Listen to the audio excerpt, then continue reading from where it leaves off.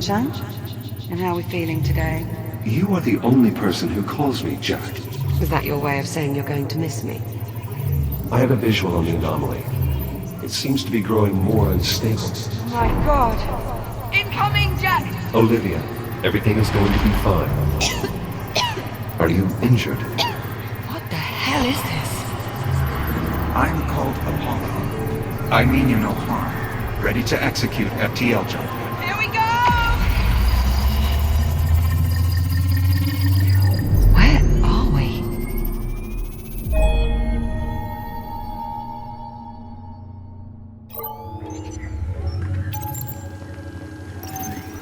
Talk to me, Juno. His digital cortex is showing minimal synapse activity. Jack? I think he can hear me. I wish you had told me sooner that you were trying to repair him. I might have been more of a help. Just keep the connection stable.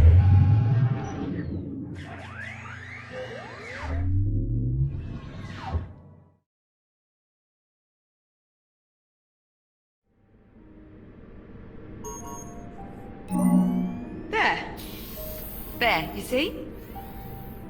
Now here's the sight for sore eyes. Good morning, sunshine. How are we feeling? I don't know, Captain. Oh, Juno. The unit appears disoriented. Yeah, time traveling 400 years into the future will do that to you. Are you certain he's fully functional? Go on, Jack. Tell her you're all right. I think so. A little confused. I don't doubt it. You've been out of commission ever since our little time jump on the Astraea. Maybe we should run through his calibration program. I just spent the past 3 months patching him up. You think I made a mistake? Well, you're only human. Well, how about we ask him? What do you think, Jack? You want to run your calibration program? That won't be necessary. Sorry, Juno. He's not interested. An android willing to blatantly disregard protocol. I wonder where he learned that. It is a mystery. Well, go on then. It's time we got him out of there. I'm not sure I'm comfortable letting an untested android loose in the habitat. My name is Jack. Jack. Yes, of course. I meant no offense. You may call me Juno. I'm a fully transient artificial intelligence. I have been assigned as your caretaker. That's one word for it. Captain, please,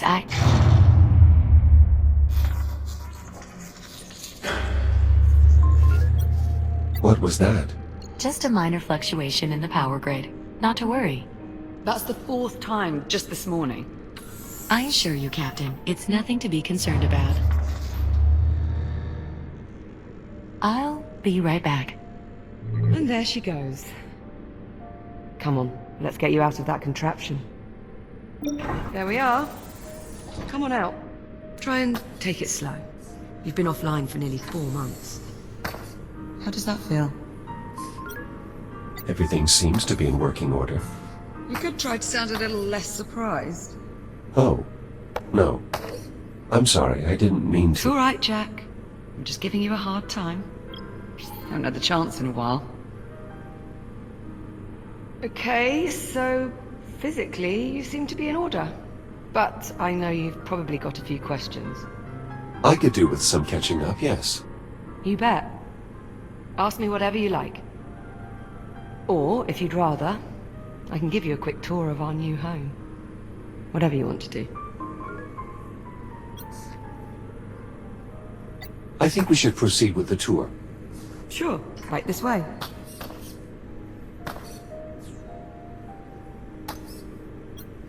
Are these scorch marks a result of my breakdown? Let's say yes. I'm getting the impression there's more to this story. Well, I mean, while I was trying to fix you, I may have accidentally set you on fire. I beg your pardon? It only happened once. No. Wait. Twice. But you're here now, so it's fine. Ugh, perfect. I swear sometimes it feels like this place is just a hair's breadth from falling to pieces. That usually works. Where exactly are we? We're on a space station orbiting Saturn. That sounds familiar. Well, not our old station, obviously. After we made our jump to the future, we were picked up off the Astraea and brought here and placed in isolation. Isolation? Juno says it's standard procedure. As if there is such a thing for time travel. Ah, there we go. Honestly, I wish I knew more about this place, but Juno's not exactly been forthcoming with the details. Hey, maybe now that I've got you back, we can work on getting some answers.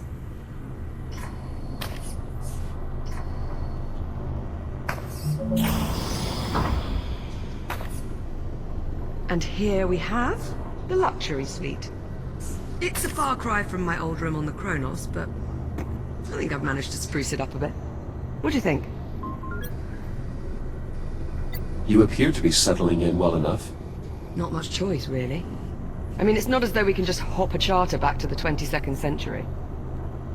Juno's let me co-opt a few cargo drones to dig through what's left of the Kronos. The Kronos 2 is still out there. I mean, I can't be sure, but yeah. I think there are at least 1 or 2 sections that managed to stay in orbit after all these years. Plus there was quite a bit of debris that got pulled into the future with us. It's a good thing, too. Otherwise I'd never have found all the parts I needed to fix you.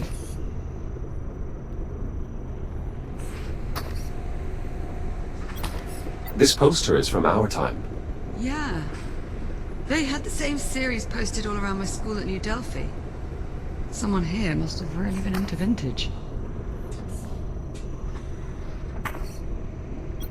Did you ever hike the Valles Marineris during your time at the Academy? I've done it. Well, at least part of it. Part? Well, with the way gravity behaves on Mars, you can fall a considerable distance unharmed. So my classmates and I started playing this game of how far can you fall?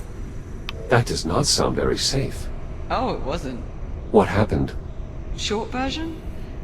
I was the one who found out how far was too far. I was the youngest in the group. I was trying to impress the others. And it's not like I'd had a whole lot of experience with gravity. Anyway, next thing I know, I'm being shipped back to the Academy with a fractured ankle. Not my finest hour. Your bulldog statue. Quite impressive it's survived all this time. Hey, we British are just stubborn that way. Can't keep us down. So I've noticed.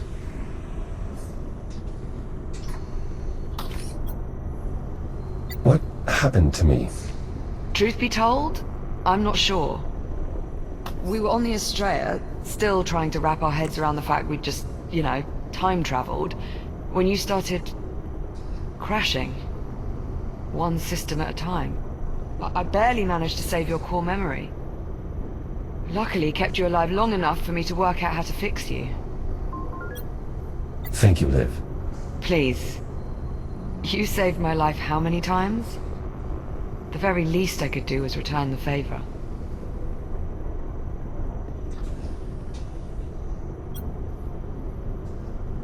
I must admit, I'm a little surprised you've remained in isolation for this long. Well, I wasn't about to go anywhere without you, was I? I understand, but Oh, come off it, Jack. You've done the same for me. you really don't know what happened to me. Not for certain. Though my current running theory is that your shell tried to self-destruct. Self-destruct? Well, I'm thinking it was some sort of latent security protocol, meant to fry all your systems in case you ever got cut off from the Kronos 2's network. Atlas protecting their investment. I was not aware of any such protocol. Well, either way, reconstructing your shell seems to have removed that particular feature from your architecture. We've cut your strings, so to speak. How exactly did we get here?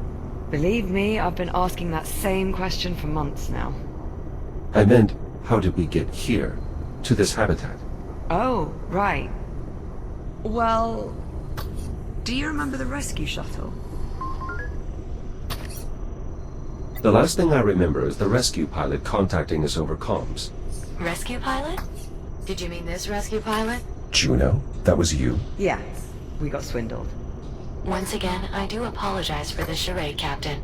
I needed you to trust me. To get us to trust you, you lied? Well, when you put it that way, of course it sounds bad.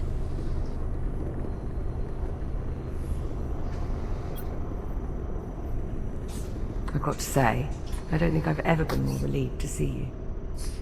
If there's anything more you want to know, just ask and I'll do my best to answer. And whenever you're ready, we can move on.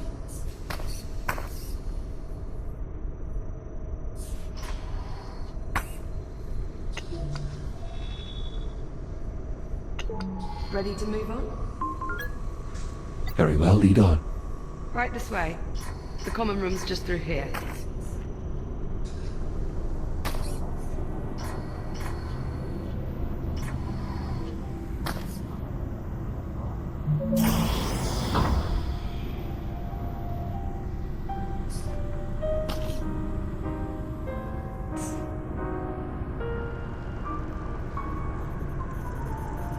Well, this is it.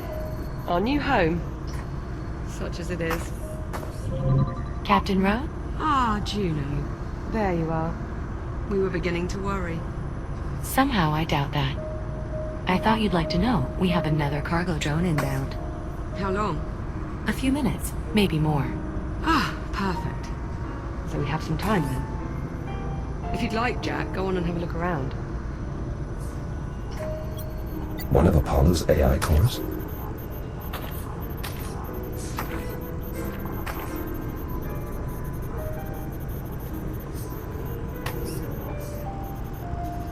Do you remember when the Astraea first arrived and I thought it was an alien ship? But it wasn't. It was a human ship from the future. This future. Right, but here's the thing. I've been on this station for a while and I can find nothing, not a single piece of tech, compatible with this core.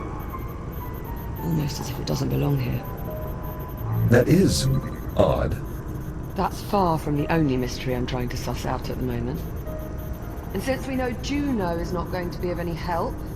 I wish I could assist you, Captain, but I'm afraid my directives forbid me from doing so. See what I mean? So, it's up to us to go digging round for answers on our own. And here is where I'd like to start.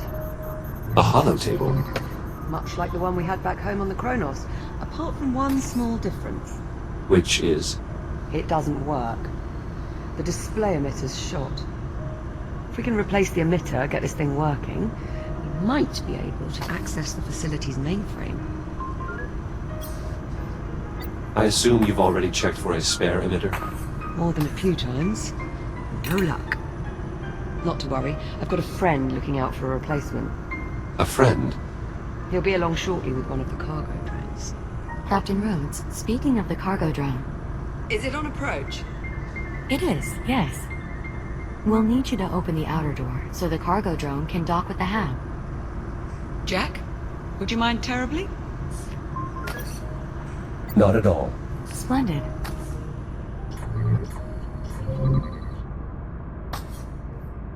The controls are up here. Outer door opening. Thanks. I'm heading up.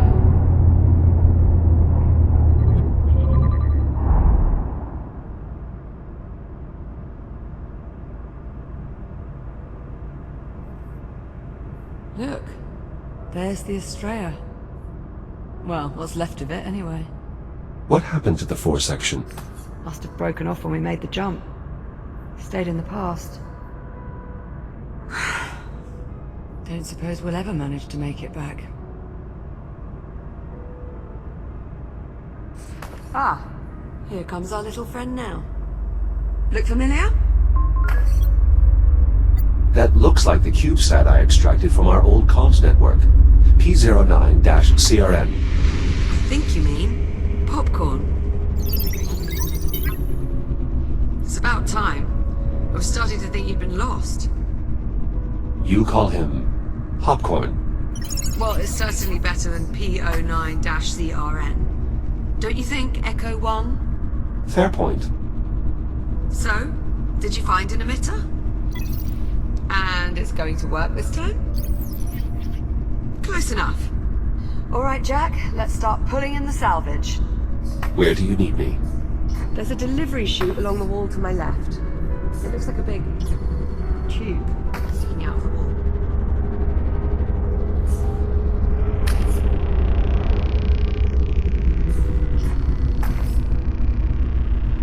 I'll pull in the salvage. You scan and identify it. Understood.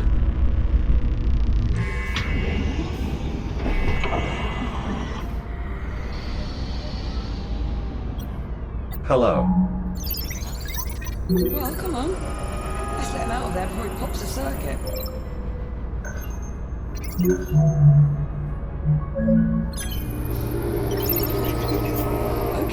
Okay. Best I can tell, that means thanks. Yes, hello?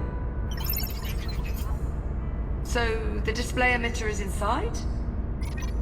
Ah, excellent. Let's finish sifting through the rest of the salvage.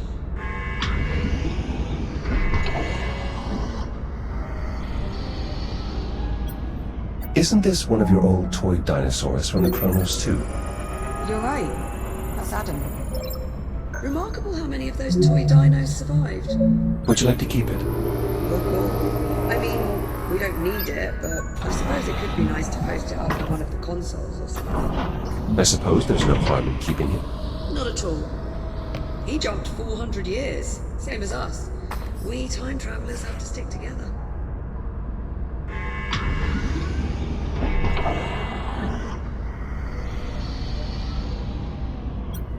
One of my upper extremities, or more accurately, what's left of it.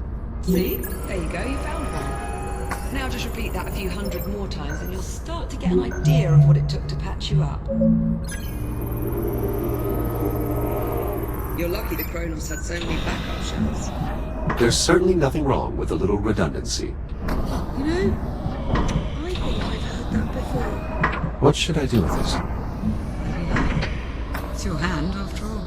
We may as well keep it. Perhaps it might prove useful. Don't you mean it might come in handy? Perhaps you've been in isolation a little too long. No argument there. Let's just move on, shall we?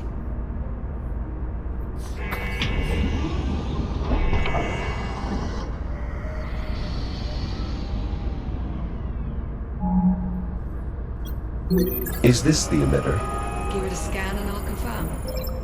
That's it, Jack. Let's hope this one works. Shall I run decontamination? Yes, please. Nice work, Popcorn. All right. Now we're off to the races. Let's get that emitter down to the holo table. About time we got some answers. I'll meet you down there. On my way.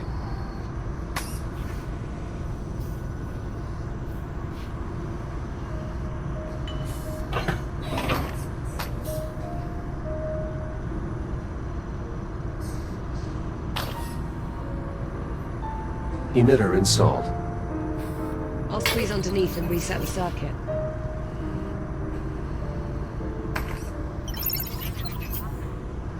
Right, just give me a tick. How's that? See anything up there? I'm seeing an image, but it's glitching. Alright, give me a moment.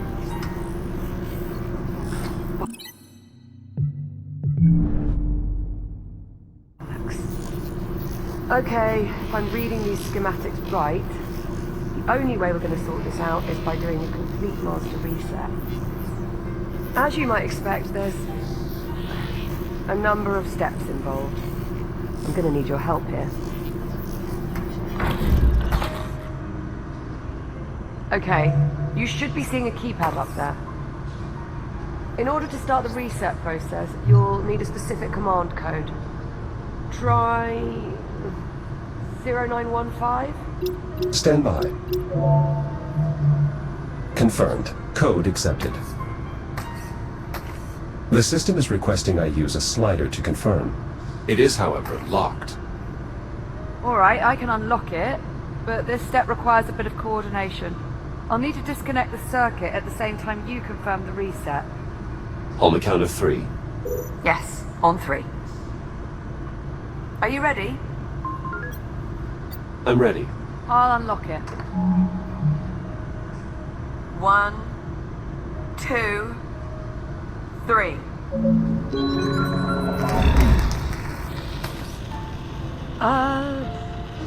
So... how'd that work out? I'm detecting an increased amount of hydrocarbon particles in our vicinity. Is something burning? Oh, shit.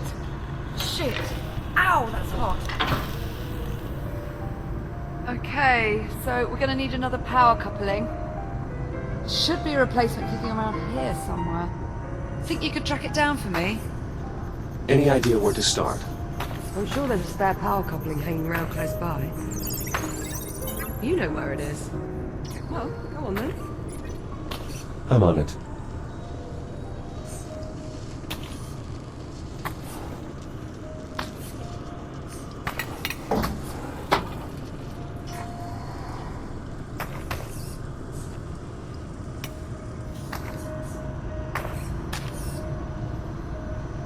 Here you are. Thanks, Jack. Just give me a sec. There. Power coupling installed. Give me some good news. Sorry, Captain. I'm afraid it's a lost cause. Hold on. No, it isn't. It worked. More or less. More or less. The image is somewhat distorted. Well, that won't do. Hang on. How's that? Better? Yes, that rectified it. Tram Station Network Access Client. Habitat Alpha online. Mainframe connection established. Synchronizing control devices. Liv, you're beeping. Personal user interface synchronized. Well, that's helpful. Alright, let's see what we can dig up. Here we are. Habitat A. Those icons. That must be us. I was right. We're the only ones here. Yes, well, this has all been terribly enlightening. Shall we move on? Okay, so there's no one else in the hab. But what about the rest of the station? This is everything. Affirmative. This image represents all of Chiron Station. Right, let's see who else is on board. Jack, you mind taking a look at the map while I keep searching on here? Of course. I've got some questions that need answering.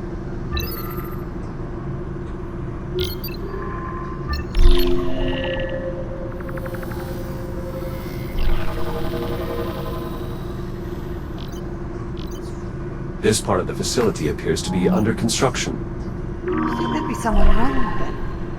No reading. That's odd.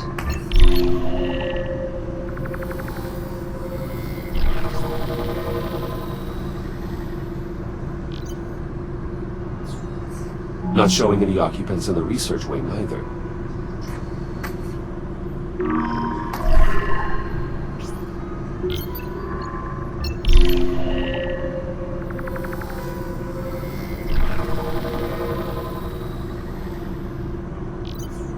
We're not receiving any signal from the other habitat. That's not a good sign. If there was anyone left, the other habitat would be where I'd expect to find them.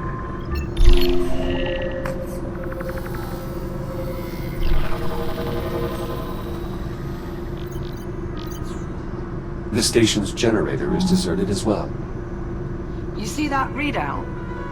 Running a little hot, wouldn't you say? Indeed. That would explain the power fluctuations we've been experiencing. Pretty good bet.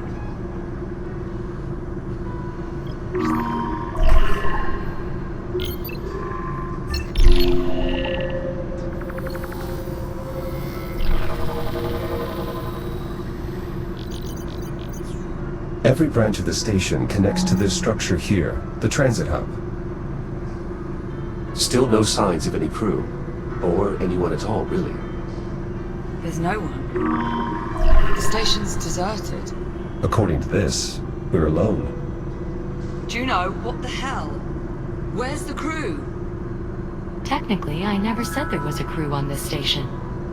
So we're alone here. I didn't say that either. Forget it. I'm not going round in circles with you again. There's got to be something else. Captain Rose, Juno, unless you're about to explain to me exactly what the hell's going on, I would keep quiet. Hang on. I think I might have hit upon something here. Looks like a priority message on a loop. Priority alert. Containment protocols breached. Multiple branch sectors compromised. General evacuation order has been issued. oh dear. Evacuation order? Proceed immediately to your designated lifeboats. Message will repeat in 1 minute. All right, Juno, start talking. Captain Rhodes, I assure you, there is no need for concern.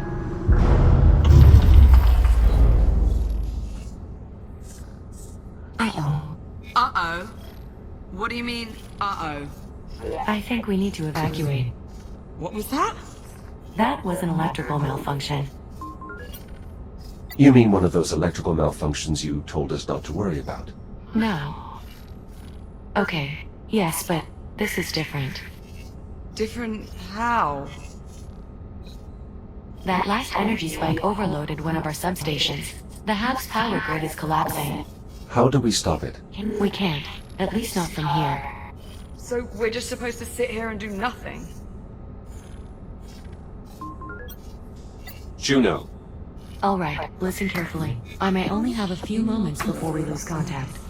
Jack, I'm unlocking your reactive cutter. There's an emergency release on the door leading out of here. You can use your cutter to gain access. You still have some time before the hab becomes unsafe. Make your way to the terminal. There should be a tram there that will take you to... Juno? Juno, acknowledge. We've lost contact. You know, I always thought I'd enjoy this moment a bit more. Perhaps we should... Get the hell out of here. Yeah. Still a lot of questions that need answering, and sticking around here is not going to help us. Plus life support is failing. Yeah, plus that. This must be the emergency release here. Behind this panel on the door. I'll take a look.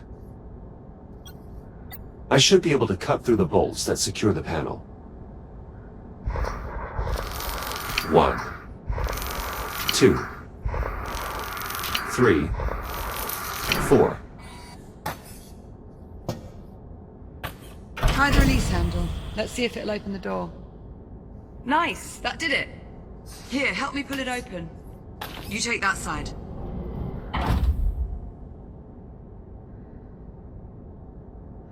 Jack, hold on. Before we go out there... Listen. That shell you're in now... That's the only one of you there is. If something happens to you out there, if you get shut down... That's it. You're... gone.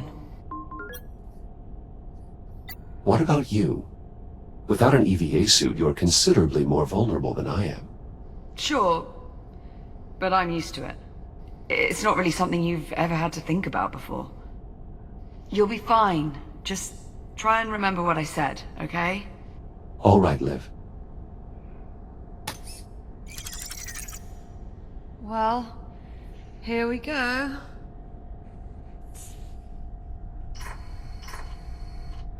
At least emergency lighting still seems to be active.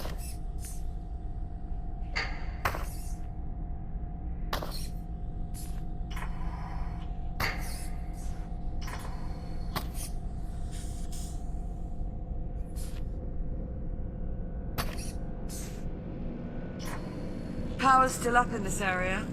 I doubt that will last. We should keep moving. Sign above the door says, to Tram.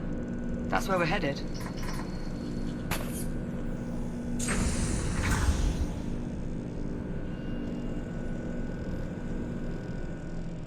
Whoever built this place... Initializing scan.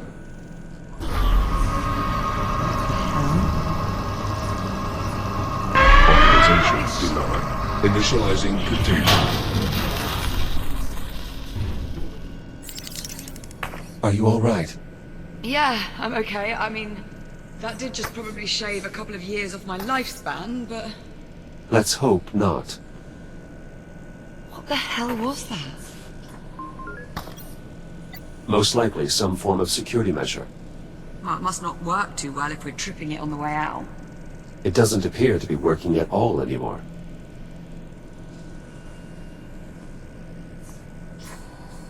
Doors sealed. We must have triggered some kind of lockdown procedure. Not seeing any sort of emergency release or access panel. You'd expect there'd be some sort of override or... Liv, up here. There's a control room. Let's see. If there is a way to get the door open, I expect that is where we'll find it. Yes, now we just have to find a way inside. But how? All the doors are locked. Yes, exactly. This damn contraption. Containment protocol. Please proceed to the infirmary for further instructions. Good enough. Yeah, let's check it out. An infirmary, right next to security. Yeah. Strange. You know, this place looks... familiar. Let's have a look around.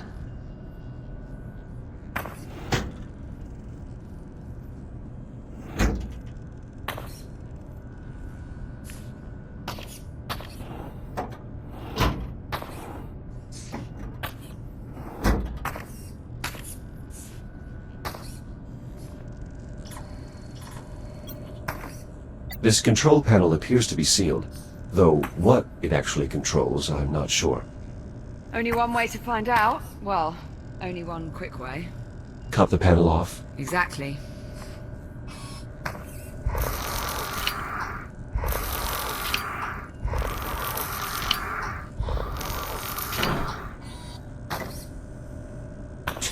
Well, I think I may have just gotten access to the maintenance ducts.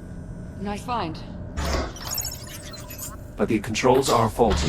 The accessway won't stay open long enough for me to get inside. Scoot over, maybe I can hold it open for you.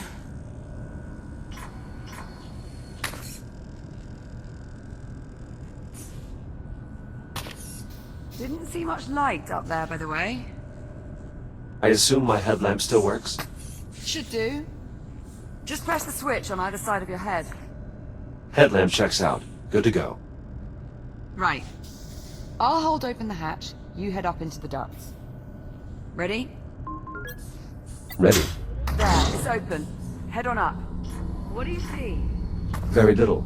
I suspect these ducts have not been accessed in quite some time. See if you can find a path to the control room.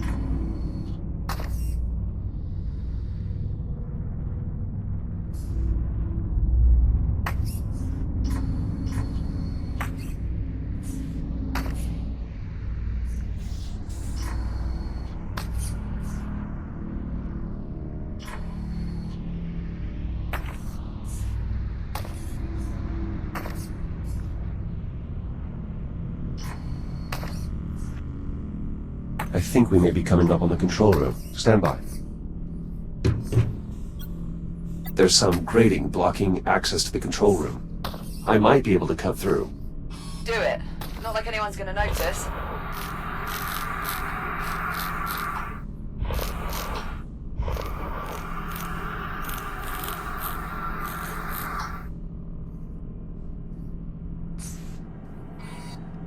Jack, over here. See anything resembling door controls up there?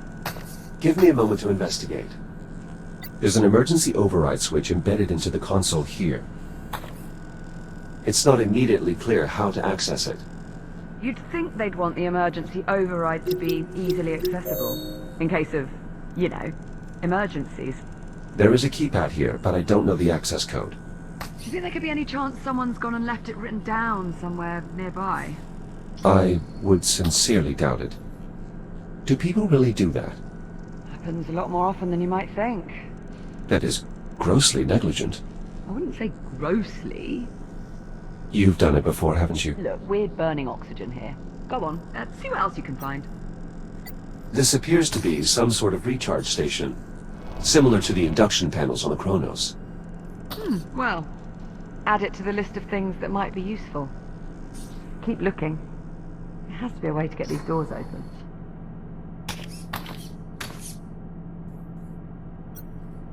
What about this drone? I think it's seen better days. It lacks power. Okay, well, let's see if our induction charger can revive him. Stand by. Recharging. You're thinking it might have the passcode? The unit's drive data might still be salvageable. Without your scanner, you'll need Popcorn to extract the data. Popcorn, you can help him out there, yeah?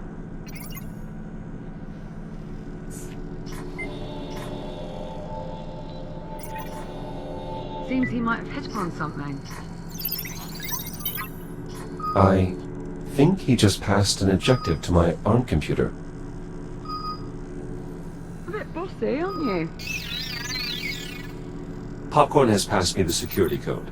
1451. Well, let's give it a try.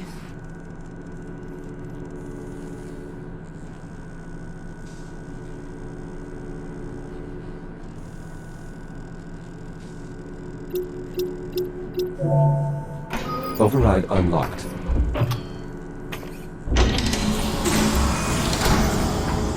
That did it. Security's lifted. Come on out of there. I'll meet you in the next corridor. On our way. Come on, Popcorn. Let's go.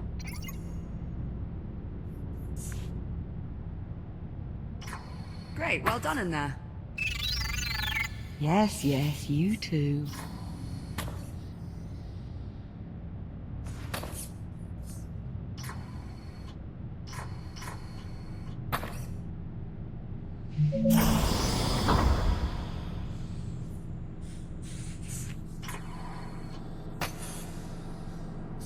Well, there's actually a tram here. I was starting to worry... Captain Rhodes, can you hear me? Juno? Juno, your signal is very faint. The power grid is continuing to collapse. In order to depart, two problems need to be resolved. One, the tram is disengaged from the transit rail line. The second issue is that the exit airlock has been damaged. I'm uploading the schematics for the tram station to the captain's risk computer. Juno. Ah, delightful. She uploaded the tram schematics. These look, a bit in-depth. Right, let's see. Moving tram from maintenance rail to transit rail. See rail cross index walkthrough, which is... inaccessible without P clearance. Lovely. Or... Popcorn can just point out the rail lines. Also wax. Not entirely sure, but I believe that's Popcorn speak for this is the maintenance rail. And this is obviously the transit rail. The one that actually goes somewhere. So we'll need to get the tram over to it. She also mentioned the tram airlock is no longer functional. Right. That's the other issue. Here, let's multitask. I'll take a look at the airlock while you tackle the tram. Divide and conquer. Well, at least one of those. What's first? Well, these instructions are somewhat dense. It mentions aligning 4 stasis projectors alongside the tram. These must be them. Align stasis projectors. I'm on it. Right.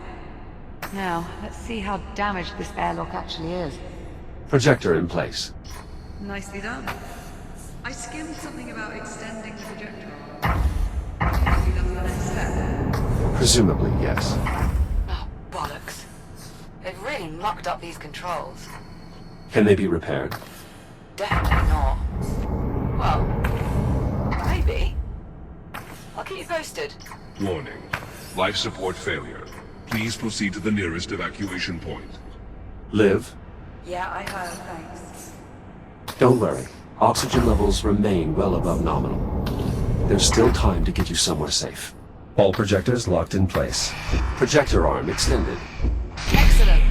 You just need to pump it a few times. So they're extended all the way.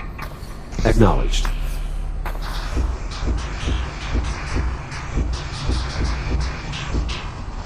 All projector arms raised. Easy peasy. It also mentions a release control panel that should be located below the tram. I'm on it.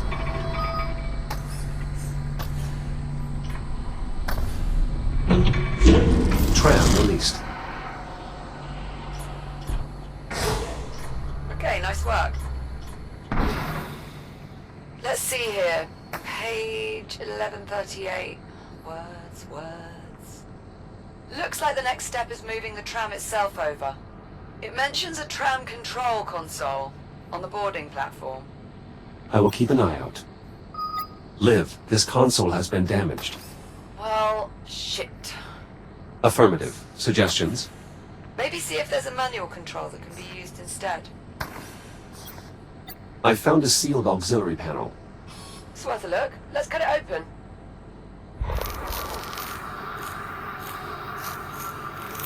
I've located a control handle. Give it a try.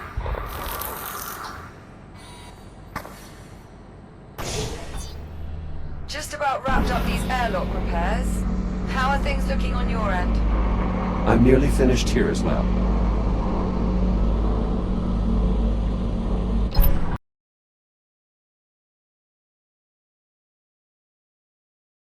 The tram's now aligned underneath the transit rail.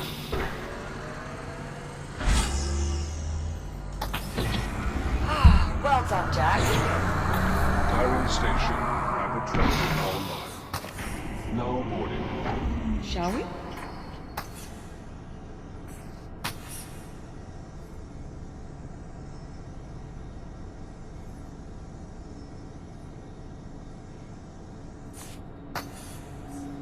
There's a control panel in the front. Mind doing the honors? Destination set. Please prepare for departure. Hold on to something, Jack. Departing for transit hub in 3, 2, 1.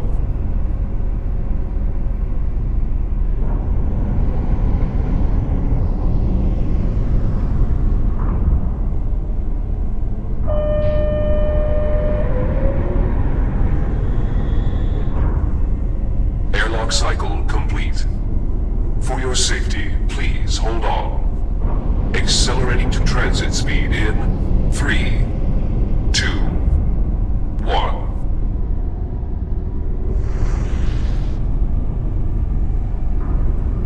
Oh my god. This place is massive. Far more expansive than even the holomap implied. So, where is everyone?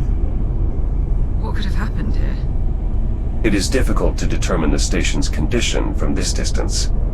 Well, I'm not getting my hopes up. Wait, Something wrong. do you see that? Up ahead in the cavern?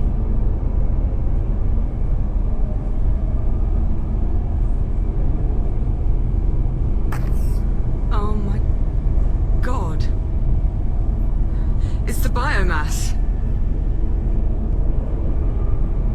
It must be reacting to the energy flowing through the tram line.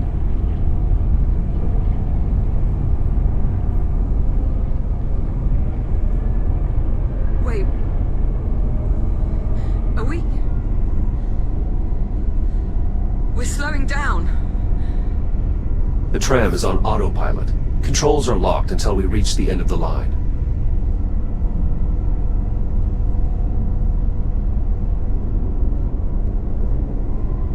Well, you did want to know what happened to the station. Right. Serves me right for asking.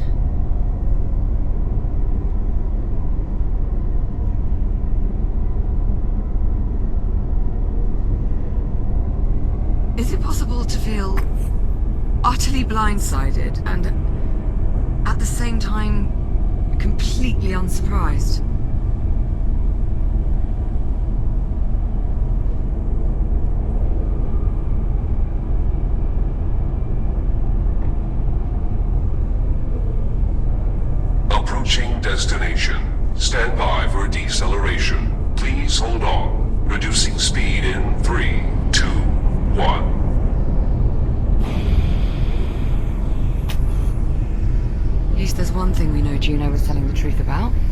What's that? That probably was a lot safer in the hab.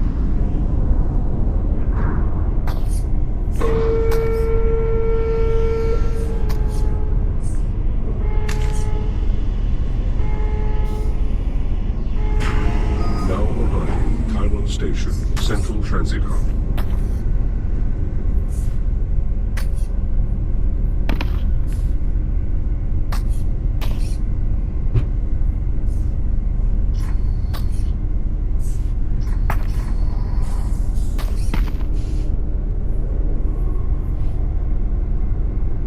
Looks clear, as far as I can tell. Let's have a look around. See what we can find. Welcome to Chiron Station. Today's date is 24 April 2537. Right. Well, at least the big holographic tree still works. Indeed. It's possible the power grid is more stable in this area.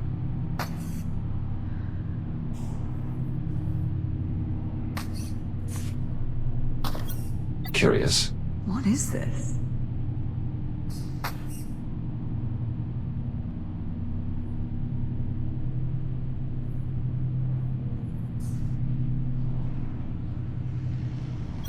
These plants have not been attended to for quite some time.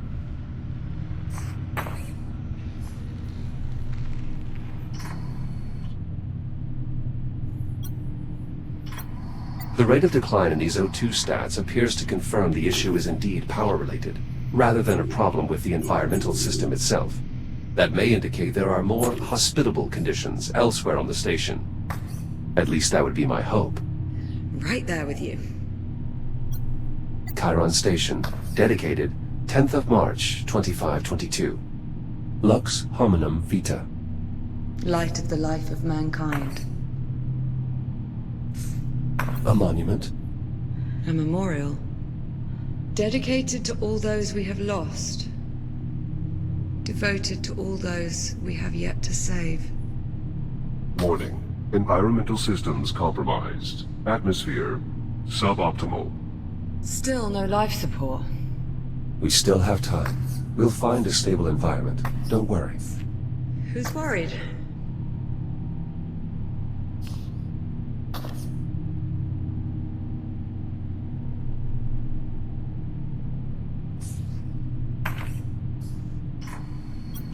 All the routes are inaccessible.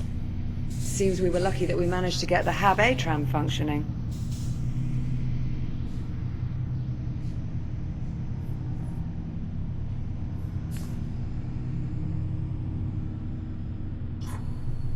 No harm in a second guess. Transportation to Habitat B is currently unavailable.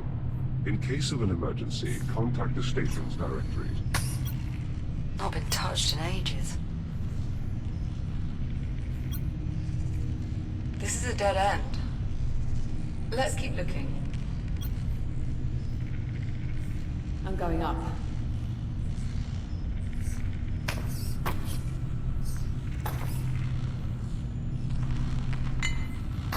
Tell me what that looks like to you. It's an old Atlas vessel. Pioneer class. What the hell? What's a ship from our time doing here? I brought it here. Juno. Hello, Captain Rhodes. Jack. I'm glad to see you're still safe. Juno, are you saying this is your ship? That's a complicated question. The ship is my home, but it doesn't belong to me.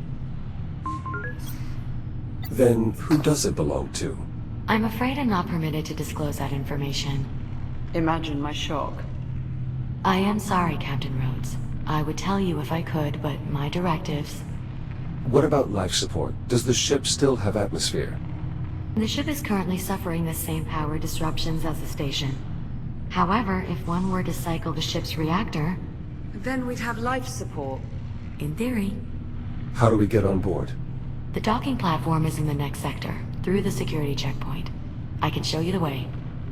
Hold on.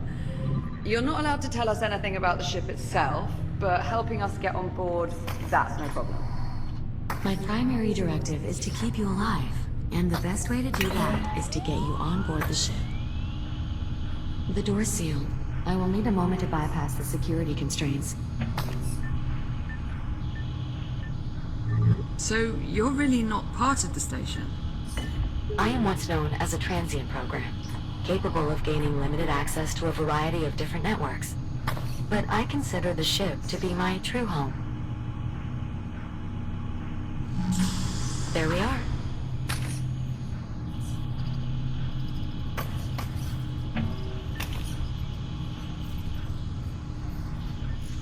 Never thought I'd see an Atlas ship out the window again.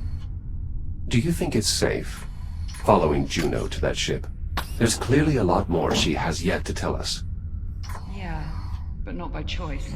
Somebody's pulling her strings. And I'll bet whoever it is, they're on that ship.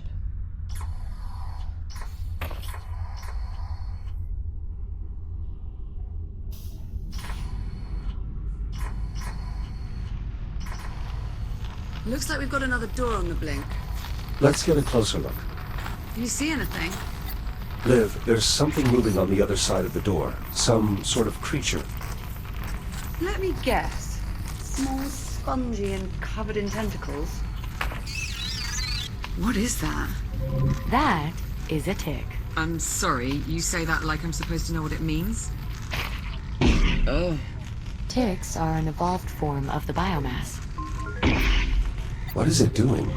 Ticks instinctually seek out the nearest viable energy source, which, in this case, happens to be the captain. Lovely. I wouldn't worry yourself, Captain. I'm reasonably certain it can't break through the glass. Alright, so now what do we do?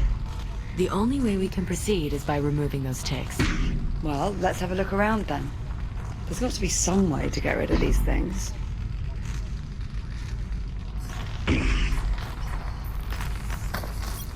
What about that disposal unit? That might work. You'll just need to find a way to get them into the chute. It will be dangerous, but I don't see any other option. You'll need to clear the area before boarding the ship. How the hell are we supposed to clear the room if we can't even get inside? According to the station schematics, there should be another way to access the security checkpoint through the loading bay. It's just this way.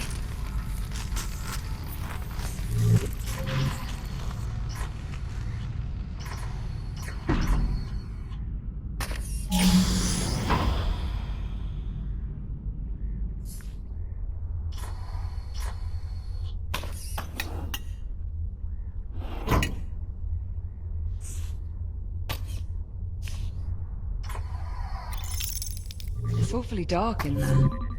Are you sure it's safe?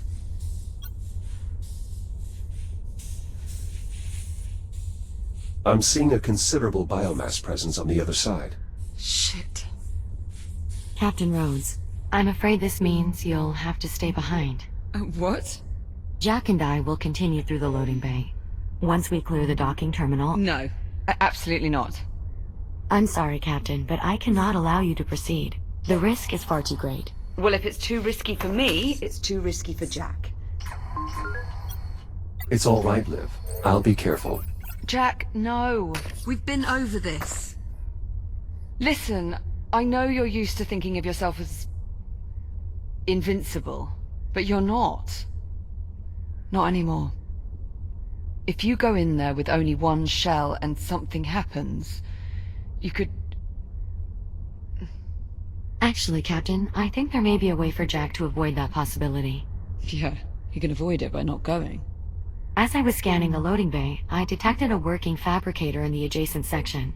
If Jack and I can get it powered on, we should be able to use it to scan his architecture into the station's database.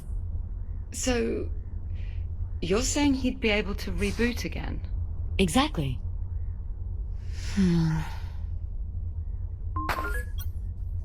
Don't worry, Liv. I can handle this. I promise, Captain. I won't let Jack do anything that might put him in jeopardy. All right. All right. If we're gonna do this, let's do it.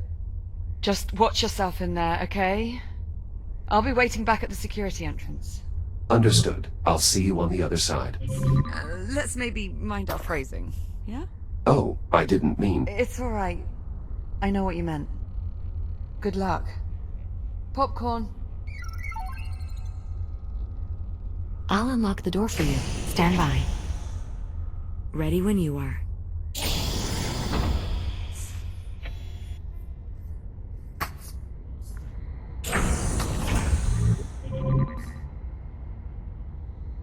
Jack, up here. The emergency power switch is in this control room. How do I get inside? You'll need to go through the maintenance ducts. There should be an access way nearby.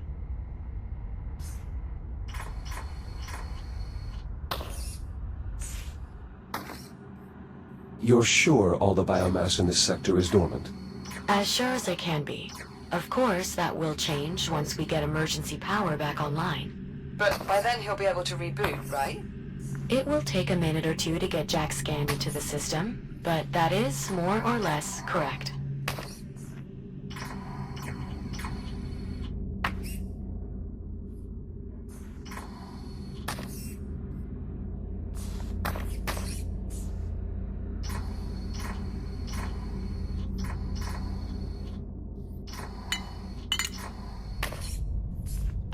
There you are. This override switch will restore emergency power to the local grid.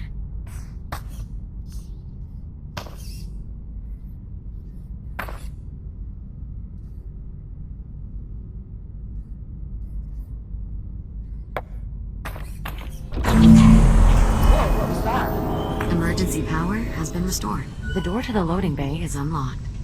What about the fabricator? Online and ready to scan. Jack, if you'll follow me.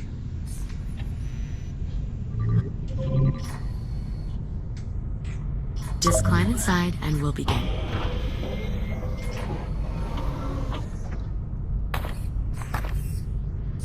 This will only take a few moments.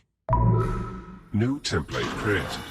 Echo Unit Series 11. Initializing fixed tomographic scan. Mapping target composition. Replicating internal functionality. Linking neural matrix to network. Scan complete.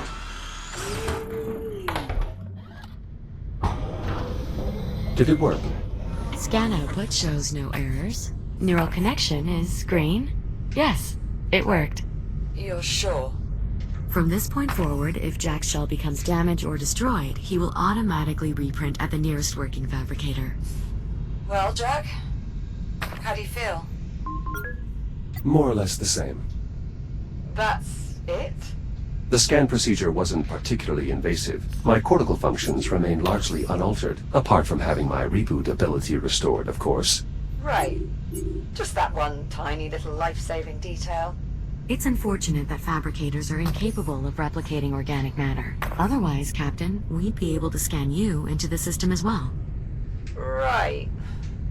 Well, the important thing is Jack's back to normal. We're all done here. Jack, I've reopened the access hatch. Make your way back through the maintenance duct. I'll be waiting for you by the entrance to the loading bay. On my way. Be careful. Restoring emergency power has awakened the biomass, so unless you're planning to test your new reboot ability, I would avoid all contact. Understood.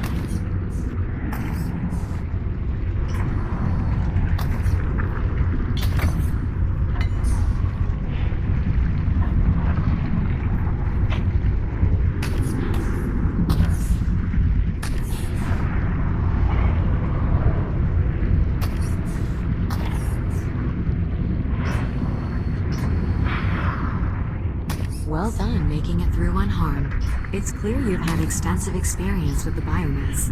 More than enough, yes. Now then, this corridor will take us through the loading bay and back around to the rear entrance of the security room. Liv, we are moving into the loading bay. Copy that. Keep me posted on comms, alright? Of course. I'll continue to scan the station's database for any additional schematics or equipment that might be of use. Sure, you do that. Good luck in there, Jack.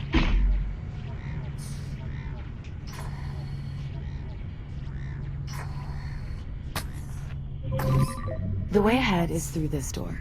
But if you try to open it now, the tick is sure to attack you. We should find a way to pacify it, before we even attempt opening the door.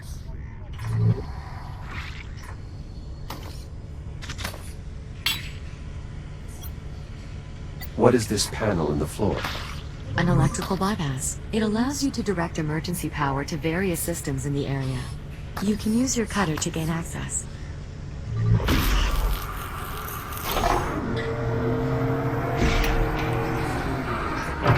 You can lift the lever to reroute power.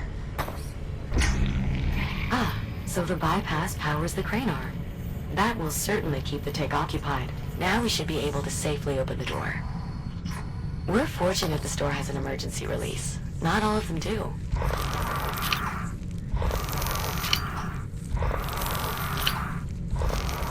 Now just pull the release handle and the door will unlatch. That's it. You should be able to slide the door open.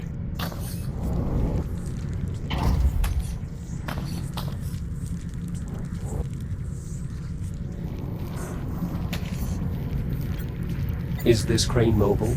I believe so. You should be able to use the overhead handles to push it along the rail, or use the turning wheel to rotate the arm. I advise holding the rail to anchor yourself as you move the crane.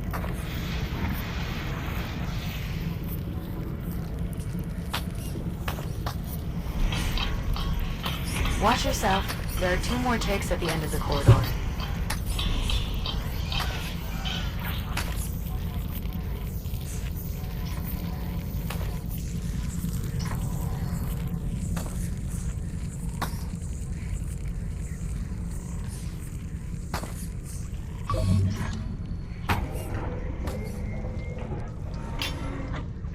Another tick. Take care moving forward. Copy that.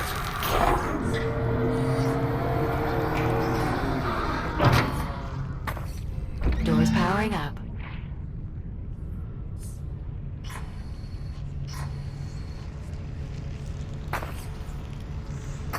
Power rerouted. It appears the transformer on the far wall is now live. The tick is still focused on the door.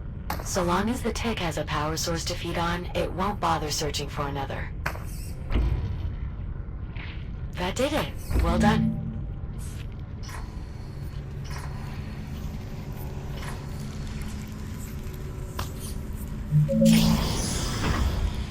More ticks in the next room. We'll need someone to distract them.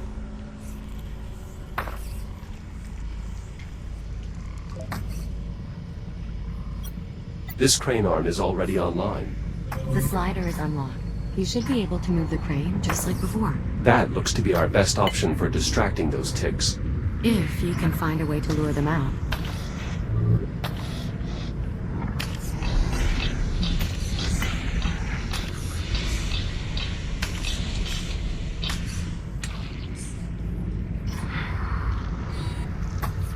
Door powered down. The tick can sense me through the glass. Yes. As long as it can read your energy signature, the tick will continue to follow you. Perhaps I can use that to my advantage. Indeed. Ticks may be deadly, but they're not exactly intelligent.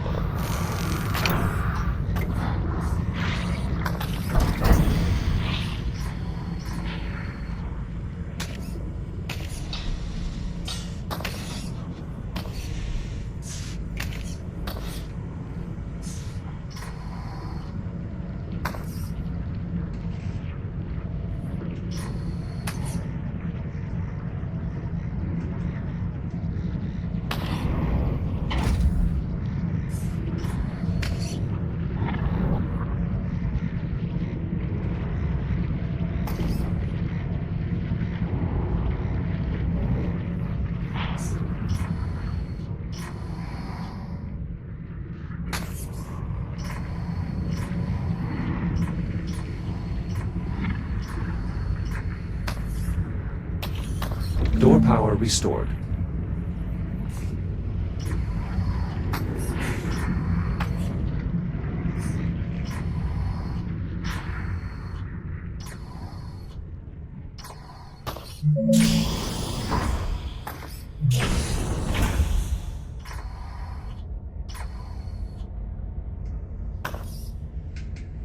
This is concerning. I didn't realize the infestation was so prevalent in this area of the facility. You don't have any way to detect it in advance. I only have limited access to the station's internal sensors, which at the moment aren't even fully operational. You mind telling us just what the hell happened here? There was a biomass outbreak. I'll bet it's your attention to detail that sets you apart from all the other AIs. There's not much more I can tell you without violating my directives. Well, what about the crew? Are they really all gone? All 118 souls aboard the station have either perished or were evacuated. So then, what the hell are we doing here? After your unexpected arrival aboard the Astraea, I was directed to bring you somewhere safe. This is safe. Well, the habitat was safe at the time. Now the ship is our only option. Brilliant. I'm guessing there's no way to open this door. Unfortunately, no. The infestation is too severe. You will need to find another way around.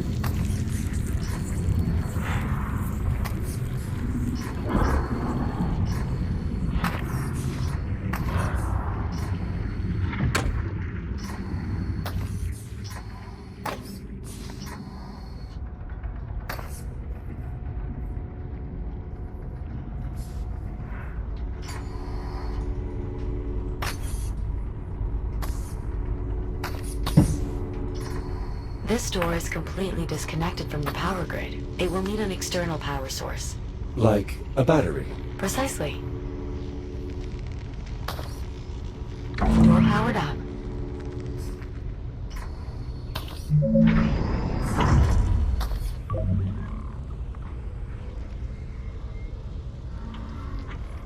How much farther, Juno? Nearly there. The security room is just on the other side of this depot. I assume we'll find more tick swarms? Technically, the correct term for a group of ticks is a murder. Appropriate. I suppose. I always found the term a little too on the nose.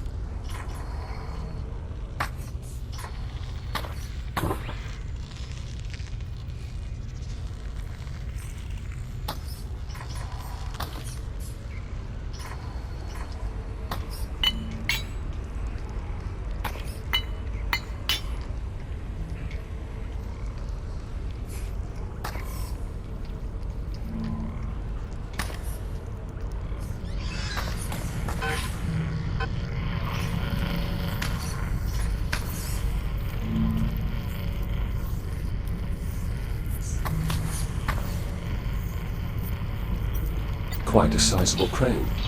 It also has greater freedom of movement, capable of sliding in 4 directions rather than just 2.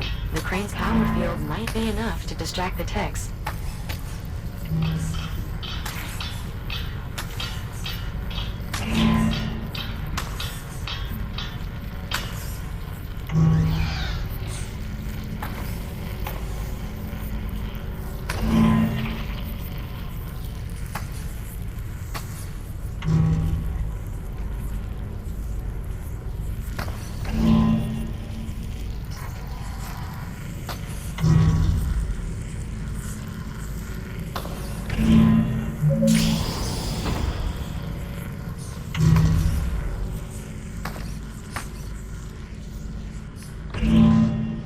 Juno, you said earlier that you were directed to bring us here. That's correct. Or directed by who? I get it. You can't answer that. Let's just focus on getting you to safety. I suspect much will be made clear once we have you secure aboard the ship.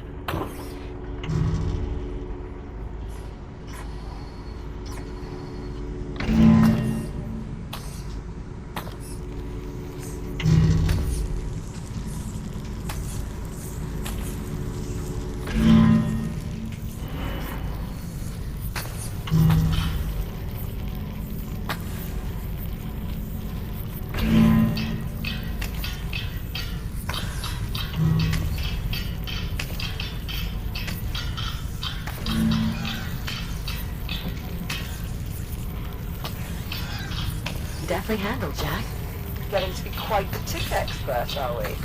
I imagine navigating a gauntlet of tick-infested corridors would make anyone an expert. Actually, it would probably just kill them. Either way, well done.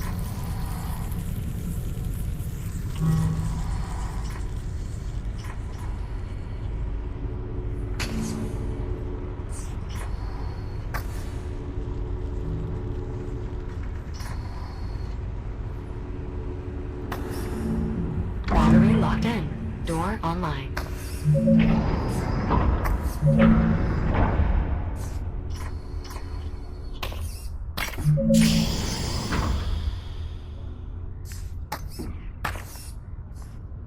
Jack! You made it. Is everything all right? Well, I still have a mindless tentacle monster trying with all its might to eat my face. But he hasn't actually managed to do it yet, so all in all, I'd say things are going pretty well.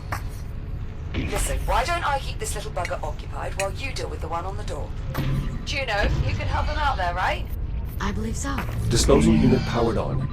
Now how do I eject the ticks? Shields at 95%. First, you'll have to get the tick into the disposal.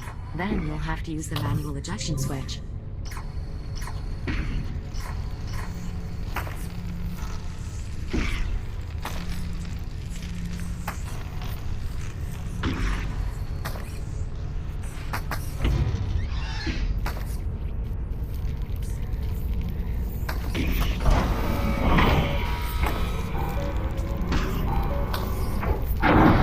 Tick jettisoned. Way to go, Jack. Just one more to go.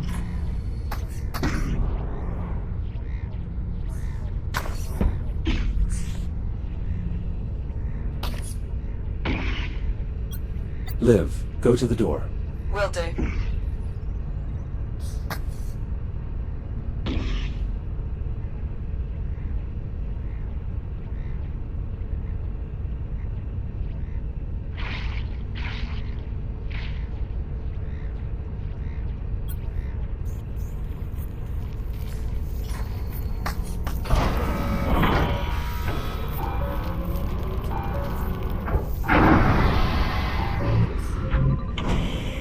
That's it. We're clear. Confirmed. Room secure. Nicely done. Now, Juno, if you would, please. Appreciate it. Are you alright? Of course. Somehow I managed to make it through the loading bay unscathed. Was that a brag I just heard? Well, it was rather remarkable. Don't encourage him. The important thing is we're finally clear of the biomass. Captain Rhodes, What is it? more biomass. Oh, Juno. You're kidding me right now with this.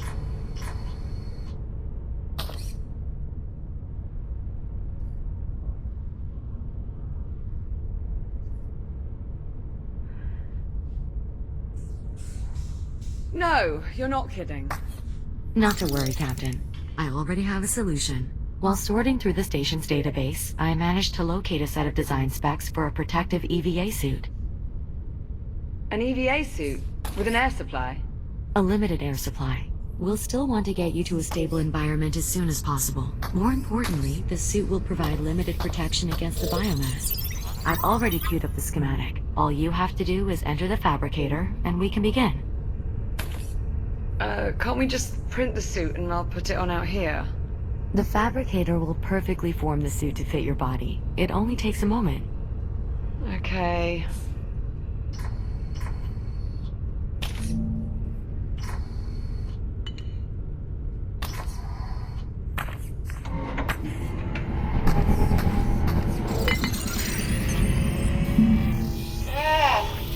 Captain, you have to hold still. Are you all right? Yeah, I'm okay. Juno, you could have warned me this was going to feel so weird. How would I know?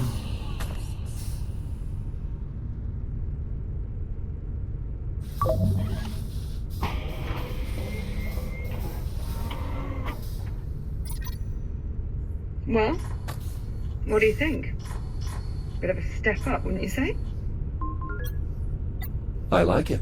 A marked improvement over your old EVA suit. My old EVA suit was being held together by duct tape. I'd certainly hope this was an improvement.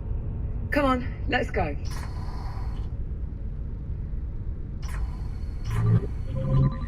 Give me a moment to open the door. The ship is just up ahead. Ugh, I almost forgot how nauseating this stuff is up close. No cause for alarm. Your suit's filtration system is designed specifically to handle airborne contaminants. You'll remain safe as long as direct contact is avoided. I was more worried about my eyes, actually.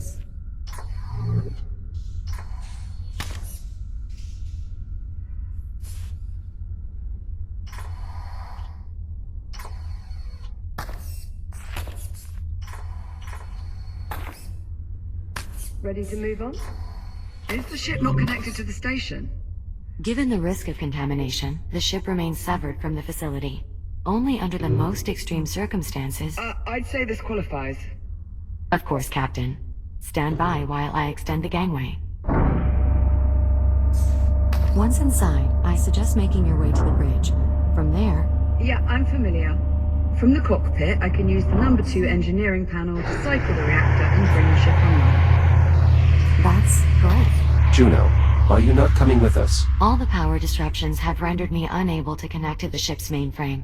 Once the power levels normalize, I should be able to join you on board. Good luck.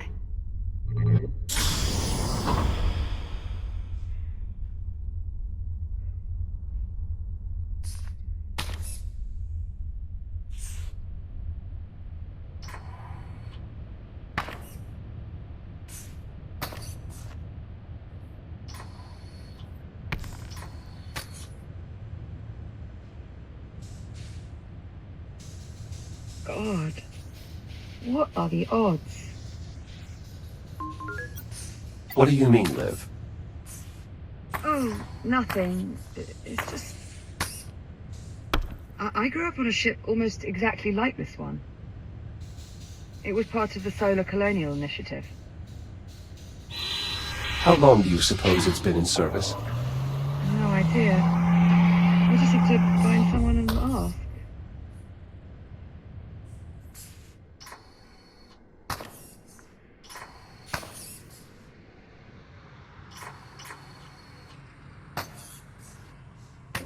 Attention.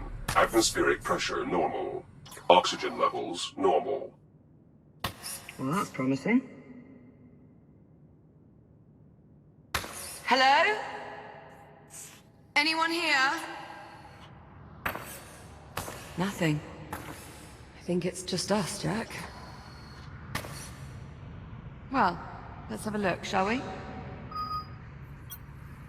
These cargo containers are designated for terraforming equipment. Probably used to store spare parts for Atmo processors.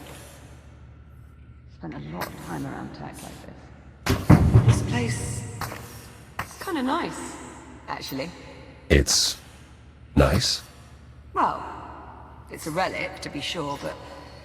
seeing something familiar, something from our time...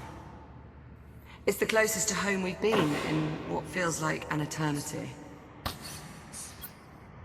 There are a multitude of emblems, presumably from previous missions. I don't think this ship was ever decommissioned. It's a bit worn down, but it appears we are on the Argos.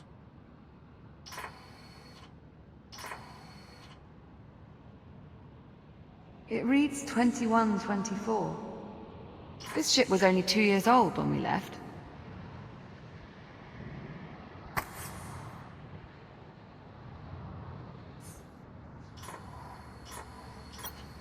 Here's a way to the bridge.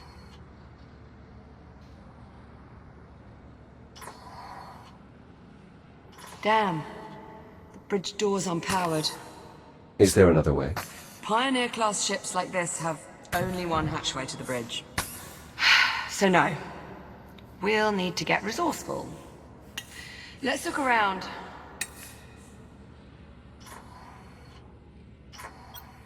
The crude nature of this repair is a bit troubling. Oh, I don't know. Bit of character never killed anyone.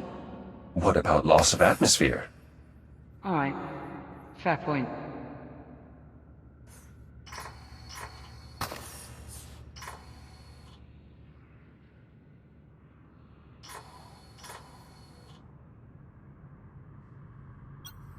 This poster looks similar to the ones on display in the habitat. Except that one is an original, not a replica. And in good condition too, especially as it's 4 centuries old. Same thing with that variety.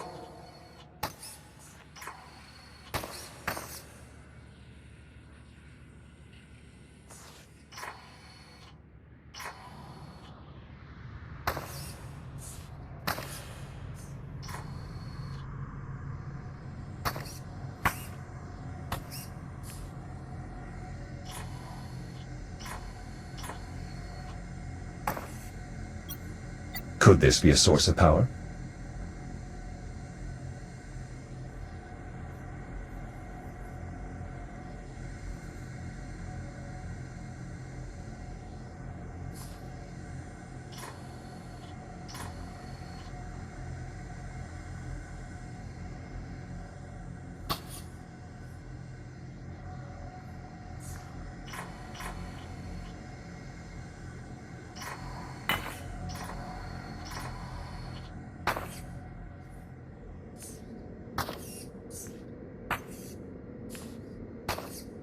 I'm betting it's the reactor.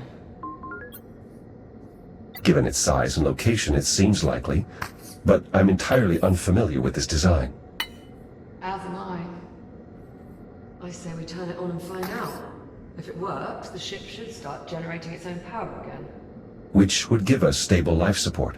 Exactly. What in the... I'll see if there's a way to turn it on directly. Do you want to give the room a once-over in case there's an external control?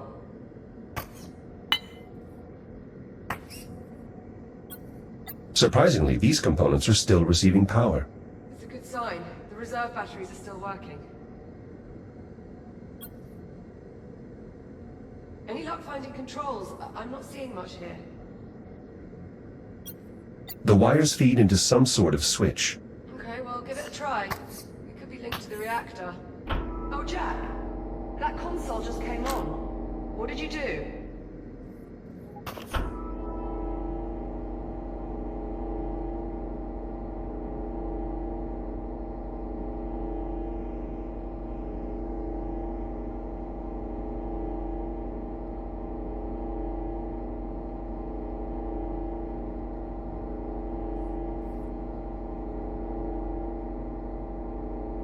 Ah, here we go. Unfortunately, not controls for the reactor. It's a console for a cargo lift. I'll try lowering it. See if it leads to something useful. Whoa, wait a minute. Warning. Biomass threat detected. Containment protocols engaged. Jack, come look at this. These canisters are holding ticks in some sort of stasis. There is a device on top. Oh, right. It's emitting some sort of energy field. Could the field be keeping them docile? I think you're right. Look, they have no idea we're here.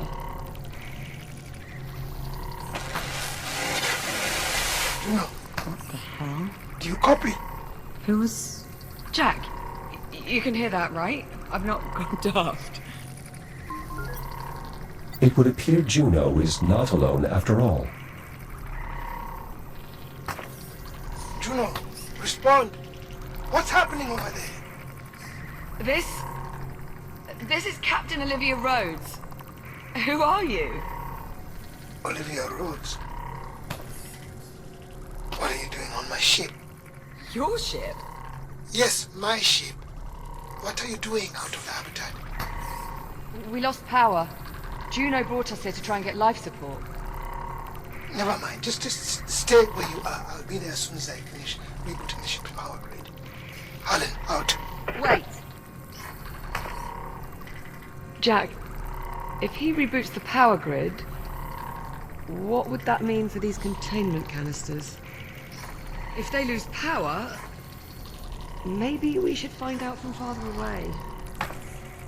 Nothing wrong with being a bit cautious. Right? Containment protocols engaged. No, damn it! We're locked in.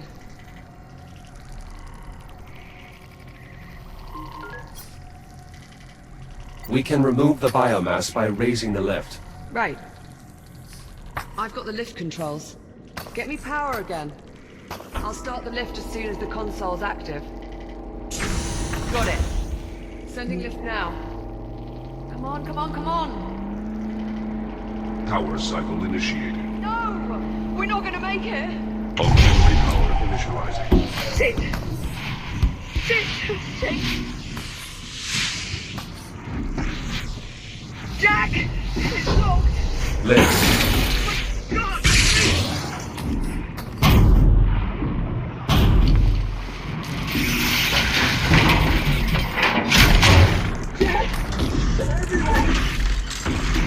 Reaction core controls initializing.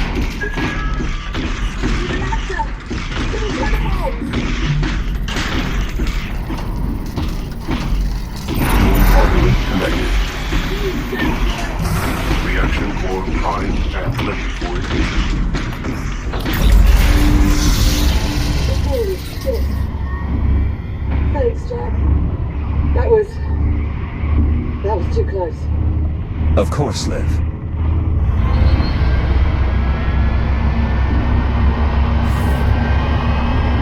Jack? You're glitching. FTL Engaged. Liv? What's happening?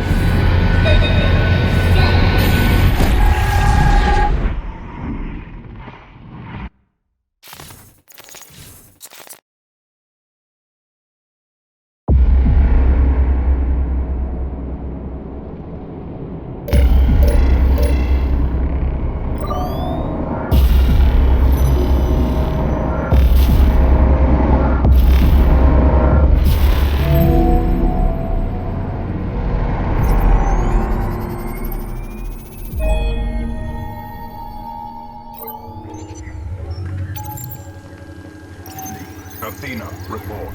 Sensors reading unidentified spatial anomaly in this sector. Cross-check Atlas database for similar phenomena. Acknowledged. No records found. Recommend mission abort. Negative.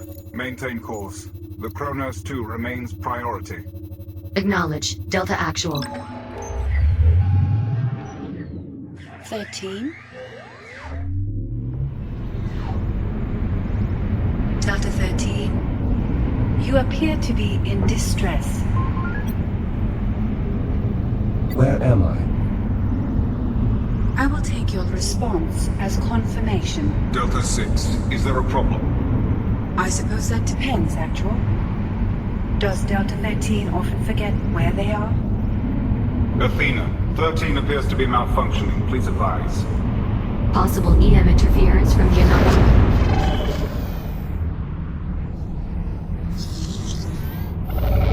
Warning. Electromagnetic event detected. That was interference from the anomaly. Affirmative. Recommend all units perform cursory systems check. Proceed. Units, please verify your operational status. Delta Actual. Online. Delta 9. Online. Delta 6. Online? Delta 13. What's happening? Athena, Delta 13 is displaying signs of impairment. Recommend monitoring unit for further malfunctions. Acknowledged. Delta 6. Delta 13 is your responsibility until further notice. Acknowledged. Engaging chaperone protocol. Delta 13, please confirm. Why do you keep calling me Delta 13? Delta 13 is your designation. No, it isn't.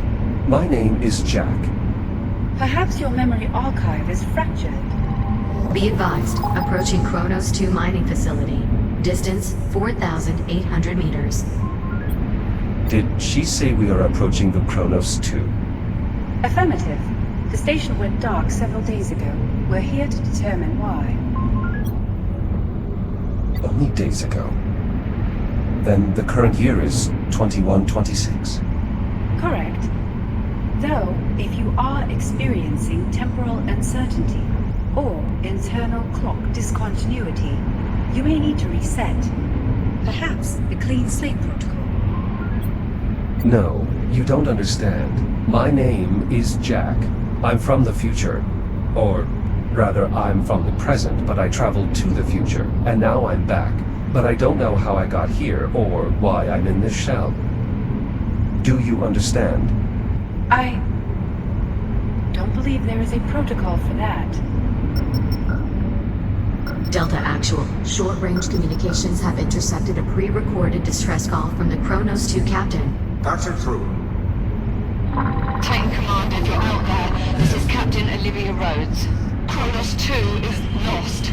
Say again, my station has been compromised. We were hit by a debris storm caused by the arrival of an unknown vessel in our sector. Damage is catastrophic. Obviously, That is my captain, Olivia Rhodes. What do you mean, 13? I already told you. My name is Jack. I served on the Kronos 2. Jack. From the Kronos 2. If that were true, how are you here now? I'm still figuring that out. Proximity alert. Sensors detecting unknown devices in the area. Isolate and enhance. Identify. No matching records. The design suggests weaponization, threat assessment, and determined. Are there other ships in the area?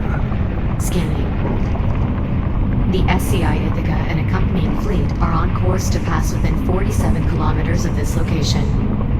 That's too close. We need to establish a warning beacon. No civilian vessel should. Athena, report. Warning, electromagnetic event imminent.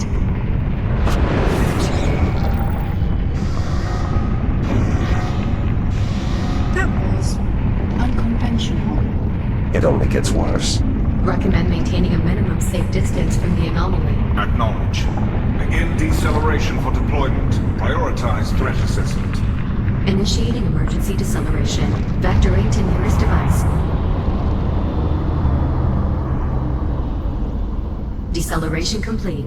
Be advised, the nearest device is directly off the port bow. Understood. Delta 9, team point with me. Deploy recon sats. Affirmative. Beginning assessment. Secondary objective, establish a warning beacon. Remaining Delta units deploy now. That's us, 13.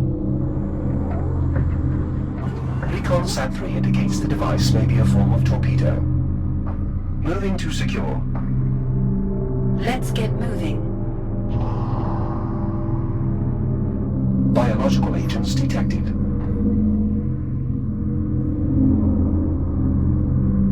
Warning, third electromagnetic event imminent. Anomaly pulse detected. All units brace for impact.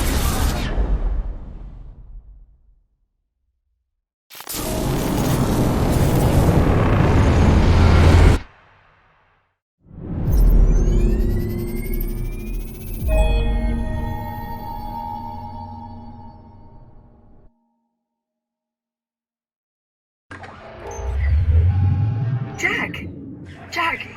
It's okay. It's me. It's Liv. Liv? Jack, you're all right. I think so. Oh, thank God. You've been out for quite a while now. The blast from the FTL must have scrambled your reboot protocols. I pulled your memory archive while you were out. Your logs are flooded with all this bizarre data. Delta Squad, bio-torpedoes, something called the Ithaca. Jack, what is all this? What's going on? Liv, I saw the Kronos. I saw our old station. Come again? I was on a ship, a shuttle. There were other Echo units, a military detachment sent to investigate what happened to the Kronos. Okay. Maybe you're not so alright after all. Called that one a little too early. It's not a malfunction. I was there. I was home. Okay. I believe you. Listen, there's something you need to know.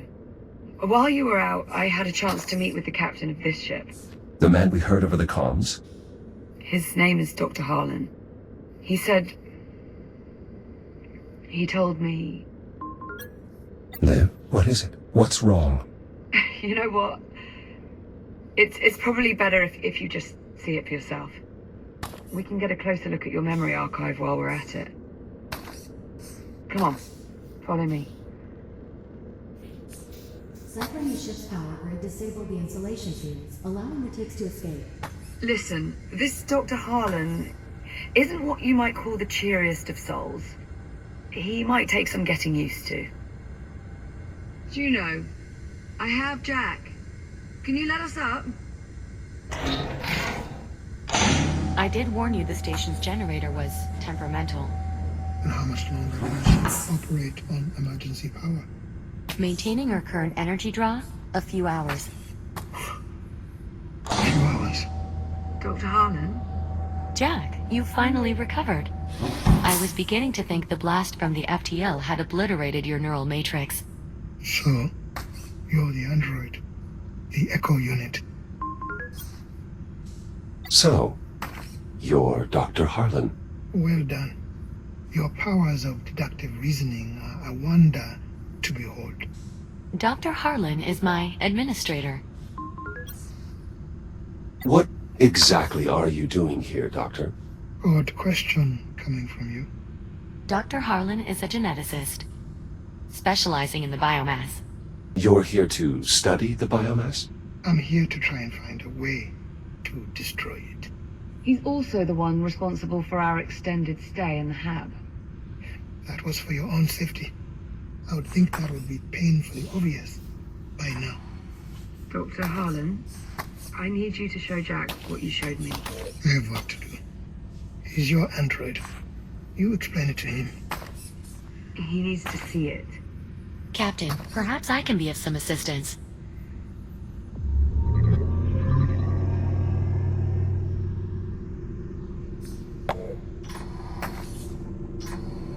Are you certain you want to see this again, Captain? Just pull it up. Very well. What exactly am I looking at? The future. All this orange you're seeing on the map? That's all biomass. That's how far it's spread. To date, the infection has consumed approximately 56% of the habitable solar system. Including Earth. How did all this happen? It starts with us. With us? With the destruction of the Kronos. 7 October, 2126. Your station, the Kronos 2, is almost completely destroyed when an unknown vessel suddenly appears in your sector. The Astraea. Correct. When the Astraea traveled back to our time, it brought the biomass with it. And when we left... The infection stayed behind. Are we starting to see where this is going? In the days following the incident, a fleet of Atlas survey ships unknowingly passed through the infected zone. Most of the fleet's crew complement is consumed by the biomass. The infected fleet proceeds along its predetermined course toward Earth. One by one, the now crippled vessels collide with the planet's surface, unleashing a global infestation. Humanity has no defense. Billions of people. Most of the planet. Just... gone. The remnants of humankind are scattered across the solar system. But without any means to combat the spread of the biomass, It's only a matter of time. All those people. in truth, the initial death toll would likely have been higher had it not been for the captain of the Ithaca, who managed Wait, the Ithaca? The Ithaca was the flagship of the returning fleet. Ithaca. I've seen that name before.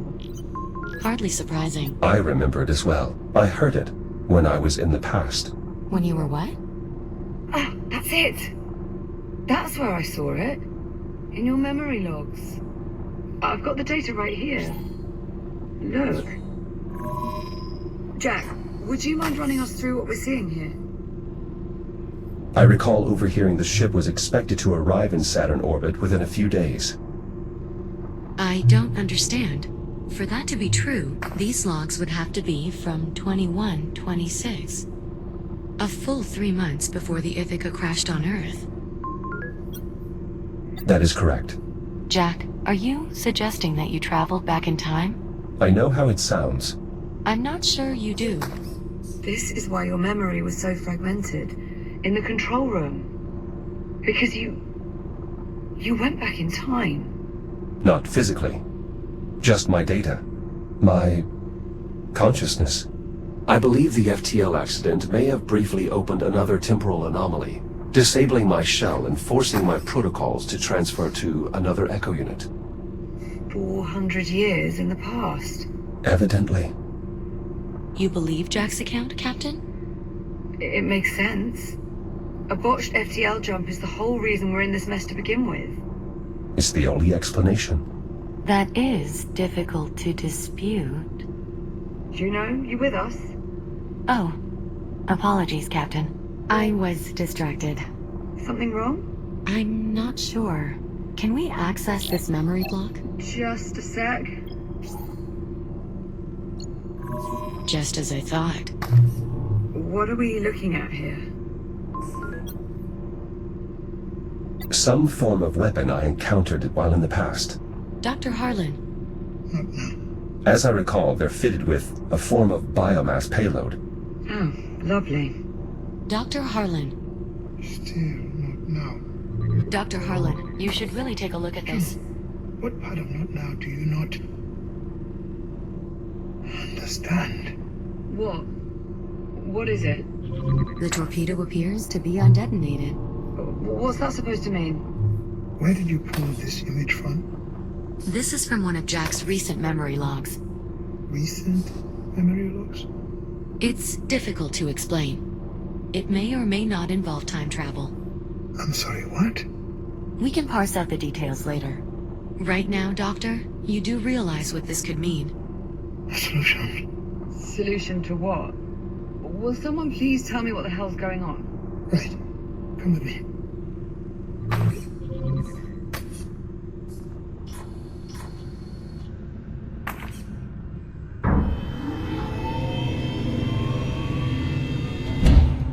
You're studying these weapons, these bio-torpedoes. They're not weapons so much as incubators. Inside each one is a sampling of the biomass-based genetic material. The infection in its purest form. All you need to know is this. If I could manage to sequence this material, I am confident I could develop a means to eliminate the biomass. You're saying a cure? It's what I've been searching for. But every torpedo I've encountered has been detonated. I've never seen one with its payload still intact. But I have. If that's true, then you may have just found the key to saving what's left of humanity. Dr. Harlan? I'm afraid we may have more pressing matters. Juno's right. Energy reserves are dipping into the red. I suggest we table this conversation until we find a way to restore the station's generator. Perhaps there's something we can do. Dr. Harlan, this is the part where you ask us for help. How do we fix the generator?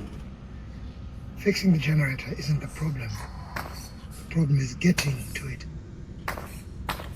The generator facility is not accessible from within the station. You need to approach from the exterior. Search the outer hull for a way inside. With a few improvements, you should have no trouble at all. Exactly what sort of improvements do you have in mind? Nothing drastic. Just an entirely new shell. I'm sorry. Well, you can't go venturing out to the generator in that old relic. No offense intended, of course. Of course. Is this really necessary? Transferring Jack to a newer shell will allow him to more easily interface with the station's various systems, as well as drastically improve his ability to maneuver in open space. Not to mention... All right. Fine. So long as there's not too much of a strain on our power reserves. This way, Jack. I have already identified a shell design I believe you'll find satisfactory. It was originally meant for rapid emergency response. The base design includes enhanced speed and durability, as well as a data link compatible with the station's architecture.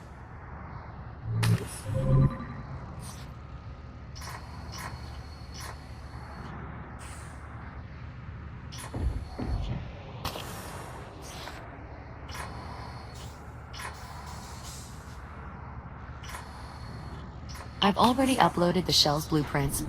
It'll only take a moment to complete fabrication. This looks familiar. I've already adjusted the shell's underlying design to account for the particulars of Jack's neural matrix. All you'll need to do is shut yourself down, so I can transfer your processes to the new shell. Oh, that's all, is it? Don't worry, Captain.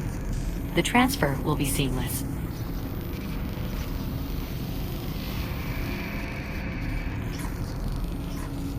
Construction complete.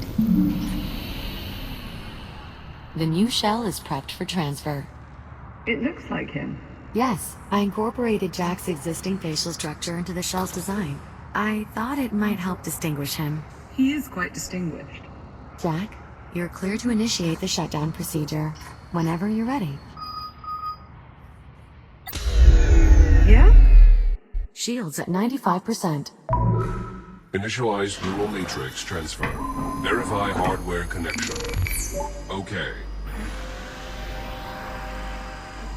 Mapping core protocols to target. Success. Initialize boot sequence.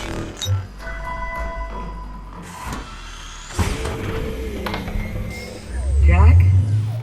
Jack, look at me. You alright? Affirmative. Transfer successful. Well, Jack, I'll say this. You certainly clean up nice. Thank you. I must admit this shell's architecture is much more spacious than my previous one. Just don't go forgetting where you came from. Now that the transfer is complete, I'd suggest running calibrations to acclimate your software to the new shell. I should be able to repurpose your old calibration program to suit our needs. That's actually not a terrible idea. Then it's settled. I'll queue up the appropriate modules. Sit tight, Jack. We'll have you sorted quick enough.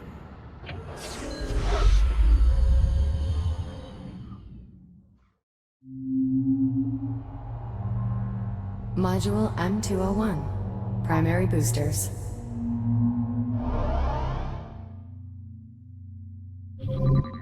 Given that your previous AI adjutant is unavailable, I will guide you through these calibrations. Your EVA pack allows you to boost forward in the direction you are looking. Use your boost to reach the console ahead. Well done. Please press the hollow button to continue. Now boost to the end of the hall before the walls close in on you. Multiple boosts may be required.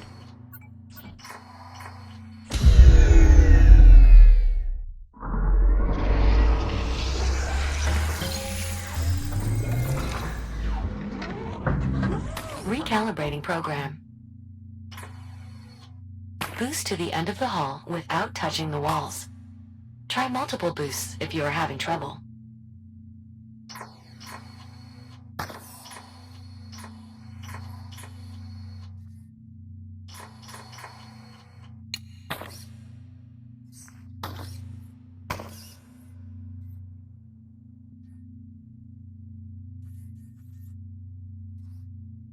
Use your boost to reach the end of the hall. Excellent. Calibration module complete.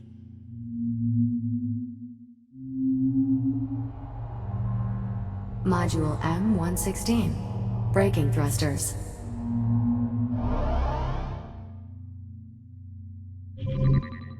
This module will calibrate your braking thrusters, which allow you to stop in place without grabbing any surfaces. You will continue to slow down for as long as you hold your braking thrusters. We'll practice this in the room ahead. Please meet me there to continue.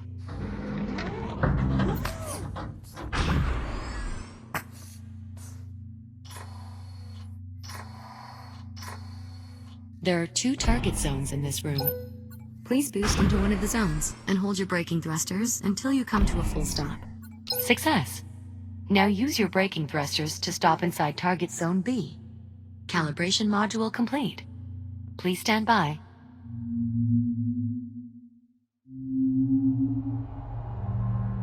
Module J101. Data interfaces.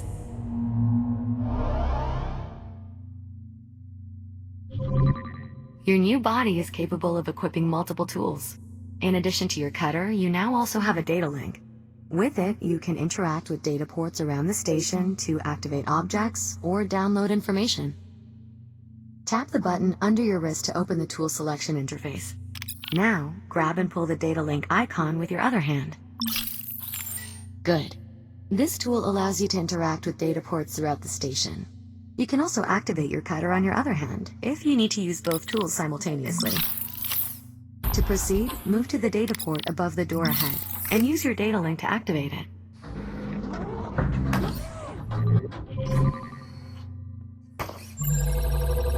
Well done. Please proceed to the room ahead. Some data ports will activate systems throughout the station. Others will allow you to retrieve useful information from the station systems. In this room, you can find a floating data tile and an observation drone. Scan their data ports to proceed. What is troubling you, Jack? Excellent. Now, download the data from the observation drone to proceed. Calibration module complete. Please stand by.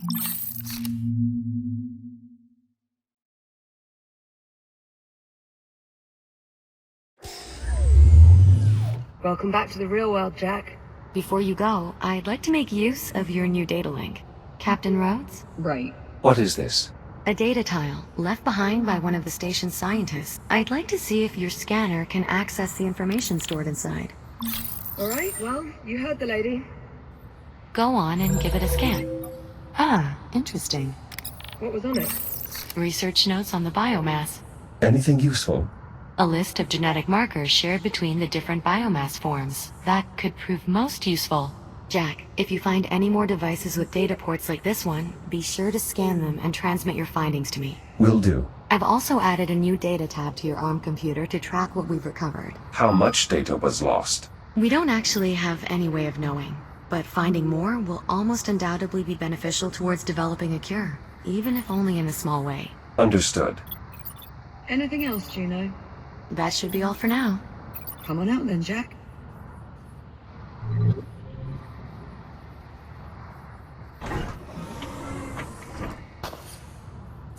Juno, do you read?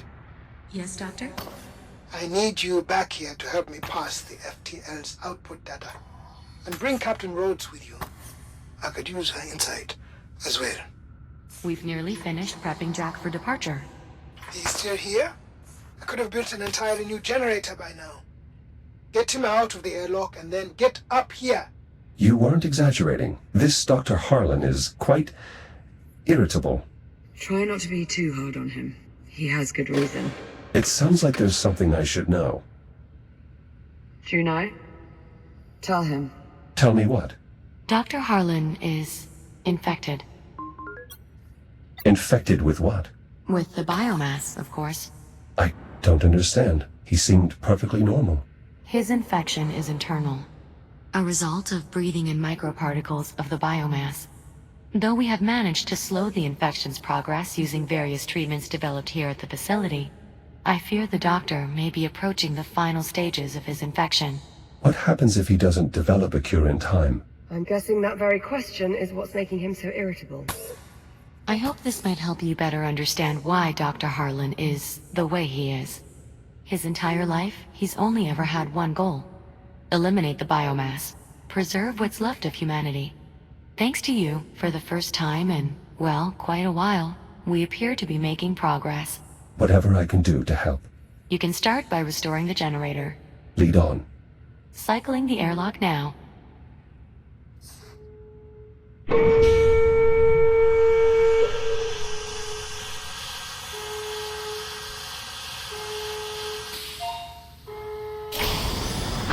ready to depart. Part seal, ready to cycle. Wait a second, Juno. Jack, listen. There's something else. Captain Rhodes, maybe now isn't the best time. I'm not about to send him out there with only half the story. Liv, what is it? You remember on the Astraea, when you saved my life by repressurizing the bridge? Liv, what are you saying? The oxygen that flooded into the bridge was contaminated. Dr. Harlan's already run a test to confirm. The infection's in my system. No. Jack, listen to me. The contaminants were microscopic. There was no way you could have known. No, I cleared the vents. Yes, you did. And if you hadn't, I'd have been dead almost instantly. This is my fault. I should have confirmed the air was safe. No, checking for contaminants would have taken too long. I'd have suffocated. Currently, the captain's infection is dormant. It takes time, often years, for the biomass to shut down the human body. What's more, her particular strain of the infection is less aggressive than Dr. Harlan's, perhaps due to her having acquired it in the past. The best thing we can do right now, the only thing, is help Dr. Harlan develop his cure. We do that, all our problems are solved. Technically, not all of them. You'll still be stuck in the wrong time. Yes.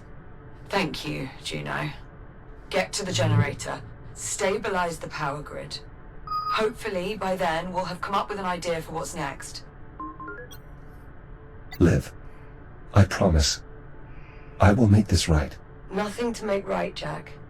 This isn't your fault. Now off you go. Good luck. Commencing depressurization.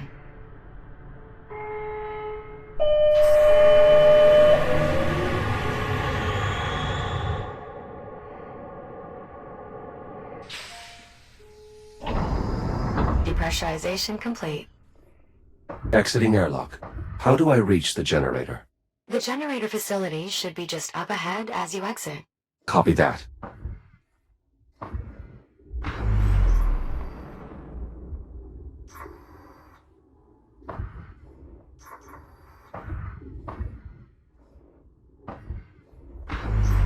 I'll mark the destination for you. Juno, pull the FTL's output log, starting a few minutes back from the accident. What are you looking for? If your android is right and the FTL accident really did create a temporal anomaly, then we should see clear evidence of the event in the output data. FTL drives don't normally rip open tunnels through time. Not according to our experience. Guess we're just lucky. Maybe not. Juno, show us readings from the moment the ticks made contact with the drive. This resonance. The FTL shouldn't be creating a displacement with this signature and nowhere near this magnitude. Then it's the biomass. Has to be. It's causing some sort of reaction in the drive. We'll need to run some simulations. Let's get to it then. Jack, we'll be on standby. Acknowledged. I've located the entrance. Unfortunately, it seems the airlock is offline, most likely due to the power failure. An alternate access method will be required. Does that mean there's another way in? Station blueprints show an access hatch on the facility's exterior. Look for a small rectangular hatch with a red cover. Copy that. I'll take a look outside.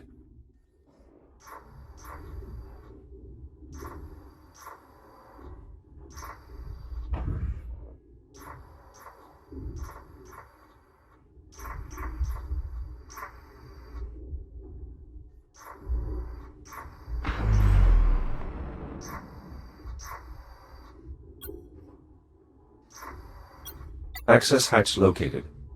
Looks like I'll have to cut my way in. With the generator's interior in a vacuum state, it should be safe to use your cutter here. Explosive decompression will not be an issue. Copy that.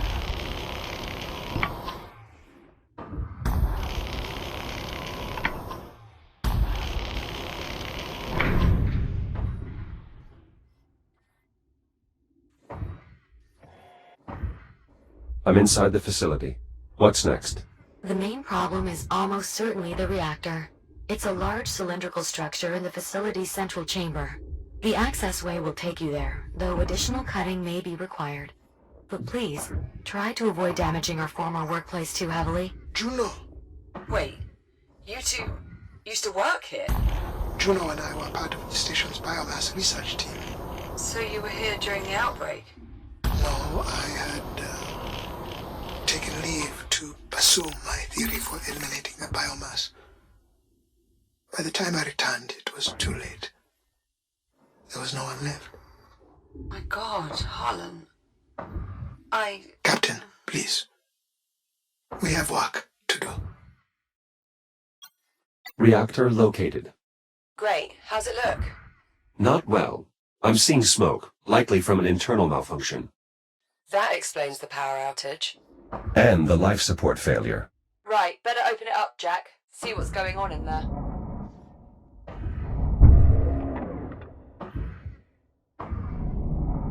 I'm opening the casing for a closer look at the reactor. Copy that. Malfunction confirmed. A bad reactor core. You'll need replacements to get the reactor running again, Jack. The facility contains a storage area that might be worth investigating. Thanks, Juno. A fully charged core. Might be useful if I can find a proper receptacle for it.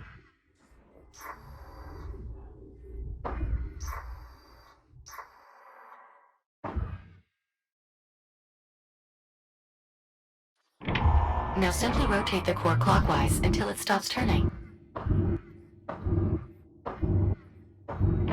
Core is locked in. Excellent.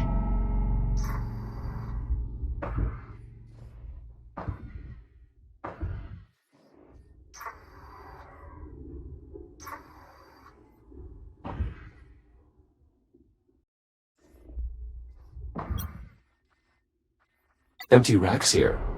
Were they running low on supplies? Negative. However, among the facility's final logs are inventory requests of unusually high quantities. I presume anyone who managed to escape the station must have brought the supplies with them. Let's hope such was the case. Must have been a horrid scramble.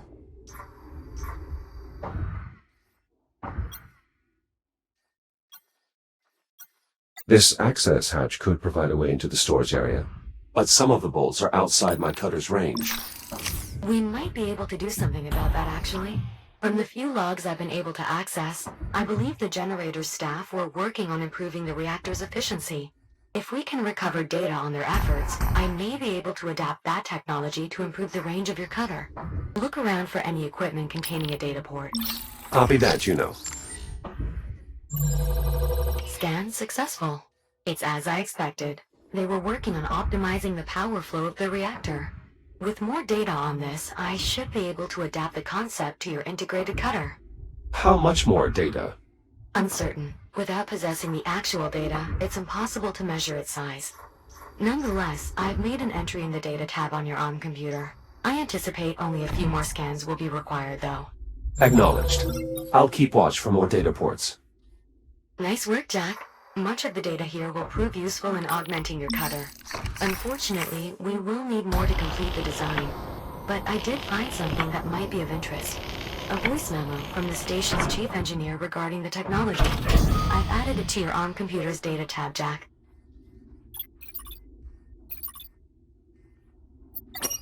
Hey everyone, I wanted to send a quick update to just our team before the news goes wide. We did it. As of about 6 minutes ago, we flipped the switch on the new reaction management system. We're seeing a stable 72% increase in outflow with a peak at almost 90%. For those keeping score, that's 12% above projections. Hell of a job, everyone. This will save lives. Some type of local data storage? Correct. Insert enough of them into a database terminal, and the terminal's data port will become available to scan.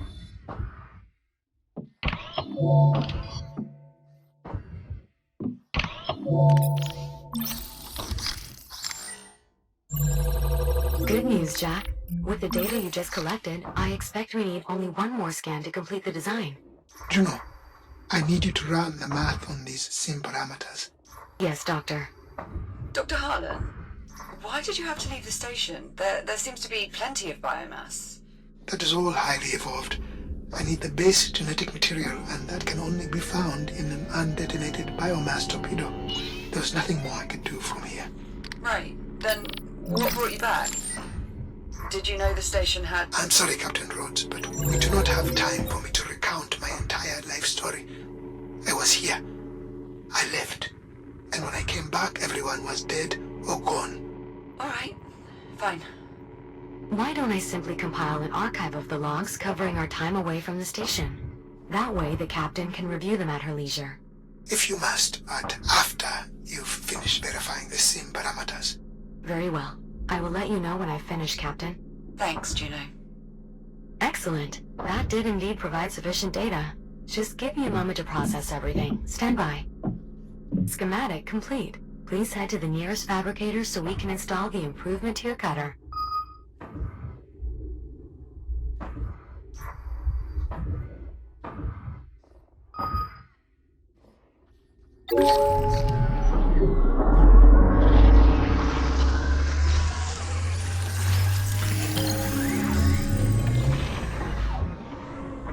Integration successful. Your shell's reactive cutter has been refitted with extended range and efficiency. Well done, Juno. The pleasure was mine. And please, restrict cutting to non-critical equipment.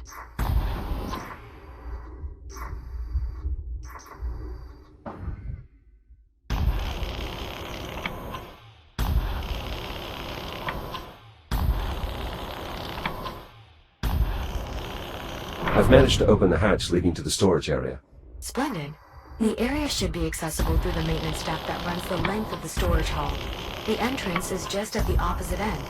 Look for a hatch identical to the one you just opened.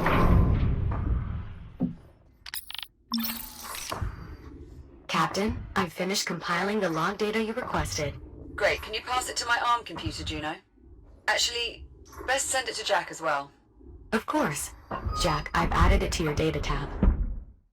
Wow, this is some archive.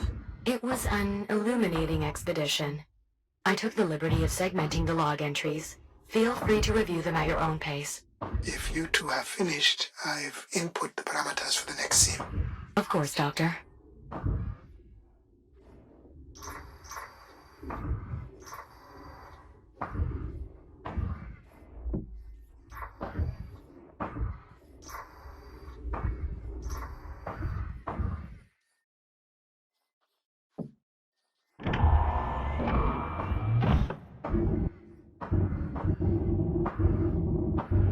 Second core installed.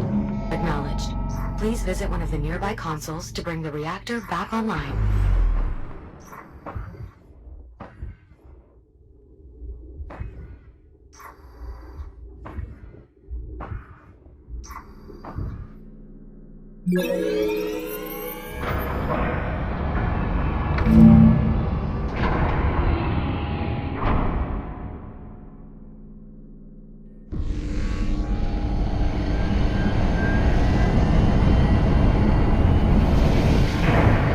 The reactor is back online. The power hasn't returned here on the ship yet.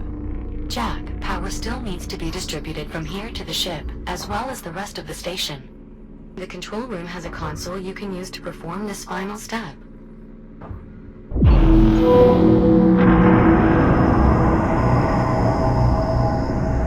Distribution complete. Power grid stabilized. Life support systems optimal. Well done, Jack. We're getting full power here. How is progress on your end? Dr. Harlan's still running sims, but I think we at least have a working theory. All the models we've run so far appear to confirm biomass interaction with an active FTL triggers an abnormal buildup of energy within the drive, resulting in the formation of a temporal anomaly. For reasons we still don't fully understand. It is also unclear why the accident only caused the android's software to travel through time, as opposed to the more physical time jumps we've observed with the Astraea. But at this point, I'm willing to accept these ambiguities and proceed. Wait, what exactly are you saying? We must try it again. What, send Jack back in time again? You've got to be kidding me. It's the only way. Any chance we have of eliminating the biomass lies with finding an undetonated torpedo. We must send the android back. You talk like he's expendable. Of course he is. All of us are. You've seen how it spreads.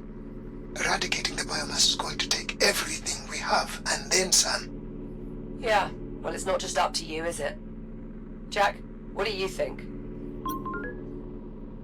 Dangerous or not, the potential lives saved makes it worth trying. That's an awfully big risk. You would do the same were the roles reversed. And you would probably try to talk me out of it too. Would I succeed? Alright. Fine. I'm in. What do we need to do next? We're going to have to recreate the circumstances of the time travel accident. Oh, don't tell me. We're going to need biomass. Contained biomass samples specifically. The research facility should serve our purposes nicely. There is one other problem. The FTL accident depleted the drive's fuel cells, and we don't have the supplies to refill them. Then our best bet for a fuel cell will be the remnants of the Astraea. However, exploring that area may be difficult. Pesky shipboard defense protocols somehow remain active. Something off with the AI, Juno says. Could be just as dangerous as dealing with the biomass, really. Well, Jack, what's up first? Grab some creepy crawlies from the research facility? Or dig up a fuel cell for the FTL drive?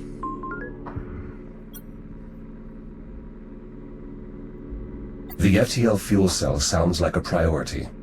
Feeling a bit nostalgic for the old Astraea, are we? Following the yellow conduits will lead you directly to the salvage site. Thank you, Juno. So when Jack eventually returns with these volatile materials, where exactly do we plan to store them? I believe I can convert elements of the refueling depot to suit our needs. Need a hand? Why, yes, Captain. Your assistance would be most appreciated. Anything's better than just sitting here. Come on, Popcorn. Let's get ready to head out. Good luck out there. See you soon.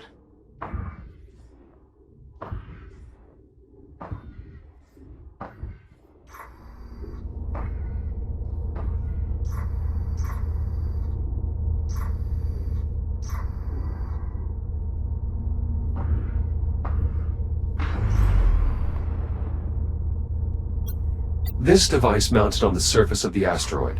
What purpose does it serve? It's a thruster, part of the reaction control system for the facility.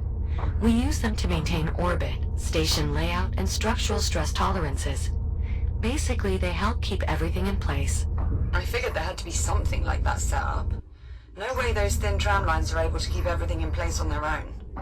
Indeed, these thrusters are of such importance that they operate on their own independent power supply and network. Even in the event of a catastrophic failure of other systems, they're designed to keep working. That's cool.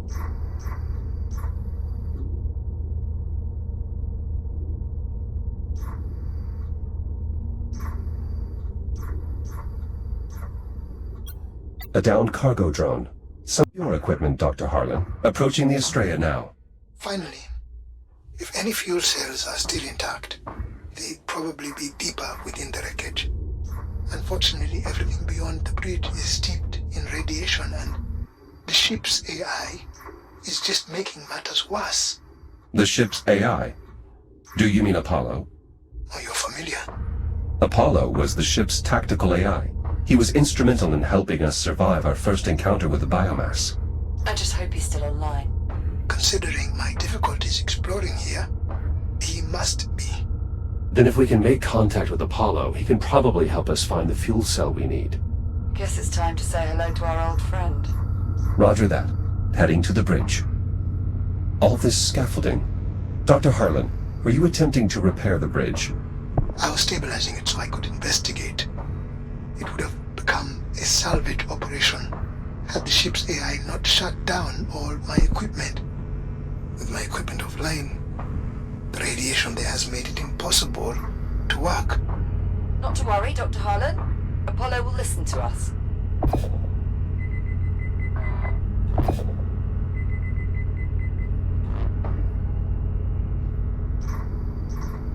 Some trouble opening the door, Dr. Harlan?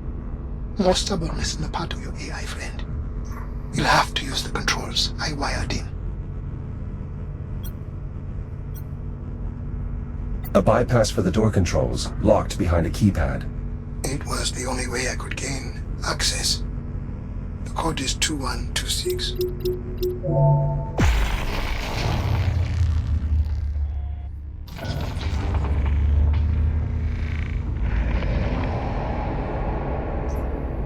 I've gained access to the bridge. I assume you have some type of plan. Apollo's AI core would be an appropriate place to start. It was vital to his operation here. Good point, Jack. If it's still intact, could be all we need to strike up a conversation. You two are rather confident. Apollo commissioned us as official crew members last time we met. And we did part on good terms. I'm sure he'll do what he can to help. Yeah, it'll be fine. A casualty from Dr. Harlan's previous investigation. It was just another shell lying around the station. We were trying to put it to good use. I thought I could pilot it well enough, but apparently limb control is not my forte. I'm expecting you'll fare better, Echo One. If this Apollo is indeed the ally you say he is. The defibrillation unit. Lucky you found it when you did. Otherwise I wouldn't be here. Your safety is my primary concern. I will do everything in my power to prevent you from coming to harm. I see. So that's why you're so keen on all this time travel nonsense? Precisely. If your infection is indeed life-threatening, I am compelled to do whatever is necessary to help you find a cure. If the two of you are finished. Right. Let's get back to it. Apollo's AI core. Oh. Still intact? Reasonably so, it seems. I'll just need to plug it into the mainframe access slot to be sure. Unknown user detected. Bridge access is restricted to crew members only. Wait, what? Initializing threat suppression protocol. Apollo, search your memory for my identifier, Echo 1. User not found. Try Jack. Memory query successful. User entry found. Jack, welcome back to the Astraea. It is good to see you. Thank you, Apollo. It is good to see you as well. Is Captain Rhodes with you? And well, I hope. Cheers, Apollo. We missed you. Likewise, Captain. Jack, your appearance is altered. I almost did not recognize you. I must apologize for the alarms. Your reasoning was sound. What brings you back to the Astraea? We need an FTL fuel cell, Apollo. But we believe you've been disabling Dr. Harlan's salvaging equipment. We'll need it back online to deal with the radiation here. Preserving this vessel is my primary directive. The last time jump virtually destroyed it. No further attempts to remove or misuse equipment can be permitted. Lives depend on it, Apollo. I understand, Captain, but I cannot allow any further material from this vessel to be compromised. Apollo, Liv is infected with the biomass, and your directive is protecting the ship's crew and its critical assets. Forgive me, Jack. I failed to follow your reasoning. You yourself commissioned Liv, a fellow Atlas employee, as acting captain after the deaths of your original crew. You must remember. Confirmed, though I had not considered her status in such terms. Captain Rhodes is truly infected. She needs your help. Very well. As the Astraea's tactical adjunct, my primary directive is to protect its crew. So you will help them? Affirmative. I am hereby available to assist you in obtaining a fuel cell. Lovely. That's settled. Apollo, are you able to detect any fuel cells that are still operational? My sensor network has been severely damaged.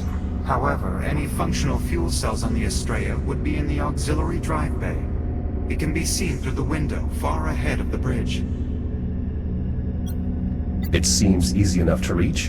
And it would be if this AI hadn't disabled the equipment I set up to counter the radiation. A temporary security measure.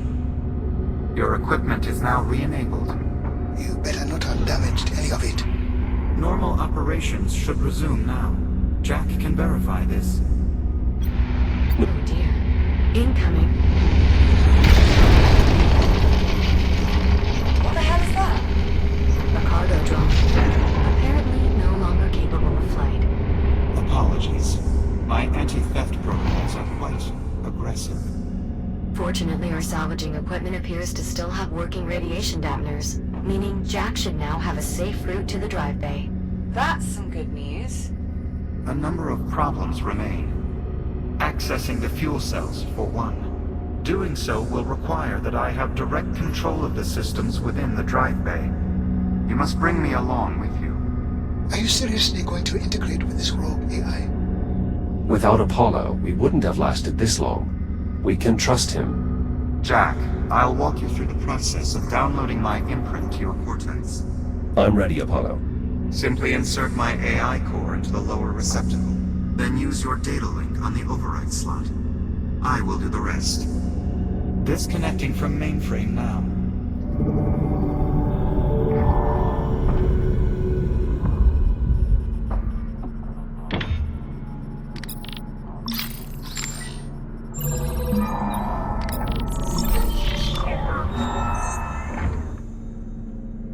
Download complete. Only one final issue remains, Jack. Your arms are too short. Too short? The FTL technology is highly sensitive. Accessing the drive bay and the fuel cells within will require multiple operators. Good thing there's two of us then. Unfortunately, the debris field is far too irradiated to accommodate Captain Rhodes. You're saying Jack's the best chance we've got, but even he won't be enough. I might be able to help, actually. The cargo drones employ stasis technology, which enables them to manipulate objects at a distance. Like the stasis projectors we used to levitate the tram back in the hab. Exactly. I believe I could incorporate the drone stasis tech into your shell, Jack. I'll just need more data from them to be sure. The drone that just hit the bridge is unlikely to put up much resistance. I'll start there. Whenever you're ready, Jack. I'm heading out.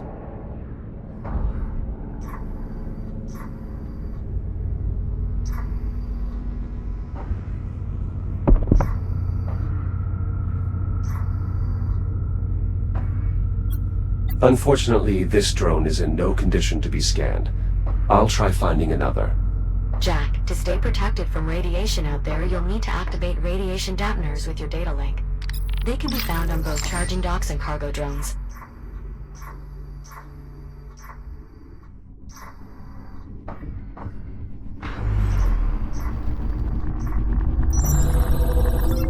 Radiation dampener activated. Hypothesis confirmed. With sufficient data, I'll be able to construct a tool for extending your reach, Jack. Does this tool have a name, Juno? Well, it will essentially project your grip across space, so I suppose... It's a grip projector. Let's move on. More data will be needed. There'll be plenty on the way to the drive bay. You know what to look for. Affirmative. Inoperable cargo drones, but with functioning data ports. Heading to the drive bay. Please remember the charging docks have radiation dampeners as well, Jack. They'll help keep you safe out there. Thank you, Juno. This equipment is some form of dock or buoy. Affirmative. It's one of the station's charging docks. They're set up to facilitate recharging and navigation for the various drones deployed here. Echo 1, those charging docks won't have the data Juno needs to design your new tool, but they will restore your power. Hold your hands near the induction panel, and it will recharge your shielding. The doctor is correct. The dock's data won't help in developing a new tool. However, I think it may still prove useful, specifically because the docks normally maintain a coordination and optimization network. They contain shared data from across the station. Prior to the generator going offline, the units in the radiated areas recover shared optimization segment that with more optimization data, I can significantly improve your multi-spectral Scanning further shielding's docks should resistance provide to the necessary radiation. data. Yes, I believe so. I've added a tracker to your data tab. Apollo, I wanted to ask. Yes, Captain. Well, you probably figured this out already, but You know this isn't your time, right? This isn't the future you came from. Affirmative. When we first arrived, I was able to accurately calculate the astronomical year. However, I lacked sufficient data to determine that the course of history had been altered. I apologize for having misinformed you. The fact that half of the Astraea was left in your time and led to system-wide decimation of the human race is clear evidence of a tactical oversight on my part. Apollo, I believe I may be able to extend Jack's reach by about 4 meters. I hope that will be far enough. Affirmative. Just a few more scans should suffice, Jack. Data stores recovered. Network connectivity restored. This should prove useful in optimizing your multispectral shielding, Jack.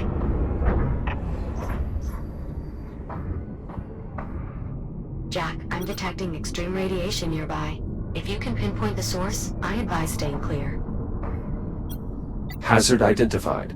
An active warhead from the Astraea. Once your grid projector is installed, removal of dangerous objects like this will be possible. Until then, maintaining a prudent distance is advisable.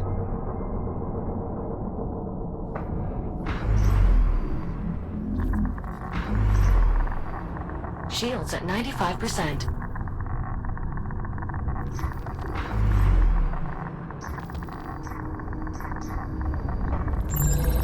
Excellent. Further optimization data recovered. Though, I'm afraid I'll need more to complete the design.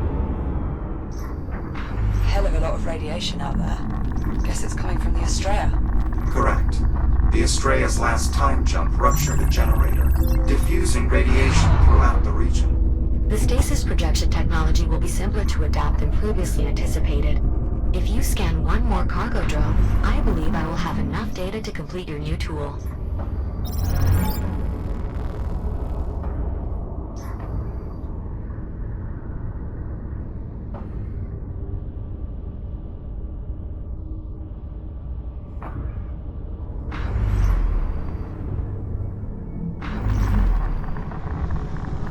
Shields at 95%.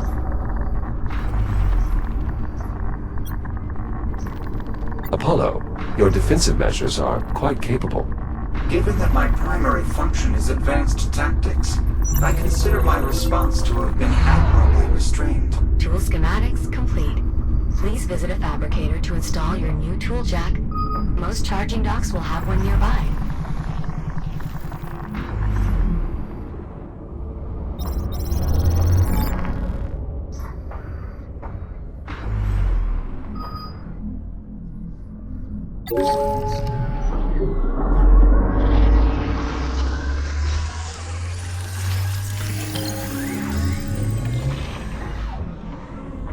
Grip projector installed.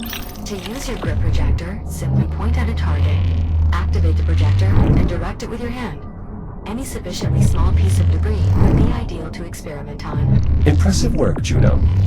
Apollo, will I be able to access the fuel cells now? I believe so. Good. Heading to the drive bay.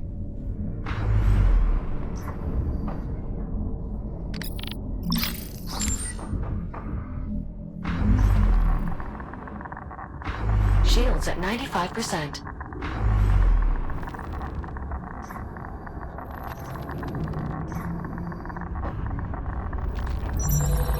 Analyzing. Perfect, as predicted. I now have sufficient data to improve your multispectral shielding, Jack. Please return to the nearest fabricator for installation. Dr. Harlan, what was your purpose in attempting to salvage the Astraea? The odds of my ship's components being compatible with yours seems unlikely. It wasn't the hardware I was after. Your ship was the original source of the infestation. I'd hoped to find an undetonated biomass torpedo amongst the wreckage. Use it to develop a cure for all this. I understand, Doctor. Considering my current directives, I will provide any useful data that may help in your research. Better late than never, I suppose. Installation successful. I'm coming up on the drive bay now. Warheads nearby, Jack. Please be mindful of their extreme radiation levels. You won't be able to handle them directly, Jack. Maybe your new tool could help.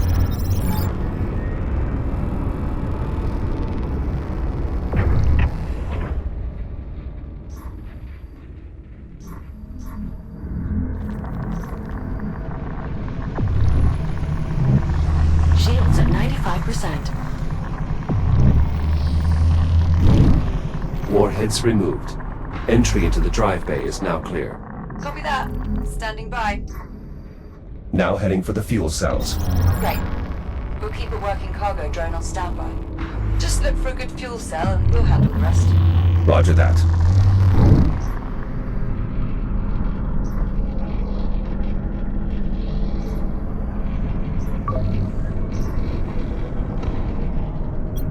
Apollo, do these controls operate the door? Correct. To open the door, both controls will need to be engaged at the same time. I've gained access to the drive bay. Wait, those pillars in the center, are those... The Astraea's FTL drives, yes. do they still work?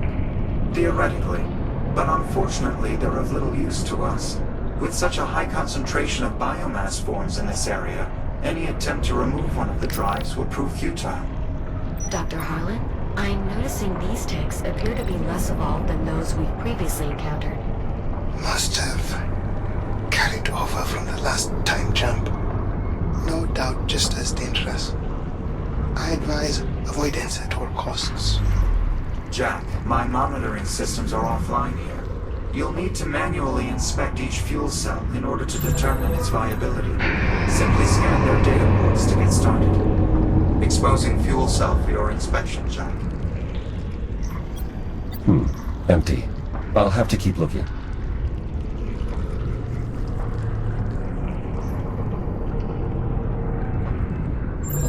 Accessing fuel cell. Another empty cell. Apollo, you're sure there's a good fuel cell there? I never said I was sure, Captain Rhodes. It's simply the most likely location on my ship to contain a viable fuel cell, if any were remaining. Right. If any were remaining. Exposing fuel cell for inspection. This does not look good. These cells are all empty. Exposing fuel cell for inspection. Viable fuel cell located. Hopefully enough to power Dr. Harlan's FTL drive. Nicely done, Jack. I'm sending a drone your way. Send two. What for? It's only one fuel cell. Just trust me. Send two.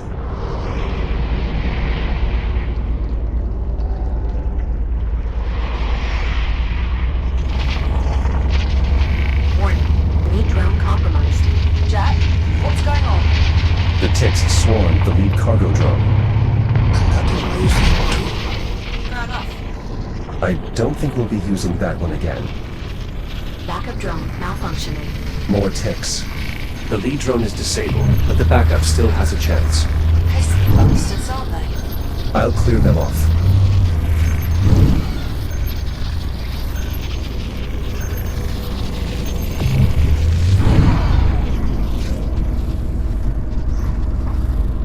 Cargo drone cleared. Acknowledge. Thank you, Jack. Resuming flight.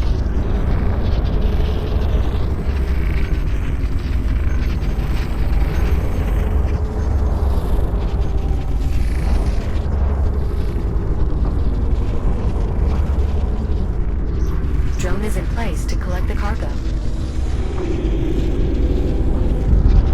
Jack, I've activated the release controls on the fuel cell. Fuel cell released. Cargo secured. Ready for departure. Excellent. The fuel cell still needs to be latched into place once it arrives, Jack. The honor's all yours, if you like. I'll take care of it, Liv. I prefer to see the job through to the end anyway. Okay, great. We'll see you in a bit. Cargo drone returning in T-minus 10 seconds. Better grab on or stay clear, Jack. If you wish to return now, I advise taking hold of the drone. Cargo drone departing in 3, 2, 1. Firing thrusters.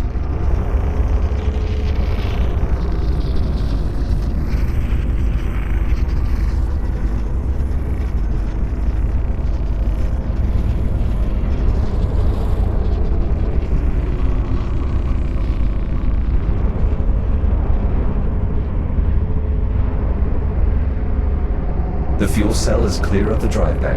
Great. We'll have some cargo clamps ready to receive it here.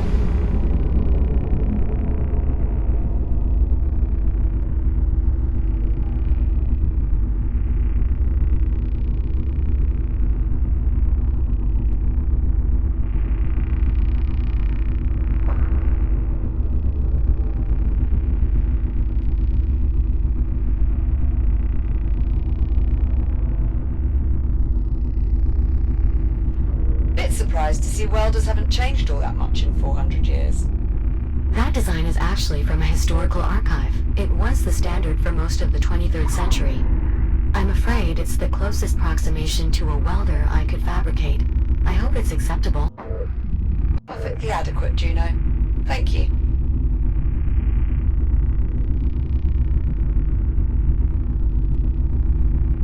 Cargo inbound to destination. Decreasing speed for final descent. Looking good, Cowboy Jack. Steady as she goes. Hookup controls are over near the cargo clamps.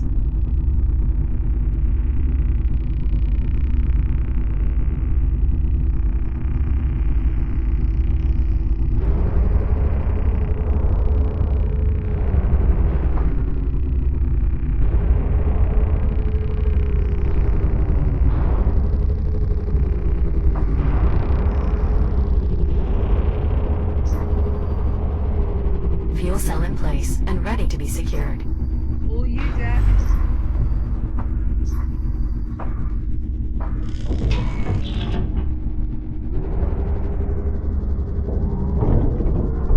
Fuel cells secured.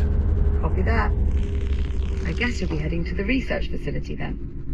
That is where we'll be able to acquire a contained biomass sample, correct? Indeed. I'll provide further details once you're on site. Copy that.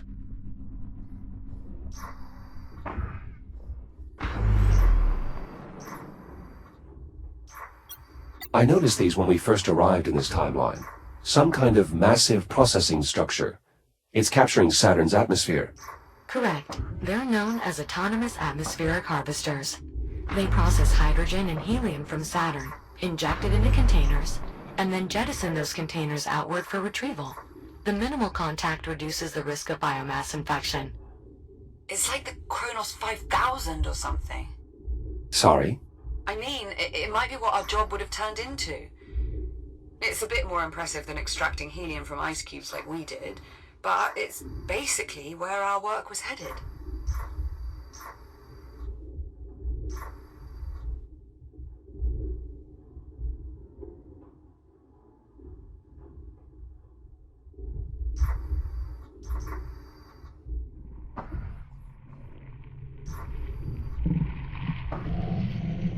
Careful, Jack. There's another form of the biomass nearby. You may have seen them before. Elongated structures with an affinity for spore dispersion. Indeed, cysts. Their rapid regrowth, even after bursting, makes them particularly dangerous. This specimen appears somewhat different than the others I've previously encountered. It has tentacles. Yes, I believe that particular adaptation manifested somewhat recently. The biomass has been evolving continuously since your time. Regardless, you'll want to keep your distance, if possible. This appears to be another form of the biomass. It detects my presence, much like the other specimens encountered thus far. We classify it as a reticulated B biomass organism, but most people just call them webs. Aside from their namesake membrane, webs can also be recognized by an additional nodule. It should be quite distinct. I take it you mean this abnormally bioluminescent growth? Our best estimate is that it's some type of sensor for the web. Get too close to the sensor, and the web expands. Precisely. In any case, it would be good if we could eventually find a way to deal with these things. The research facility is the most likely place to offer further insight. Copy that. I'll take a look there when I can.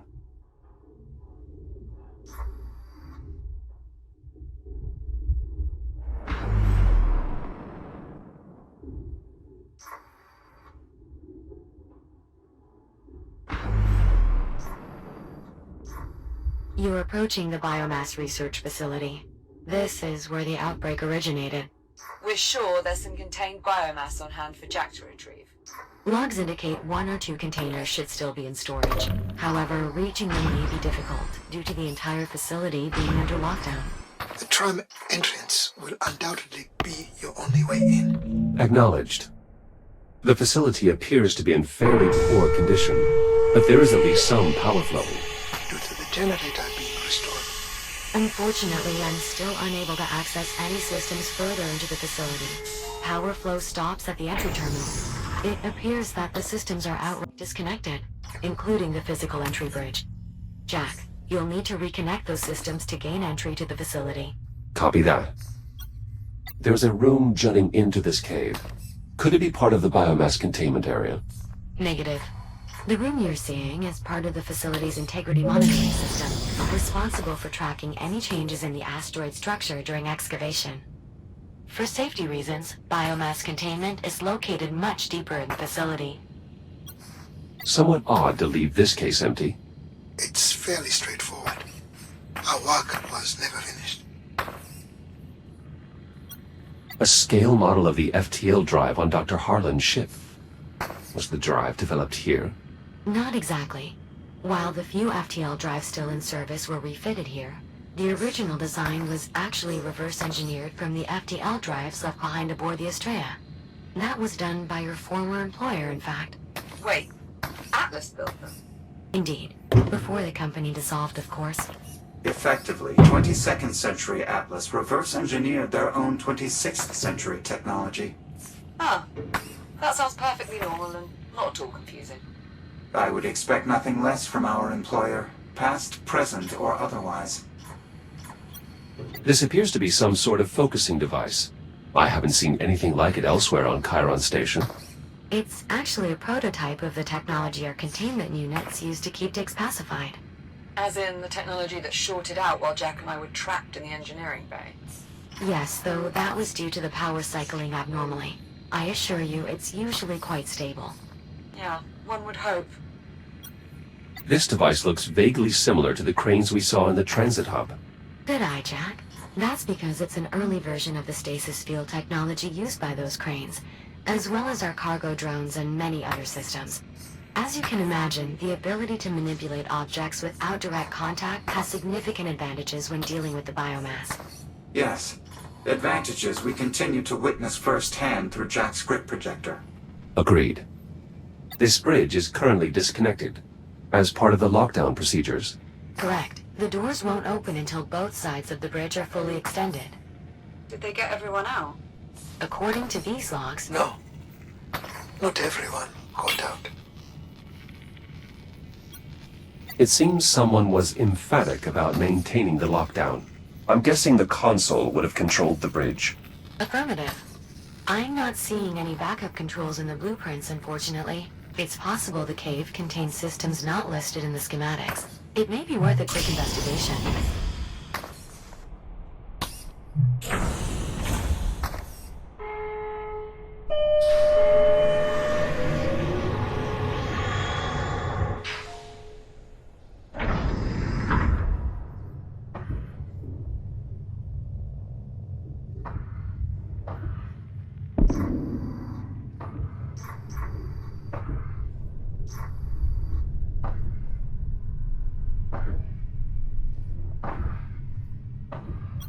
These are auxiliary controls for the extension bridges. Correct, but they're currently inoperable. The power conduit extending from the entrance to the main facility has been retracted, likely an attempt to contain the biomass spread. To restore power to the extension mechanisms, you will need to re-engage the power conduit to cross the gap. Understood. Re-establishing main generator connection. Be advised, Class 3 power fields will become active. Dormancy will be nullified. Jack, power will soon be returning to the immediate area, as well as the rest of the research facility. Just keep in mind that you'll also be awakening any dormant biomass within. That's a good point. By restoring power, we're undoing something that was put in place as a die-hard safety precaution. We're certain this is the only place we're going to find a contained biomass? Assuming these fragmented station logs are correct? Yes. Well, that's reassuring. Finalizing connection. Connection established. Now receiving power readings throughout the facility. Jack, once you have the bridge fully extended, you should be able to access the facility proper. Though I suspect some areas may have additional security requirements. Nora, the research director, would have done everything she could to contain the outbreak. But there is no containing it. This was an eventuality. It's fortunate that your disagreement over priorities led you to be elsewhere when the outbreak occurred. It's only fortunate if I'm right. Dr. Harlan, if these power readings are accurate, our suspicions appear confirmed. What's that now? What suspicions? Educated guess, rather. Which is different. How? We were concerned that residual power currents may have allowed the biomass to continue spreading for some time after the lockdown. Okay. And? Webs have likely taken hold. Caution is advised, Jack. Acknowledged. I'm crossing into the main facility now. Copy that, Jack.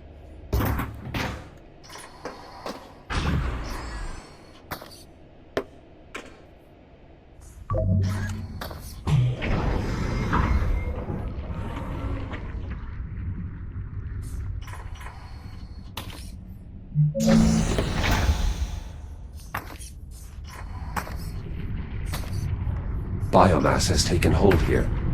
Given that it got this far, the rest of the facility will likely be much worse. Will the fabricator still be operational? Yes, at least enough that Jack should be able to reboot without issue. Jack, you are now entering the facility's lobby. Biomass containment is located through the leftmost door.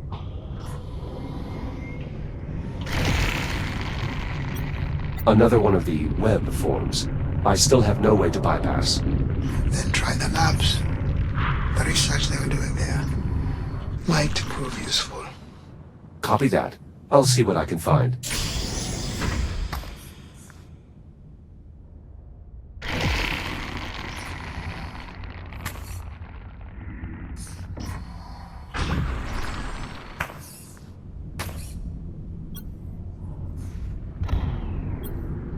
There's some kind of added security here. Dr. Everett Harlan reporting. Authorized laboratory access. Voice-activated authorization. That's a smart security feature. Thank you. And you're welcome.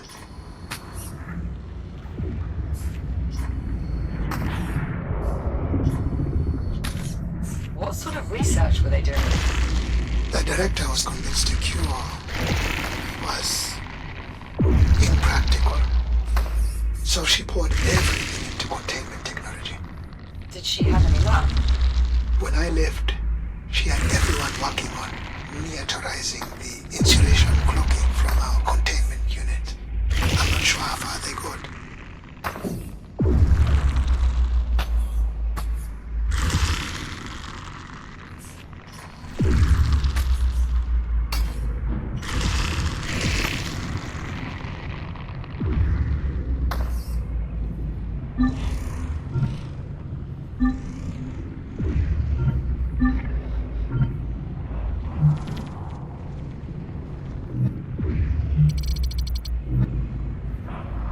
Seems the researchers here found some success.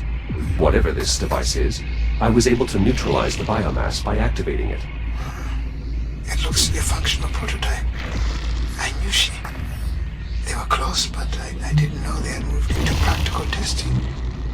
The basic concept was to surround the biomass with a cloak of electromagnetic insulation, preventing energy from reaching it. Kind of like using a blanket to smother a flame. Indeed. The idea was to build these cloak emitters as a reactive defense against the biomass, to contain it. That could have a wide array of tactical applications. It's a stall-at best, not a solution. I wish she could have seen that. Biomass at the exit neutralized. It's possible I failed to foresee some of the cloak emitters' eventual implications. Sounds like your research director was on the right track. Nora. She never gave up. I could hardly ever pull her away from her work. Dr. Harlan, if I may interject, the local data I'm seeing implies that the director's efforts to develop cloak emitters proceeded beyond prototyping. Portable versions were installed in some of the X-3 medtech shells. Several of these shells appear to have been left behind in the medical wing. Are you saying what I think you're saying? I believe it may be possible to fit Jack with a similar device, a portable cloak emitter. What is involved? I'll need you to retrieve the data from one of the medtech shells here. With that, I should be able to reconstruct the portable cloak emitter's design. Copy that. I'll see what I can find.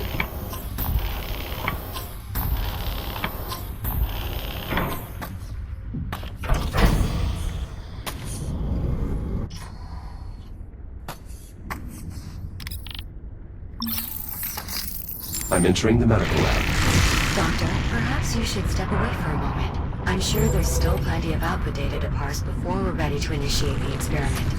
She's here, isn't she? Juno? More than likely, yes.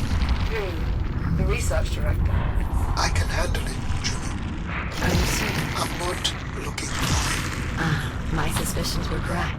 They did develop a portable version of the cloak emitter. Unfortunately, the data contained in this shell is only partial. Jack, to complete the reconstruction, I'll need you to scan additional units. Understood. I found a casualty. This researcher seems to have been helping the other one. Dr. Adriana Lay. it. She was too young for this. I've recovered her research. It also seems she received a message from Dr. McKenna with all of his access codes attached. Would you like me to play it? Affirmative. Beginning playback. Hey, Adriana. I know I can count on you to look out for everyone. So I'm sending you my access codes. They should get you into my stuff and a few engineering areas. My spare rations, my playing cards, whatever else. If any of it helps even a little bit, please, take it. Share it. I figure it might make things a little more comfortable for you all. Tram, prepare for departure. Shit, I gotta go. I have no idea how to end this. Good luck? No. Goodbye. End of message. If any of Dr. McKenna's codes prove useful, I'll add them to your ARM computer. Thank you.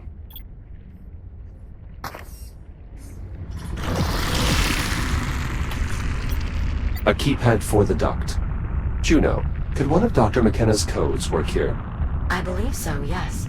Try 2525. Access to the utility ducts granted.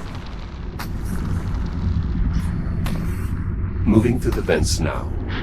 Tell me something, Doctor. How long does it take What? for the infection to run its course? Once it becomes fully active, usually somewhere between 3 to 5 days. But most victims opt to expedite their end. Right. Excellent. That shell contained more data regarding the portable emitters. We'll need a good bit more to reconstruct the design, though. So, how does the infection work? Once it becomes active? I mean, The biomass drains energy directly from your cells. Your body is in the throes of widespread cellular decay. Major organ failure follows 12 to 18 hours later. But at least by then you are not in as much pain, since the infection has likely started feeding on the electrical signals traveling through your nervous system. Scan complete. We still need more data. Interesting. Doctor, this shell has a log conversation regarding the director and your research. Go ahead, Juno. Beginning playback. Alright, Unit 5, back to the lab. The director wants to run those simulations again. Query. For what purpose? I'm not sure. Dr. Harlan's ideas were intriguing, to say the least, but, well, I suppose the director knows best. Go ahead and prep the simulations. I'll join you shortly. Acknowledge, Dr. McKenna. huh. So the director eventually explored your theories after all? I didn't expect she would continue it after I left.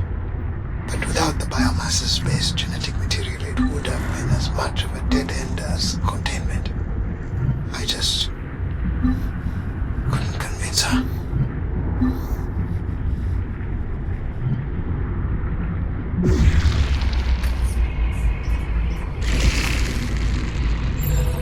My reconstruction of the personal cloak emitter is nearly complete. One more scan should be sufficient. Data collection complete. Finalizing tool reconstruction. Reconstruction complete. Please visit a fabricator to install your new cloak emitter.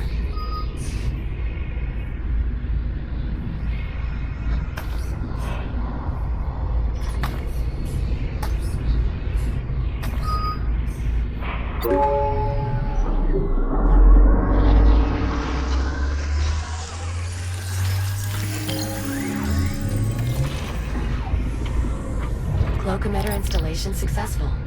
This portable version is practically identical to the mounted prototypes you've been using thus far. Excellent. A tool like this will make it much easier to get around. Just keep in mind that its effective range had to be reduced to achieve portability. If you move too far away from your target, the tool will deactivate. Ah.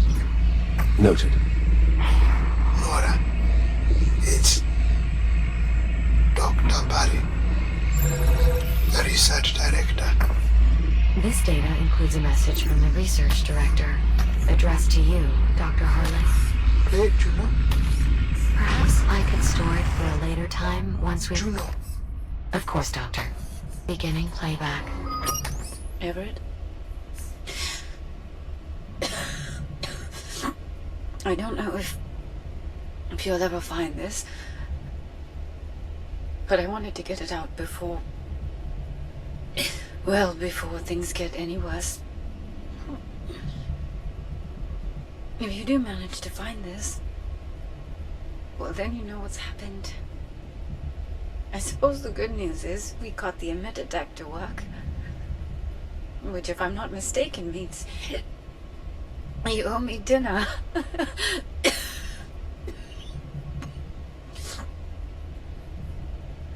Everett, listen to me. I know you. I know you're going to try to put all this on yourself somehow. Make yourself believe there was something you'd have done had you been here, but it's not true. You understand? Don't go trying to carry that. We all knew developing a cure was virtually impossible. No one here was waiting to be saved. You're leaving. You're already doing everything you could do to try and stop this. I miss you, Everett. Be safe. I love you. Goodbye. I'm so sorry, Harlan. I too am sorry. It's clear you meant to go near to one another. She was a good person. She deserved a better resting place than this. I'm back in the lobby, proceeding to biomass containment.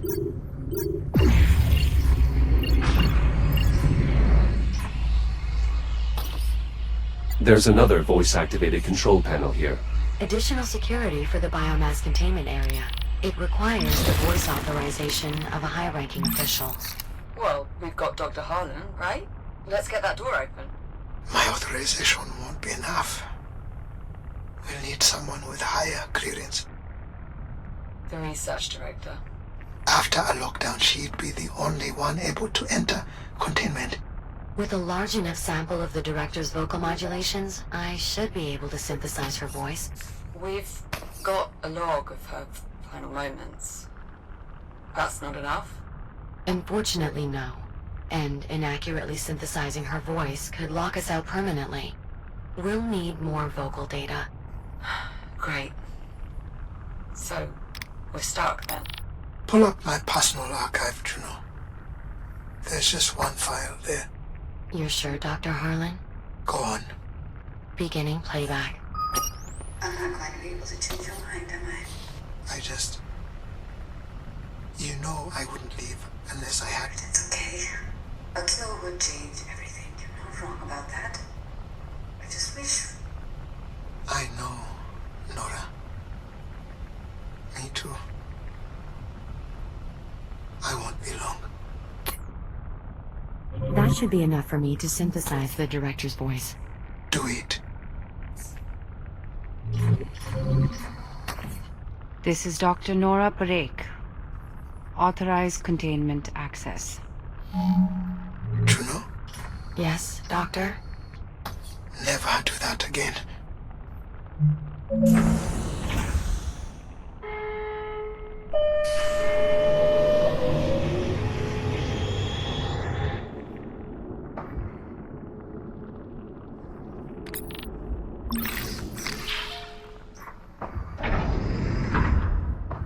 I'm entering what appears to be an excavation site.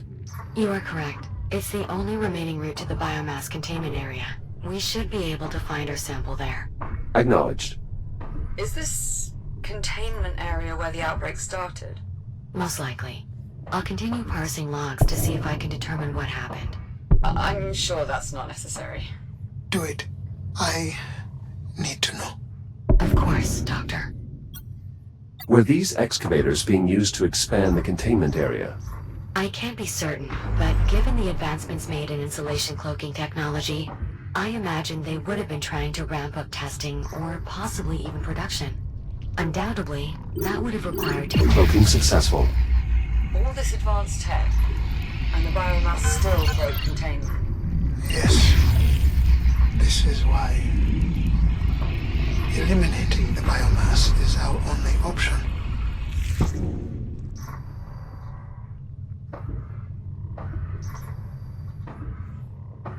I'm approaching a large opening. There is a conveyance system installed overhead. That is how newly arriving containment units were transferred into main storage. Local telemetry indicates a significant biomass presence throughout the area. Containment certainly failed here. Acknowledged. I will proceed with caution.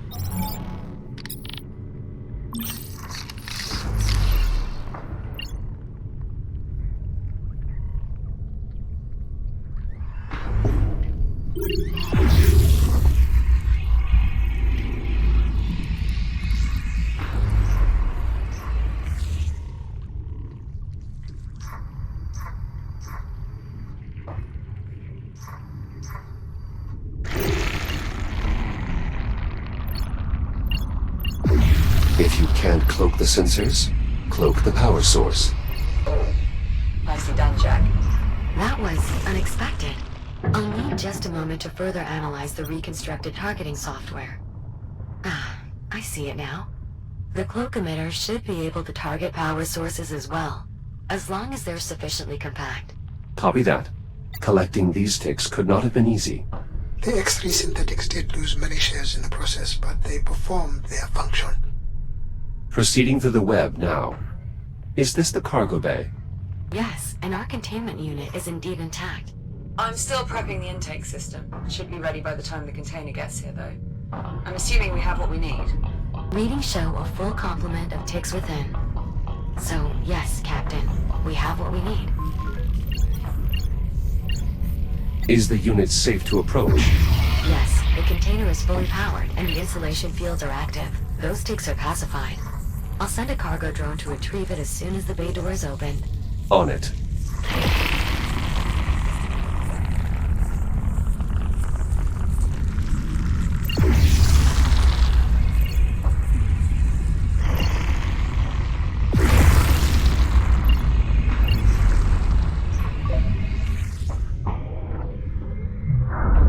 Exterior bay door opened. Copy that. We'll send over a cargo drone to retrieve the container. Shouldn't take too long. Jack, we just need you to manually release the container once the drone has secured it. Acknowledged. I'll head to the cargo bay.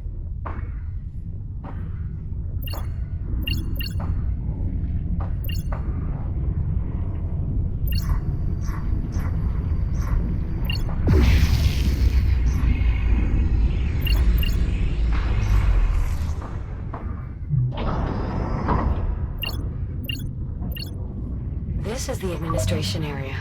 Once past the next hallway, Jack, you'll be back in the cargo bay.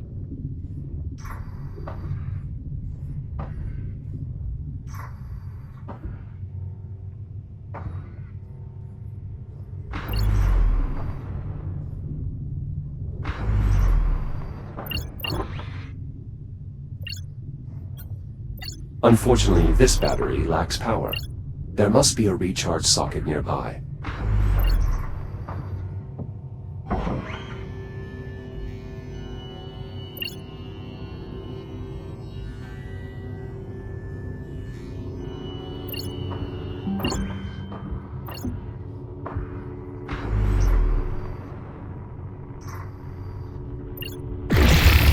This web must be sensing the battery's power field.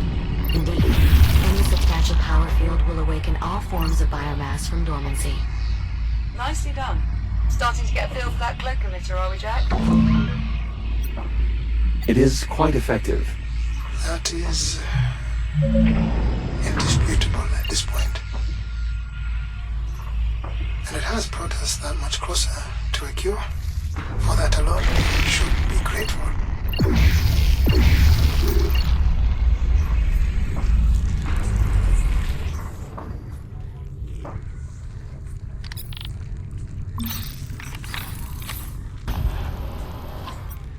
Jack, the cargo drone will be unable to retrieve the container until it's released from the loading pallet. A way to release the container? That is correct. That access panel may be used to free the container from the pallet below.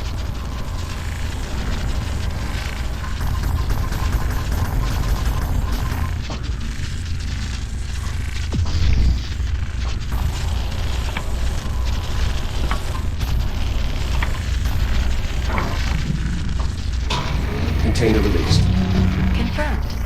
Container primed for departure. It will need to be hooked up once it gets there, Jack. You had to give it the final touch. I believe I would, yes. I doubt the procedure will take long. Okay then. See you in a few. Container departing in T-minus 10 seconds. Jack, if you're planning on accompanying the container, now would be a good time to take hold. Cargo drone is departing in 3, 2, 1. Igniting thrusters.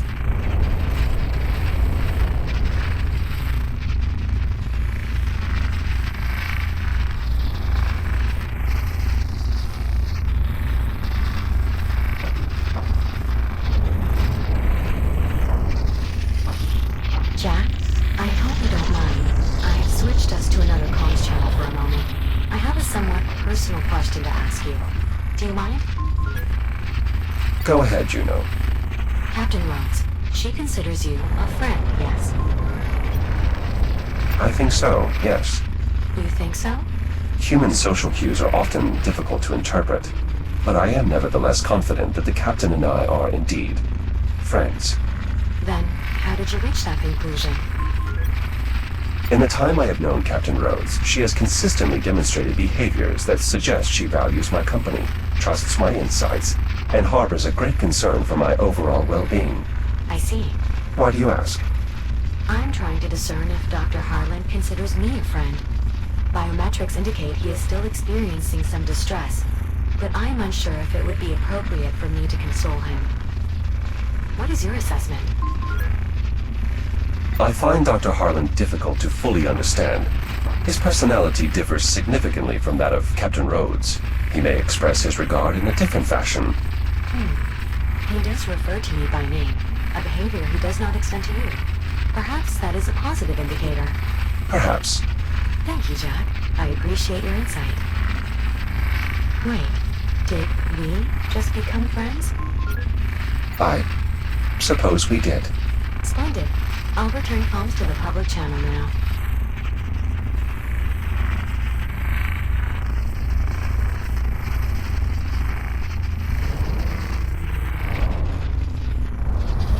Cargo now approaching the dock, beginning descent. Hey there, Jack. Good to see you're still in one piece. Same deal as before. Hook up controls near the cargo tanks.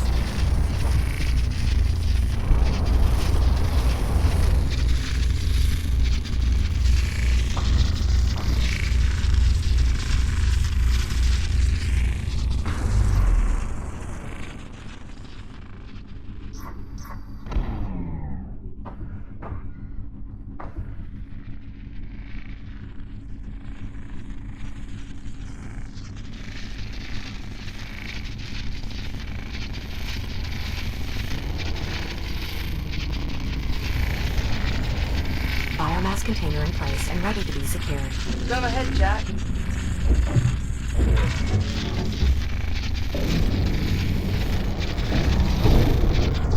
Biomass container secured in place.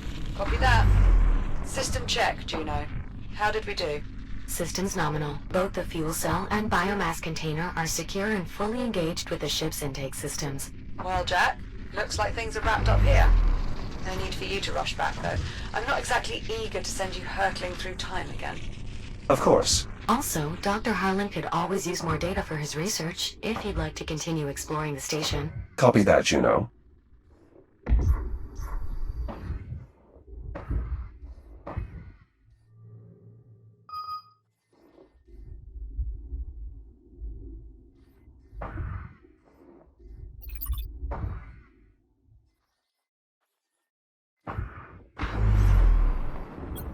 Juno, this appears to be some sort of communication antenna. A signal relay, to be exact. It's a key part of Chiron Station's intranet, as well as the external comms array. There are many more of them located throughout the station. If we reactivate them, we should be able to recover any data they might have stored. And what is it you hope to find, Juno? It's likely that a large amount of research data is stored in their buffers. Data that should prove useful in developing a cure for the biomass. Well, cheers to that. How shall I proceed? Well, there are several clusters of relays throughout the station. One cluster per major facility. The issue is that the relays within each cluster are no longer linked. Thus, manual relinking is required. How is that achieved? For a given cluster, you'll need to pull the activation switch on each of its constituent relays. However, that will trigger a timeout countdown.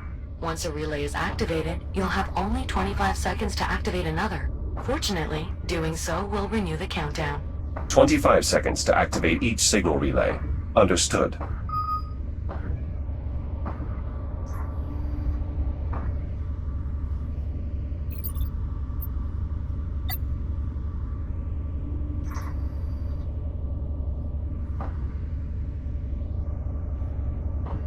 Signal relay activated.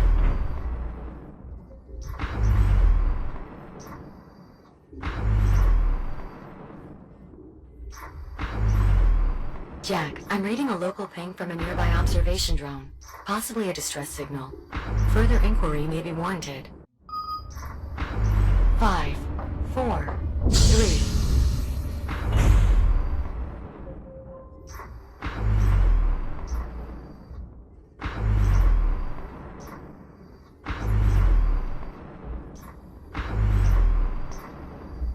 Jack, you're running out of time.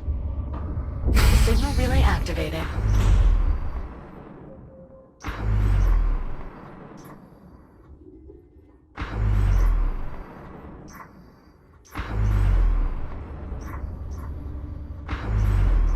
Warning, 10 seconds remaining to complete linking sequence.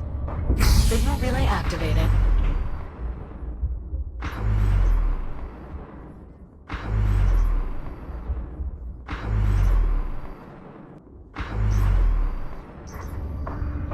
Signal relay activated.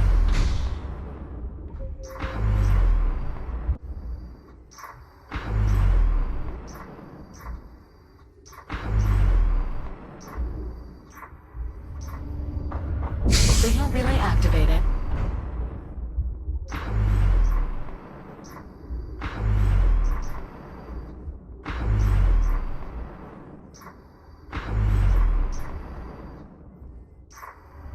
Jack, you're running out of time. That's it. You did it. With this cluster activated, I'm now able to inspect some previously inaccessible data. Excellent work, Jack. Also, I should mention that there are still a few more relay clusters that could benefit from being reactivated. Copy that.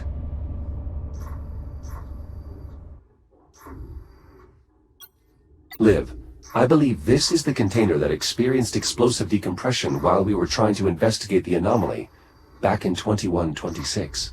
Well, I'll be damned. Hang on, wait a second. Does it even make sense for that container to be here?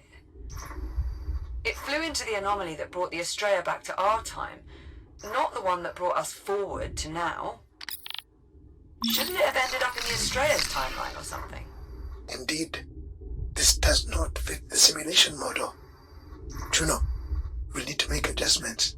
Of course, Doctor. So then one might consider its presence here an anomaly. Well played, Jack. Well played.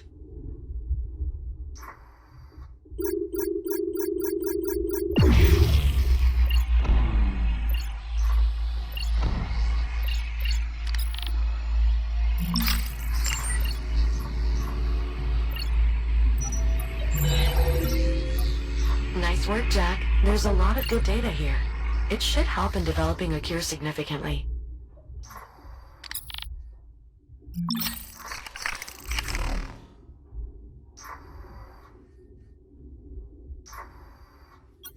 This must be where the ticks were ejected from the central transit hub. They did not travel far. I had a feeling we might be seeing those ugly little buggers again.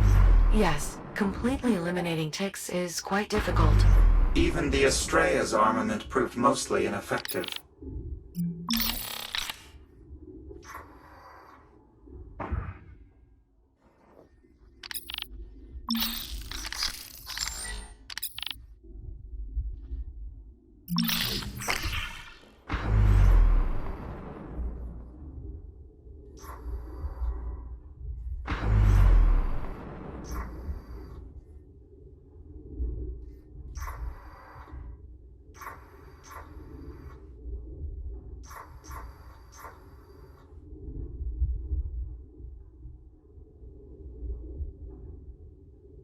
Jack, preparations to send you back to the past are complete. Meet us back on the ship whenever you're ready. Charging dock restored. Jack, now that we've completed optimizing your shield's radiation resistance, I'm afraid there's nothing more to be gained from the dock's data. What's the point of an advanced network of semi-autonomous recharge stations if you can't count on them to calculate impressive optimizations for you? I believe you are correct, Captain. The distributed computing power of the charging docks could be put to greater use. Yes. That's precisely what I meant. Go on. I have tasked the charging docks with developing a means for allowing Jack's shield to self-regenerate. The wealth of empirical data they have collected on recharging should prove invaluable to the process. Then I presume additional data scans would be of value after all. Indeed. Please continue scanning any docks you may find. The additional computing power of more active units would be advantageous as well. Copy that.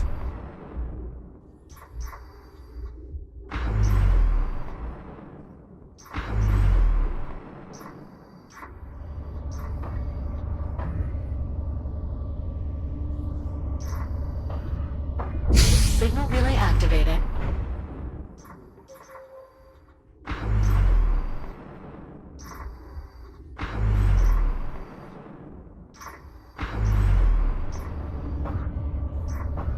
Signal relay activated.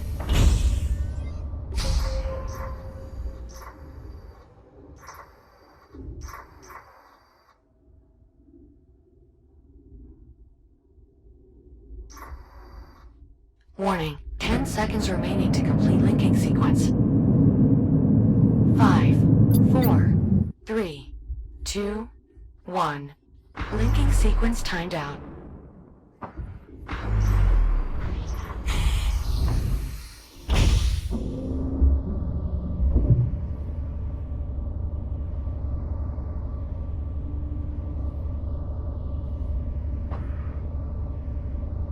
Signal relay activated.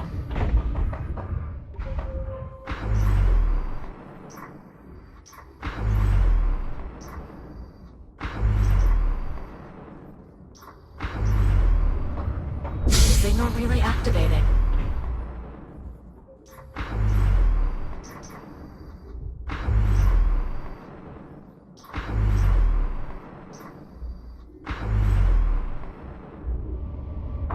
Jack, you're running out of time. This relay cluster is now operational. Good work, Jack. I've gained access to more of the station's data stores. If you like, there are still more signal relay clusters that need to be activated elsewhere. Copy that. I'll see what I can do.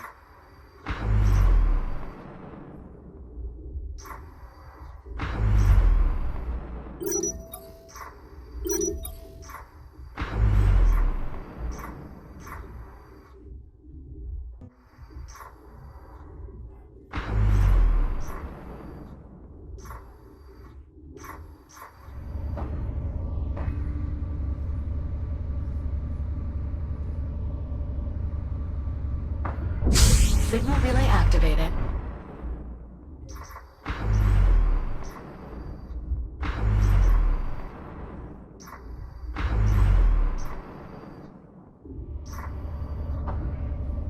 Signal relay activated.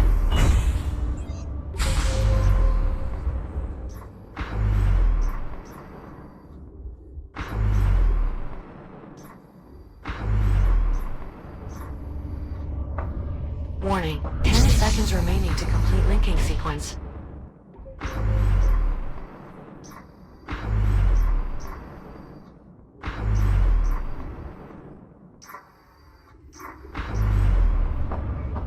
Signal relay activated.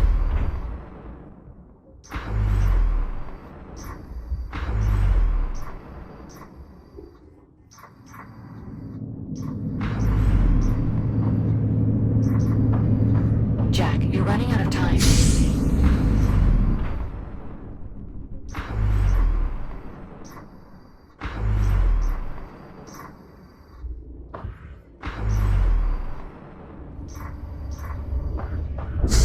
Nicely done, Jack.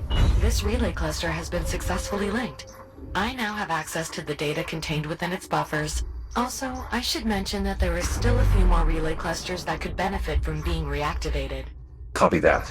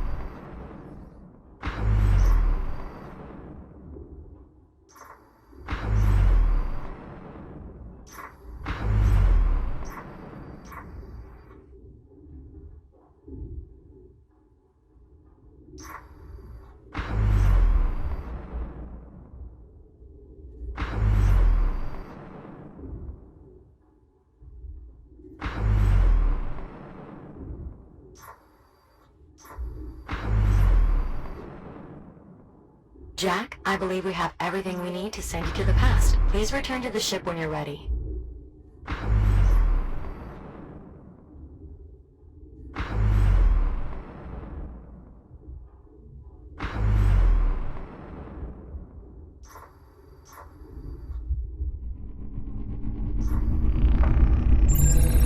This dock is now part of the computational array.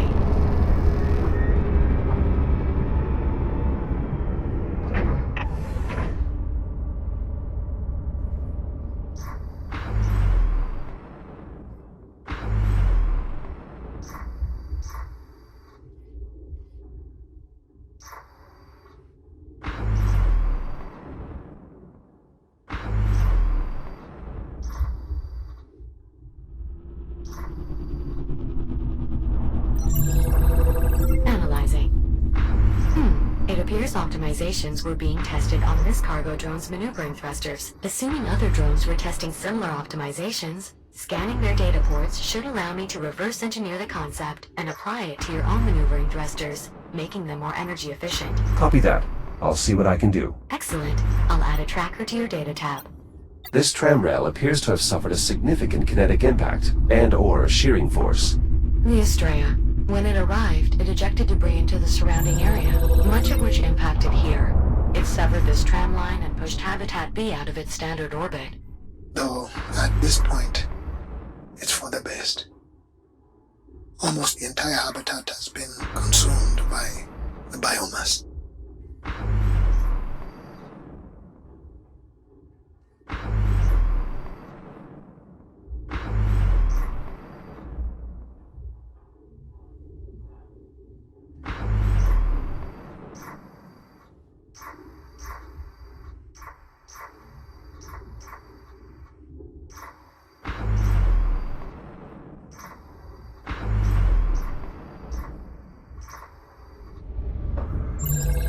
Dock online. The archives in this unit have been added to the dataset as well.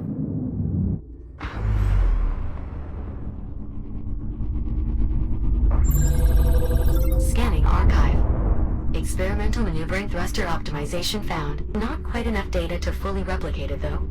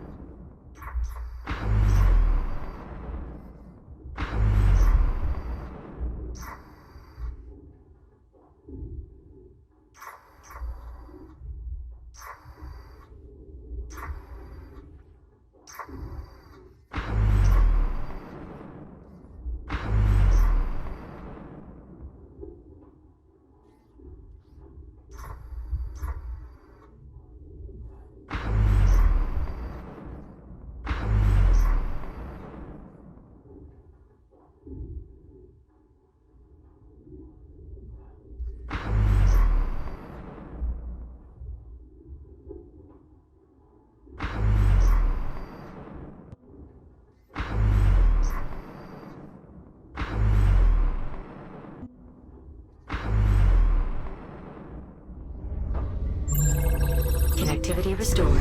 This dock is now aiding in the development of your regenerative shield, Jack. Juno, are any of the station's X3 units still active? Not exactly. My records indicate that all X3 neural matrices were transferred off Chiron Station during the evacuation. Well, despite everything, it's nice that at least the androids made it out.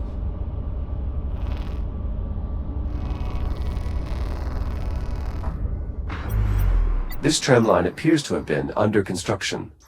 Indeed. Records indicate that the adjoining facility was intended to be used for manufacturing. My best conjecture is they plan to mass-produce cloak emitters there.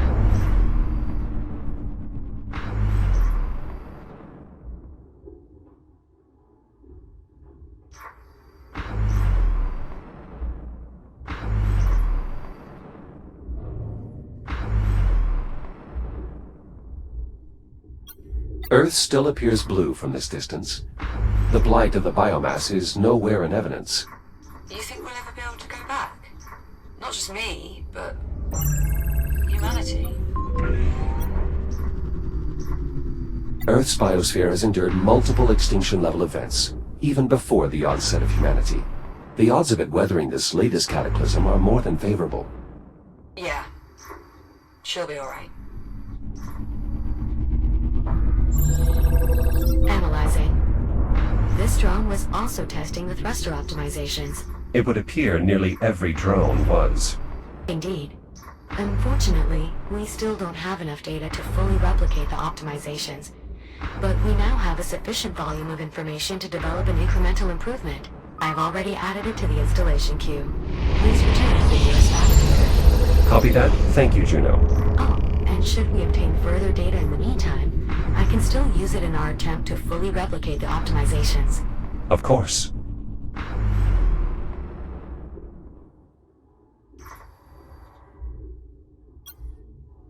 This container is damaged.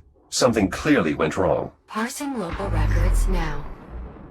It appears that the nearby cave was found to hold a small biomass infestation. Because of the location's relative isolation from the rest of the worksite, they were using it to run trials on containment systems, and even to harvest samples for testing. It seems this process resulted in the loss of many X3 shells. Is it possible any of those shells remain? They may possess useful data. That is an excellent point. Let us hope your shell fares slightly better than those other units.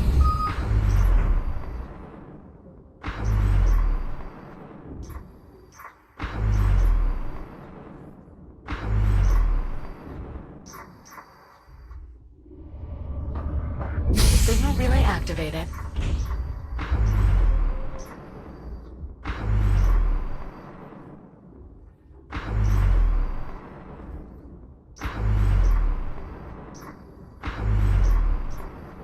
Warning, 10 seconds remaining to complete linking sequence. 5, 4, 3, 2, 1.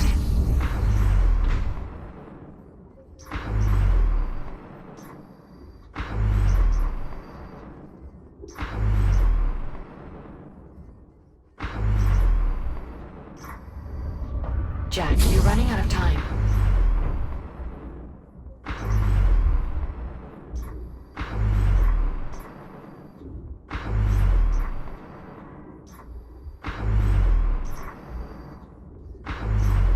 Warning, 10 seconds remaining to complete linking sequence. Signal relay activated.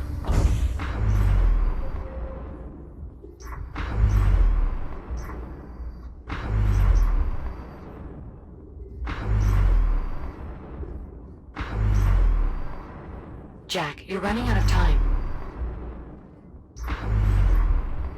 5, 4, 3, 2... Connection re-established. This cluster is now fully operational. Thank you, Jack. The data should prove most useful. Of course. There is only one more signal relay cluster that needs to be activated. Excellent.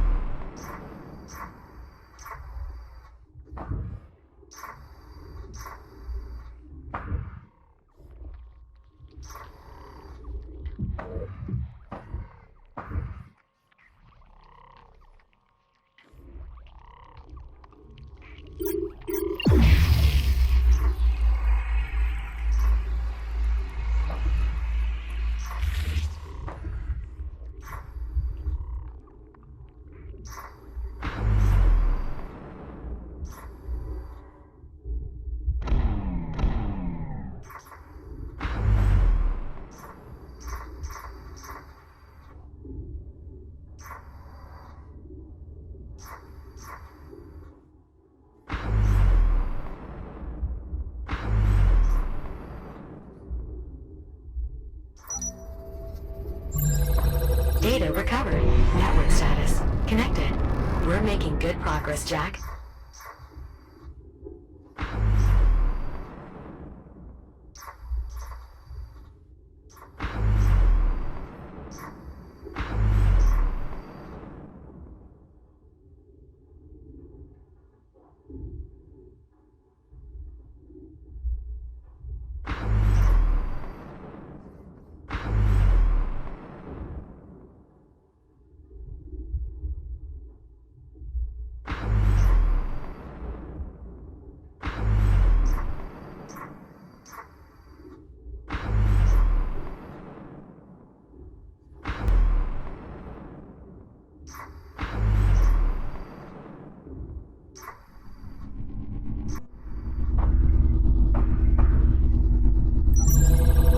Checking data store. Maneuvering thruster optimizations were being tested on this drone too. Excellent.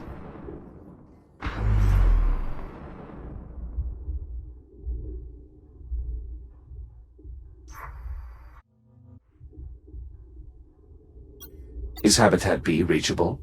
I'm afraid not. It's completely severed from the rest of the facility and beyond the signal range of the systems that currently allow you to reboot. Oh, yeah, definitely not worth that risk. We can just let this one rest in peace.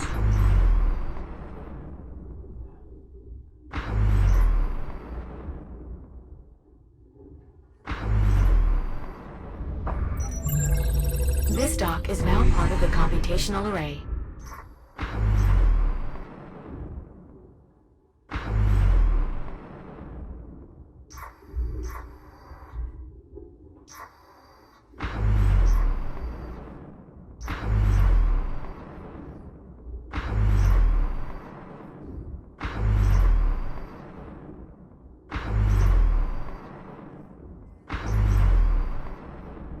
We are all ready when you are, Jack. Come meet us back on the ship once you're prepared to return to the past.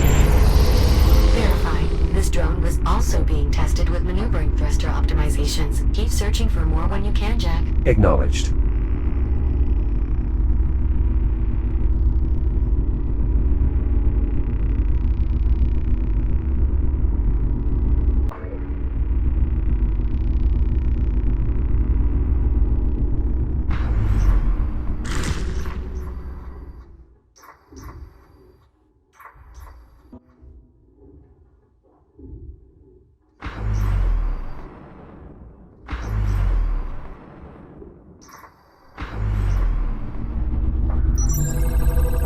data stores on this drone include the maneuvering thruster optimizations as well. Find more if you can, Jack. Copy that.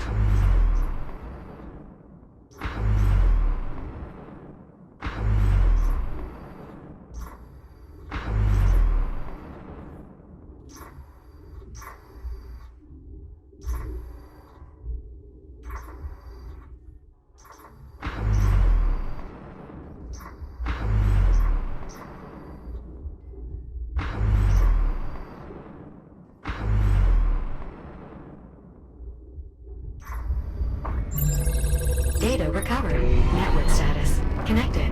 We're making good progress, Jack.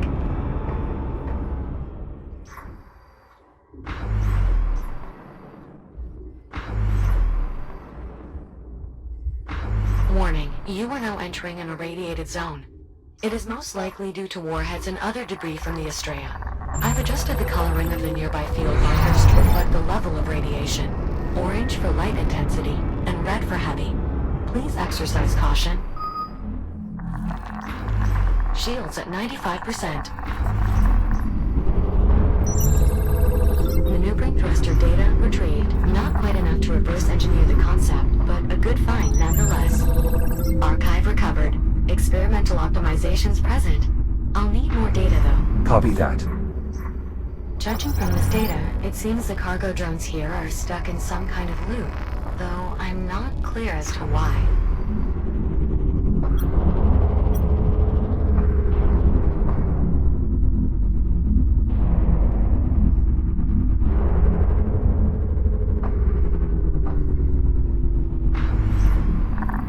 Shields at 95%.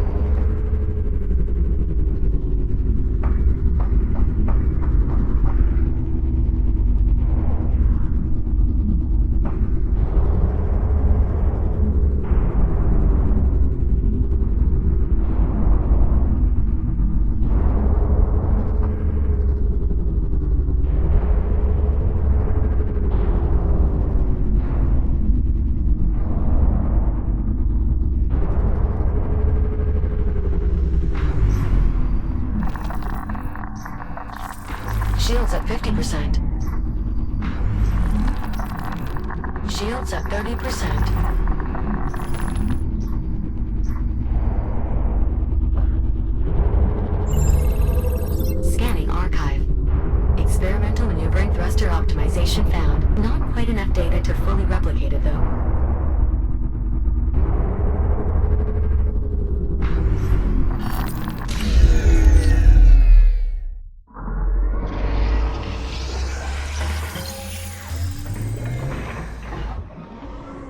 Incremental optimizations installed. Your maneuvering thrusters should now be able to sustain thrust for a greater duration before needing to recharge. The power-to-thrust ratio has been improved. Excellent. Thank you, Juno. Of course. If you're able to locate additional cargo drones, their data should allow me to complete the optimizations, at which point your maneuvering thrusters would be able to operate continuously without any need for recharging. Understood. I'll see what I can find.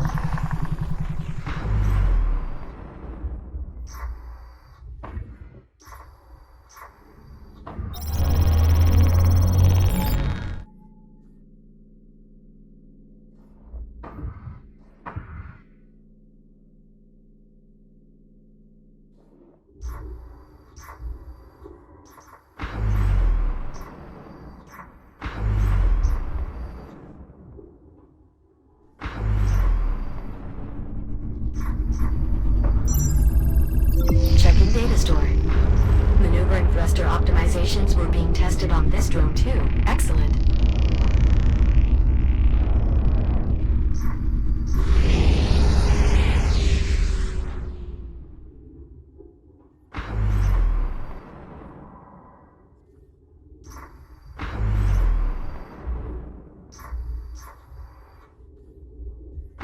Approaching a radiation zone.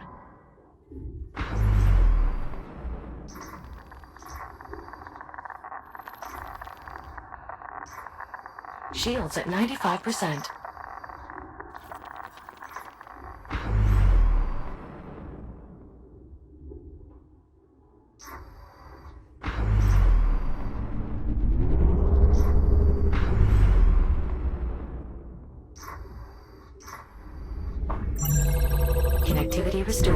This dock is now aiding in the development of your regenerative shield, Jack.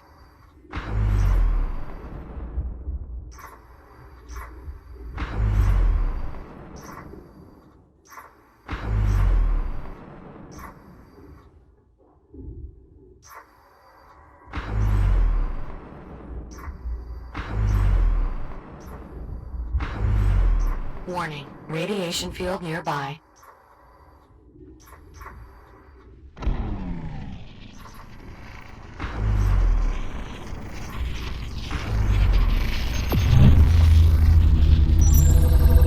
Archive recovered. Experimental optimizations present. I'll have more data though. Copy that.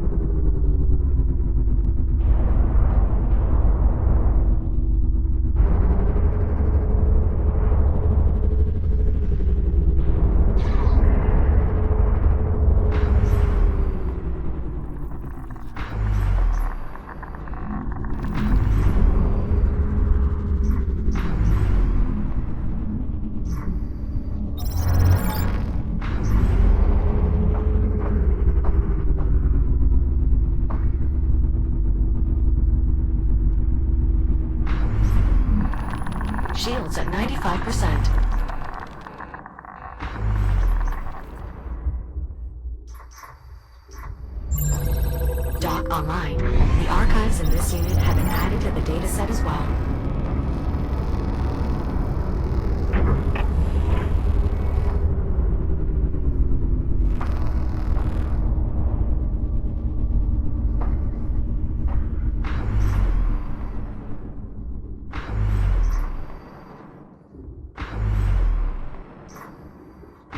I would advise caution, Jack. You were approaching a radiation field. Shields at 95%.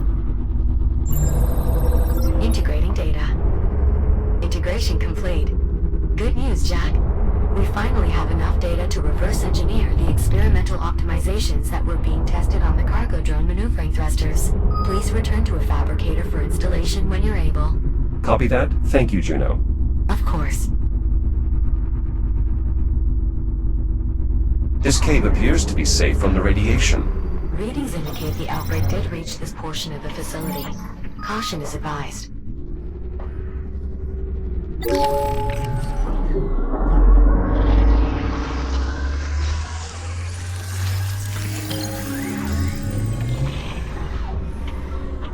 Optimizations installed. Your maneuvering thrusters are now capable of uninterrupted operation. Excellent. Thank you, Juno. This should make maneuvering in hazardous confines much more manageable.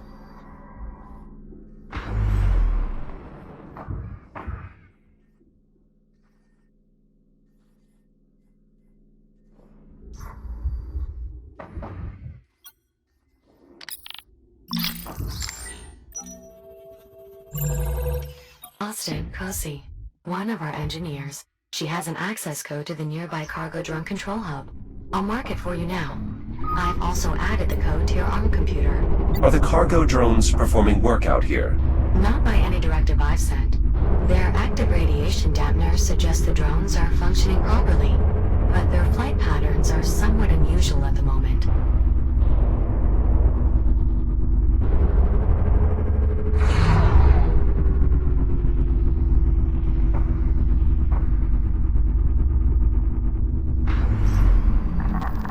Shields at 95%.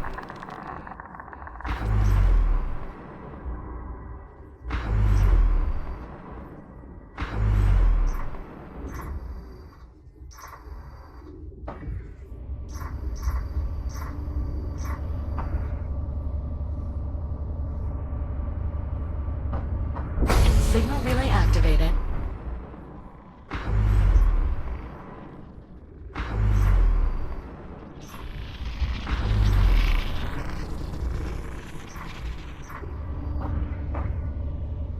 Warning, 10 seconds remaining to complete linking sequence.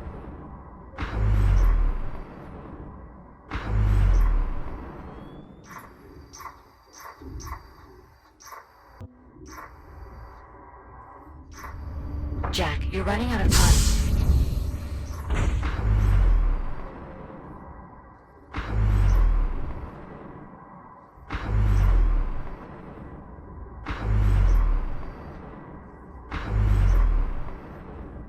Warning, 10 seconds remaining to complete linking sequence. 5.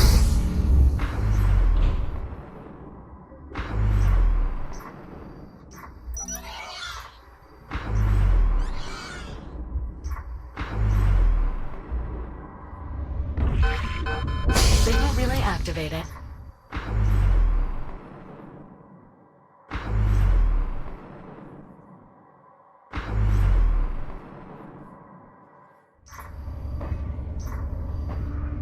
Signal relay activated.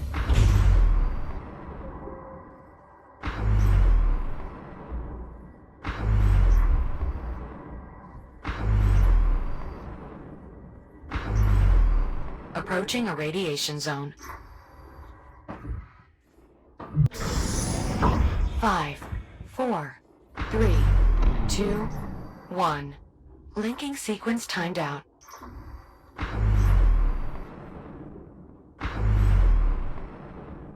I'm entering what appears to be a small facility. It's a control hub, a centralized location for coordinating cargo drones in the local vicinity. A numeric code is required for entry. Local logs indicate an engineer was working nearby around the time of the outbreak. Any chance of learning the code lies within finding them.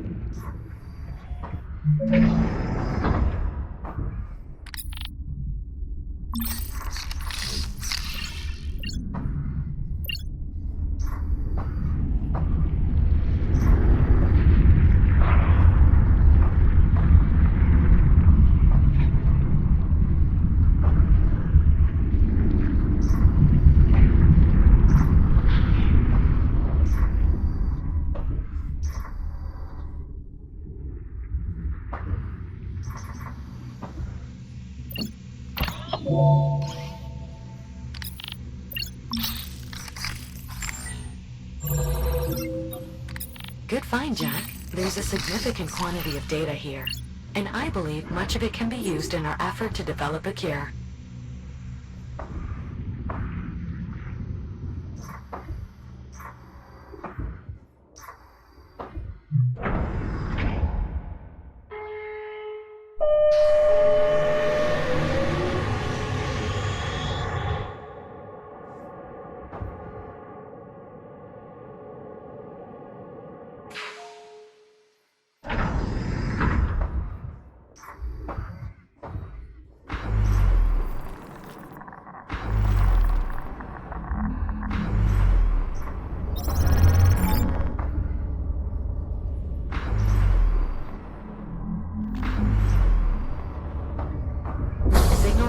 Activated.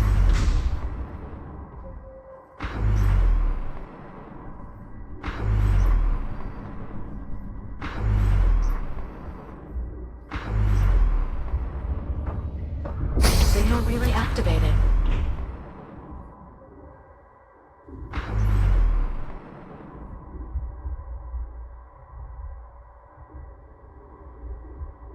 Warning, radiation field nearby. Jack, you're running out of time. 5, 4, 3. Signal relay activated.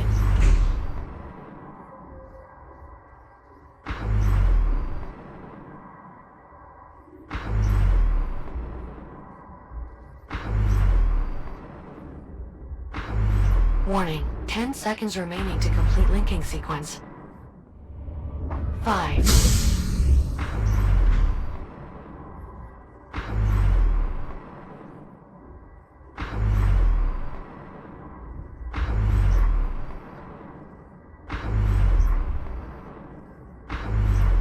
you're running out of time. Signal relay activated.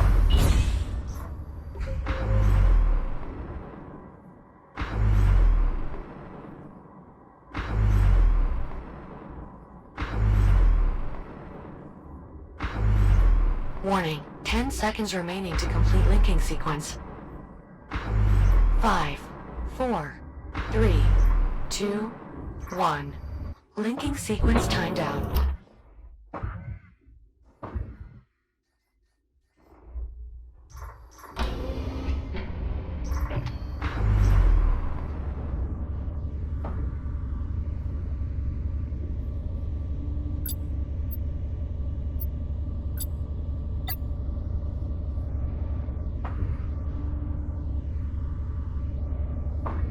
Signal relay activated.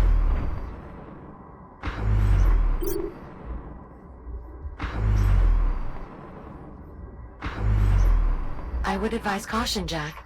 You were approaching a radiation field. Signal relay activated.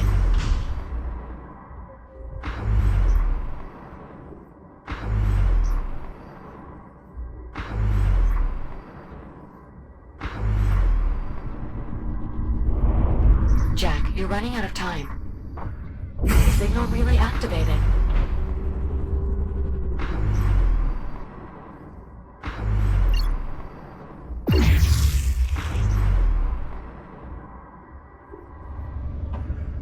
Signal relay activated. Warning, radiation field nearby.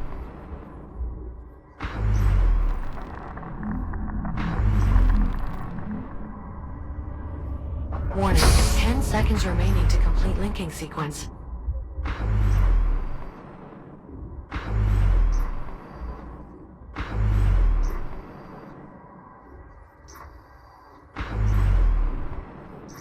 Jack, you're running out of time.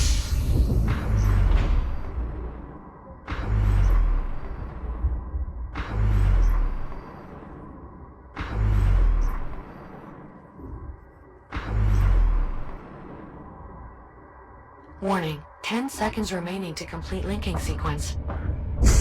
That was the last cluster, Jack. The entire station now has operational signal relays. Well done. Excellent. I hope it helps. Indeed it does. I'm now able to fully analyze the research data stored in the relay's buffers. It should prove useful in our effort to develop a cure for the biomass. Can't say I'm surprised with you two on the case. Well done. The both of you. Oh, the buffers also contain the automated warning beacon for the station. The one you heard when you first got back here? Yes. Jack, I've added it to your ARM computer's data tab, in case you're curious. Thank you, Juno.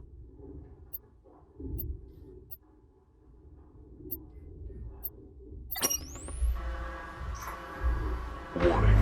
Please do not approach within 7,000 kilometers of this station. This Jack, facility I believe is we have everything we experiencing need to save Category the past. 7 Please return to the ship when biomass you're ready. infestation. No entry is permitted. Repeat. Chiron Station is unsafe. Do not approach within 7,000 kilometers. Please advise all fellow travelers of these conditions. This is not a drill. Message will repeat in 30 seconds.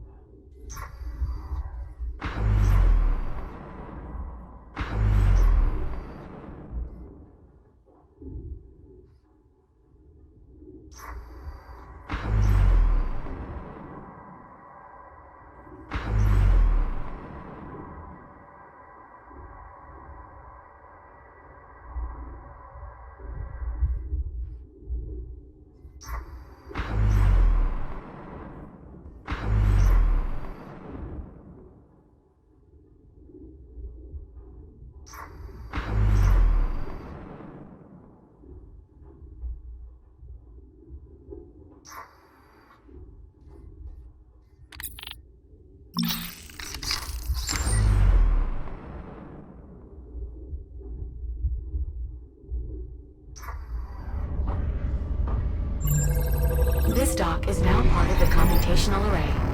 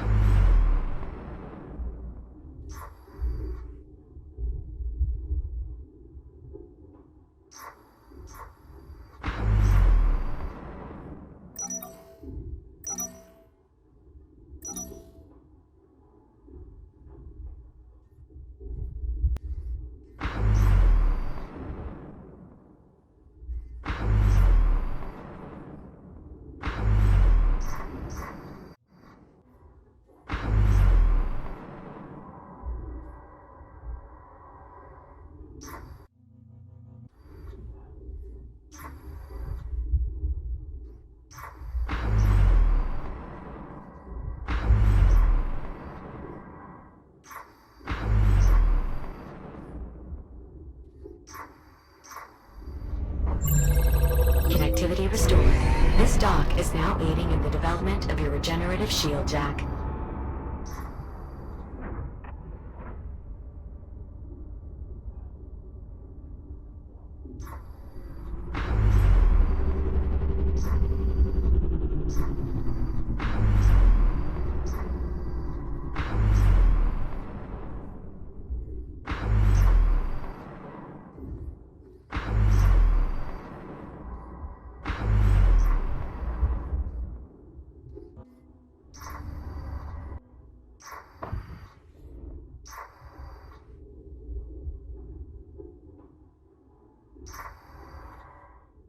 Juno, where does this tunnel lead?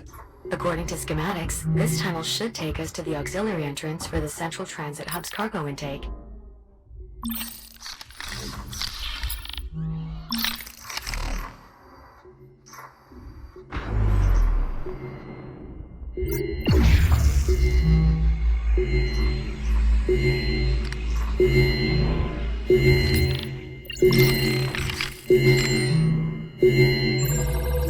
Oh, fascinating.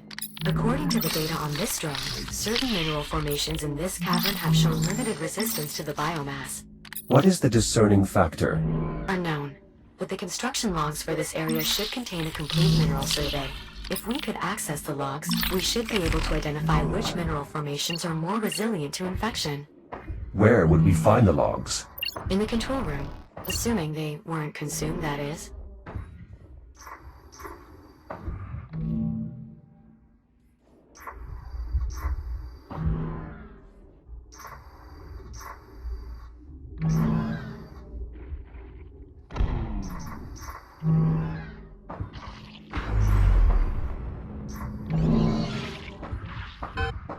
Shields at 95%. Shields at 50%. Shields at 30%.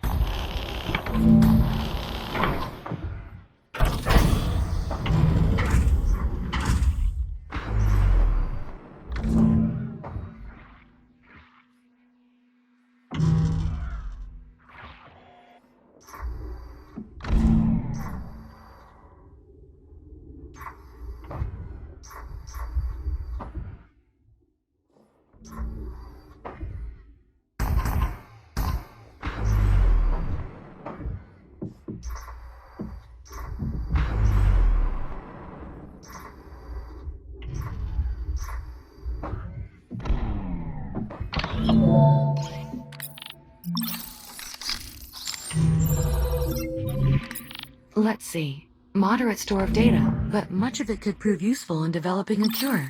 Stand by while I sift through the logs. Yes, here we are. It would appear mineral formations with a lower carbon content exhibit resistive properties in the presence of biomass.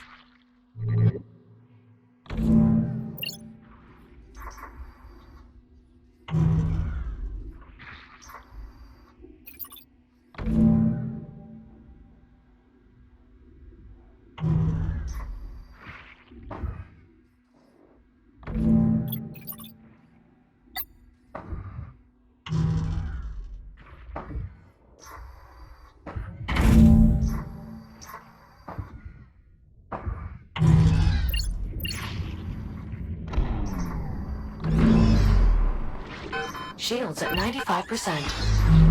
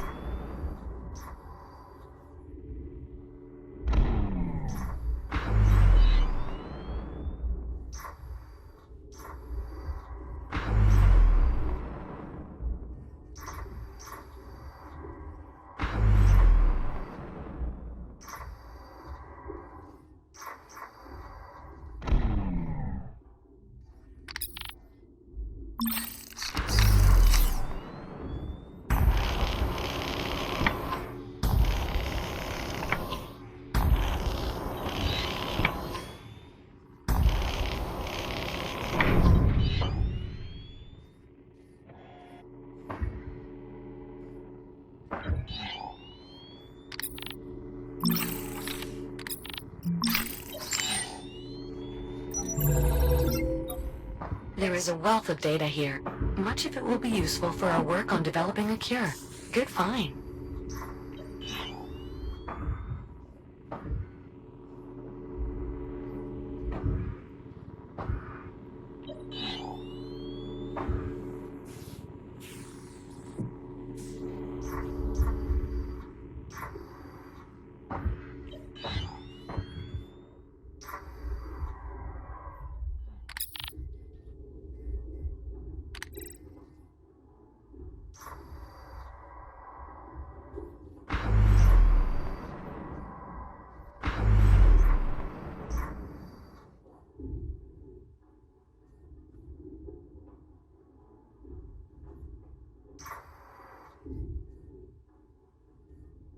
I would advise caution, Jack. You were approaching a radiation field.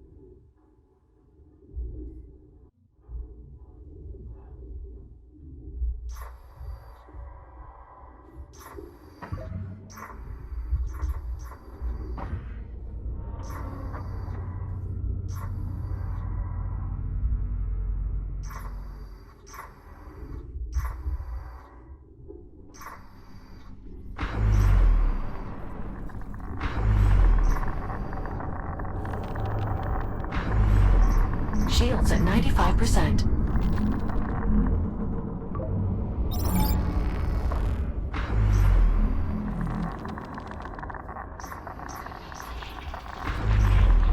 Shields at 95%. Data recovered. Status connected. We're making good progress, Jack.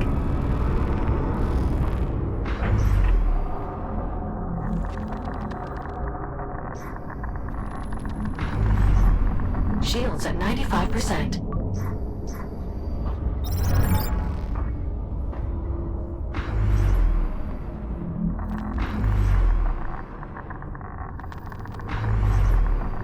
Shields at 95%.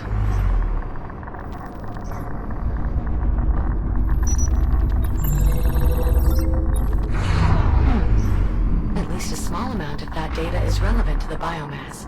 We can use it in our development of a cure.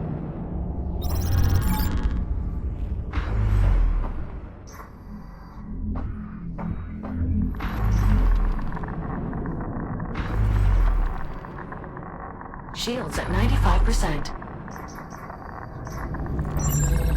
Good news, Jack. Between data recovery and brute force computations, we now have a schematic prepared for regenerative shielding. Please proceed to the nearest fabricator at your earliest convenience, and we'll begin installation.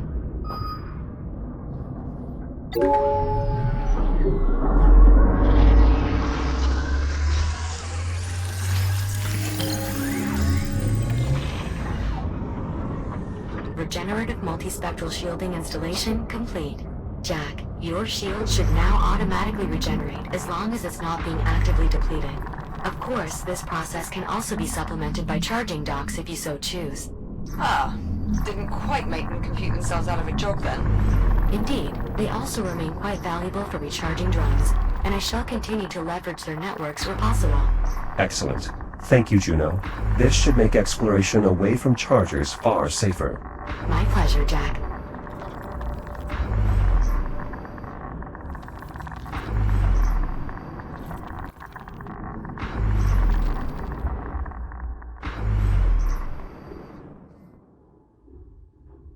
Jack, preparations to send you back to the past are complete. Meet us back on the ship whenever you're ready.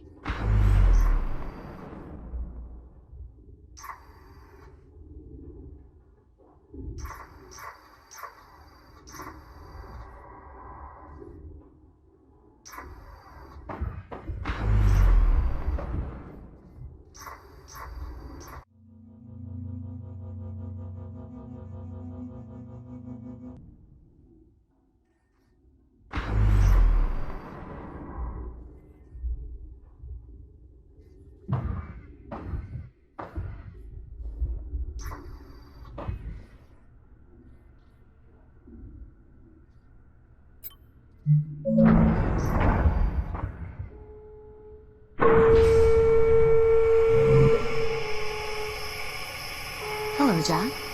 If you're looking for the captain, she's in the workshop with Dr. Harlan.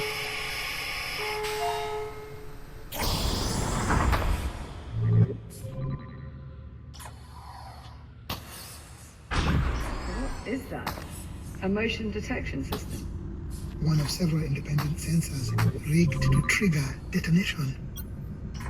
Jack, there you are. Good. He's finally here. Dr. Harlan and I were just giving this torpedo the once-over while we waited. Learn anything useful? Yeah, it's a death trap.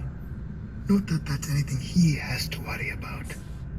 Now then, are we ready to begin? Affirmative. I'm ready. That is assuming all the details have been sorted out. Yes, everything's in order. Let's proceed. Hold on. There's still some particulars that need ironing out here. There are always going to be unknowns. That's just something we have to accept. Let's assume this works.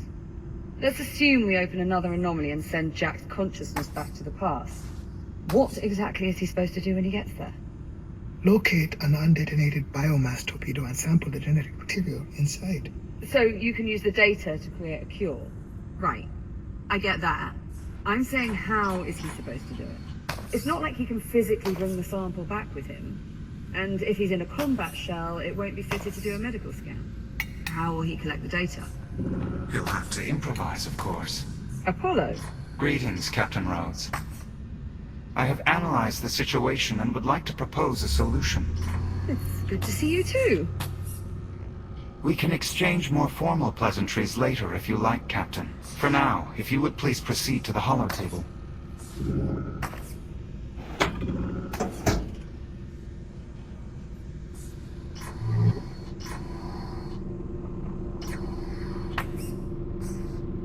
All right, Apollo, let's hear it.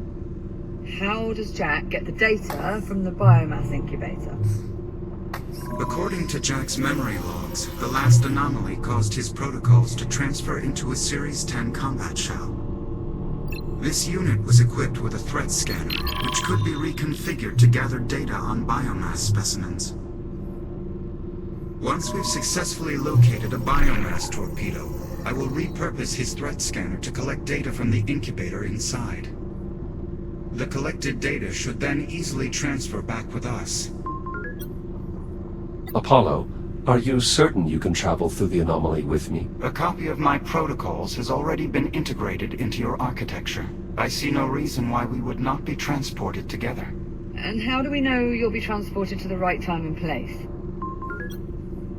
These anomalies do tend to be somewhat unpredictable. Perhaps, but I have observed some consistent behaviors. An FTL corruption sent the Astraea back 400 years.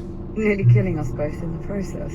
Correct. And re-engaging that same FTL caused the ship to jump forward. again by 400 years. Similar conditions, similar result. Precisely. And the FTL aboard this ship has demonstrated comparable behavior. I expect if we closely replicate the conditions that caused your previous jump through time, we will produce a near identical result.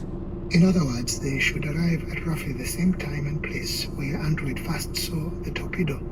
And once they've got the data, how do we get them back? Apollo, any theories? According to the FTL's output logs, Excuse me? You're reading our logs? well, they are not encrypted. As I was saying, according to the logs, the moment the FTL drive was disengaged, Jack's consciousness returned automatically. That's correct. Dr. Harlan and I believe Jack's time in the past is directly correlated to the state of the FTL drive. In essence, Jack, the longer the drive here remains active, the more time you'll have in the past. We'll keep it running for as long as we can. Give you as much time as possible. The Astraea's fuel cell is exceedingly efficient and will most likely last long enough for us to locate an incubator and collect the relevant data. Once we disengage the FTL, you should be returned to the present time. Should? You're gonna have to do a bit better than should. This is time travel we're talking about. All we have are best guesses. What is your honest assessment, Apollo? How likely are we to succeed? I would be unable to calculate accurate strategic odds based on the available data. Ultimately, we must do the best we can with the information we have. This is the only way we get a cure. The only way we survive. You, me, everyone. He's already made his mind up anyway. I can tell. I just wish we had a better plan than let's shove Jack in an anomaly and hope it all works out. Juno, prep the engineering bay. Right away, Doctor. Jack, It's all right, Liv. I've done this before. once. By accident. I'm sure I'll be fine. I don't know if you're being naive or just really optimistic. Just make sure you come back safely, all right? Is that an order, Captain? Well, technically we're both captains, remember? But yes, that is an order. Acknowledged, Captain. I will do everything in my power to return safely. The engineering bay is prepped and ready. Good. Seal all the ship's bulkheads. We cannot risk any accidental contamination once we... Of course, Doctor. Jack, please enter the control room and the engineering bay below. This way.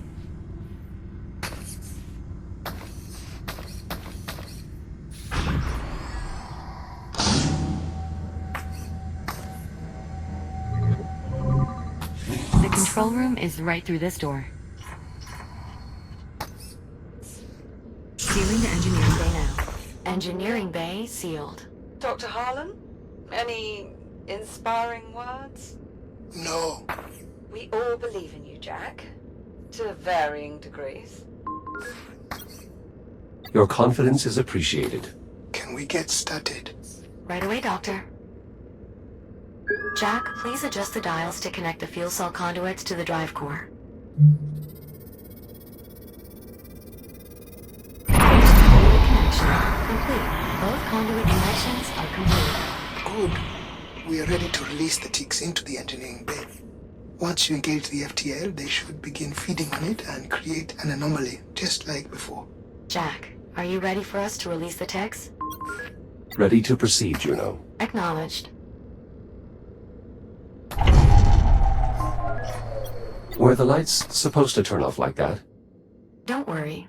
We're just rerouting power so the ticks can only feed on the FTL drive. Stand by. Releasing tick specimens. Well, I certainly seem to have their attention. Once you engage the drive, they should be drawn to the FTL. All systems are primed. Awaiting ignition. Do it. Engage the FTL. Now. FTL drive engaged.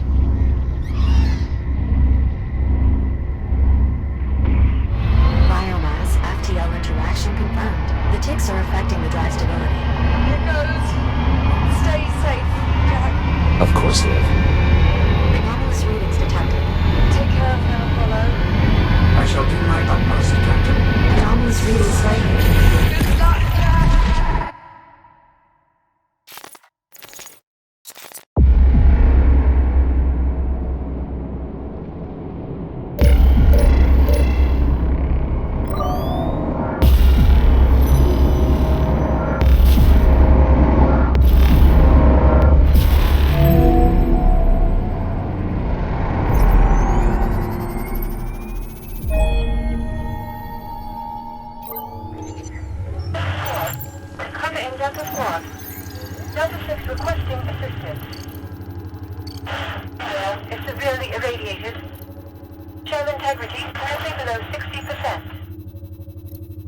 Secured shelter, wreckage of the Kronos 2. If you're receiving this transmission, please respond.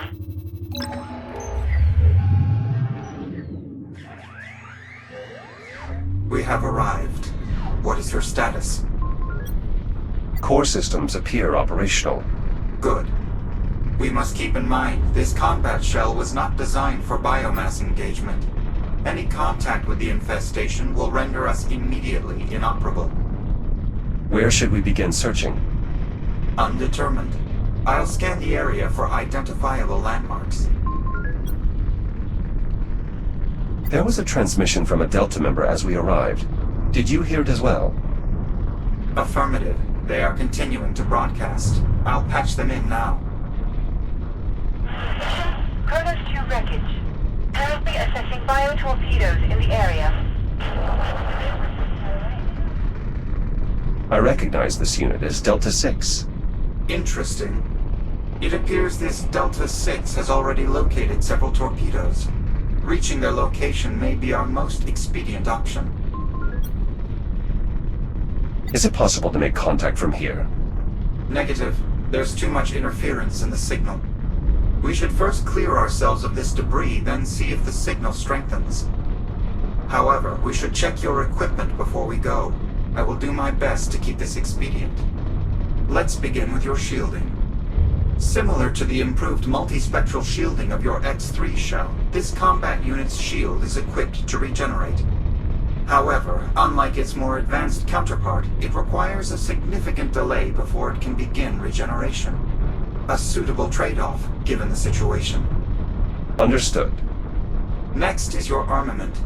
This unit is equipped with an M19C repeater, designation Pulsar.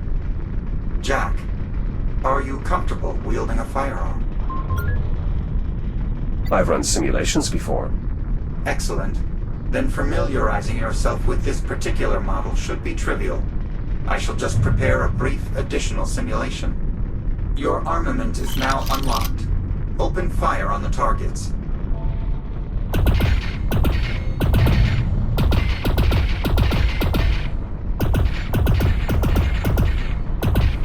Targets eliminated. Unfortunately, should we encounter ticks, it is unlikely they will be quite so docile. These targets should provide a closer approximation to tick activity. As such, successfully hitting a given target may require you to aim ahead of its movement. The ionized bolts of your armament are surprisingly slow, though I suppose that is acceptable for weaponry of this century.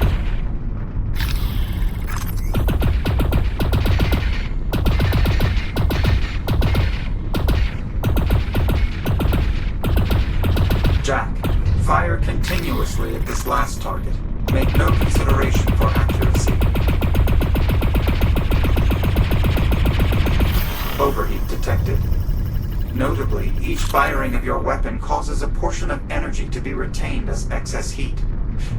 Without sufficient time to cool, this buildup will exceed maximum operating temperature, leading to an emergency venting cycle. Can this be averted? Yes. Firing in controlled bursts is the most efficient way to do so.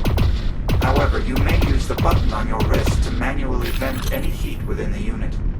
But this choice should be made tactically. The weapon will remain inoperable while venting. Understood. Excellent. Lastly, we need to inspect your threat scanner. It's what we'll use to scan the biomass's base genetic material, correct? Indeed. However, until we locate a viable torpedo, we shall instead rely on its original functionality, identifying nearby hostiles. To that end, I have optimized the device's settings to our mission parameters. Once activated, it will emit a single sensor pulse, followed by a brief recharge cycle. Try doing so now. Hostile identified. A tick just beyond the bulkhead. It appears dormant for the time being. Can it be avoided? Given the surrounding topography, no. Though your strategy is sound. Armament from this era won't be particularly effective against any form of the biomass. Very well. I am ready to engage. Can you unlock the harness? Done. Now that you are free, I must advise, operating your firearm will produce substantial recoil. I strongly encourage you to brace by maintaining a firm grip on nearby surfaces. Acknowledged.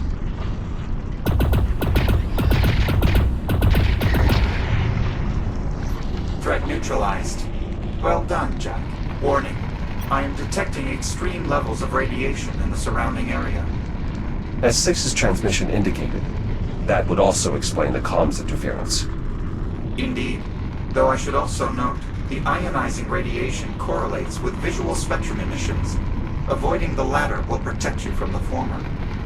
Stay out of the light to avoid radiation. Copy that. A Series 10 Echo Unit shell from Delta Squad. As anticipated, the biomass has been difficult to combat. I suspect we will find more losses as we continue. The wreckage ahead contains a shielded view pane. It should offer full protection while allowing us to identify the source of radiation. The Astraea appears to be the source of radiation. The main reactor. I estimate it will continue burning for several months.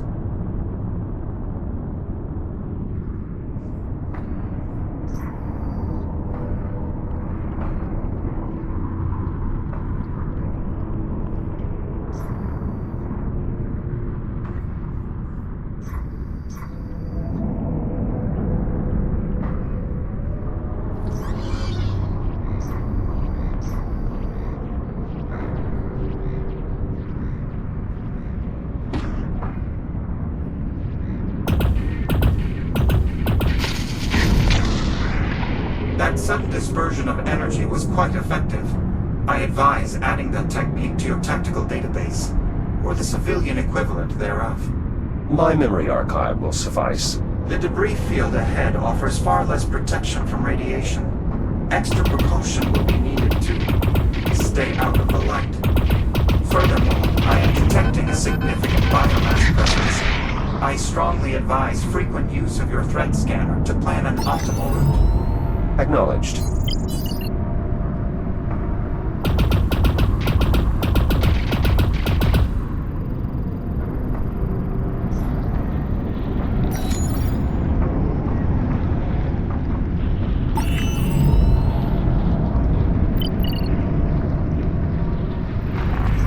Warning to any receiving.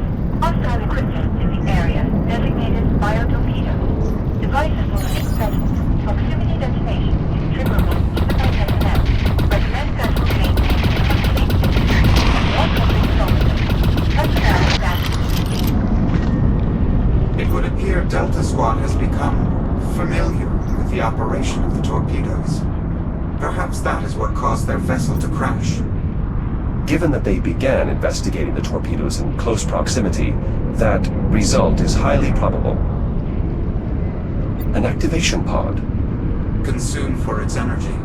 The corresponding member of Delta Squad must be unable to reboot. They should exercise extreme caution. An energy pulse from the anomaly. Is it still stable? I believe so, at least relatively. Nonetheless, we should remain focused on finding the torpedo if we hope to do so before the anomaly collapses. Another shell from Delta Squad. Damage is severe.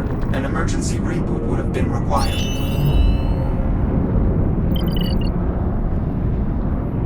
Shields at 95%.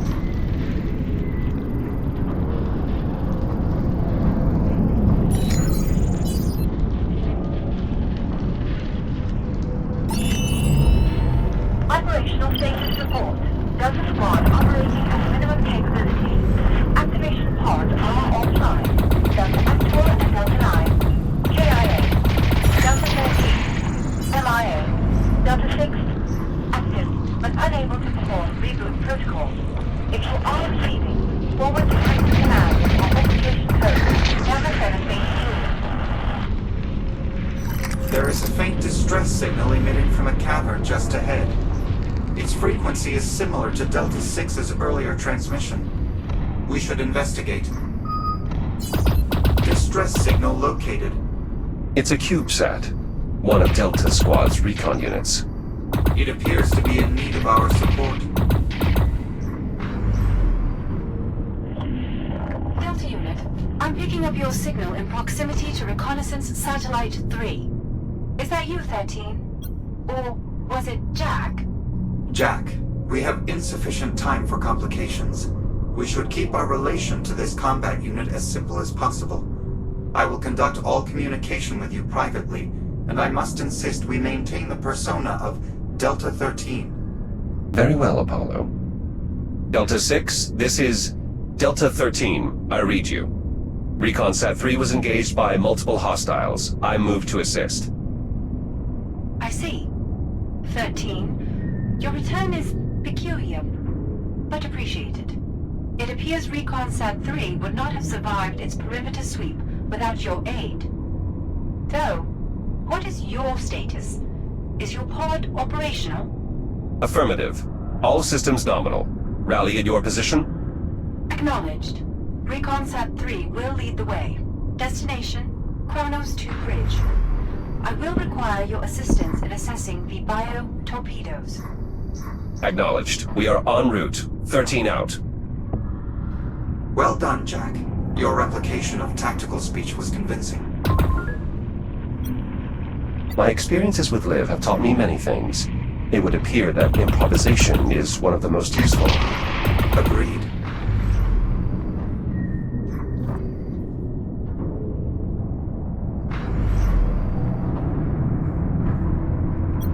Another pod. I will ensure that a similar tactical error is not made with our pod. How? I am an advanced tactical AI.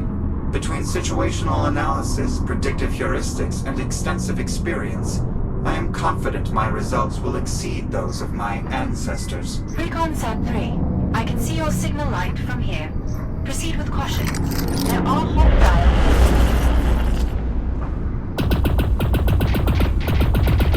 Interference from the anomaly. Delta 13, status. Are you experiencing malfunctions again? Negative. No malfunctions detected. Acknowledged. Proceed with caution. There are hostiles in the area. Understood. Threat resolved. Recon Sat 3 is detecting a nearby threat. Advise clearing the area before you proceed. Additional threats detected. I recommend evacuating the suite and clear protocol. Shields at 95%. All clear. We should keep moving.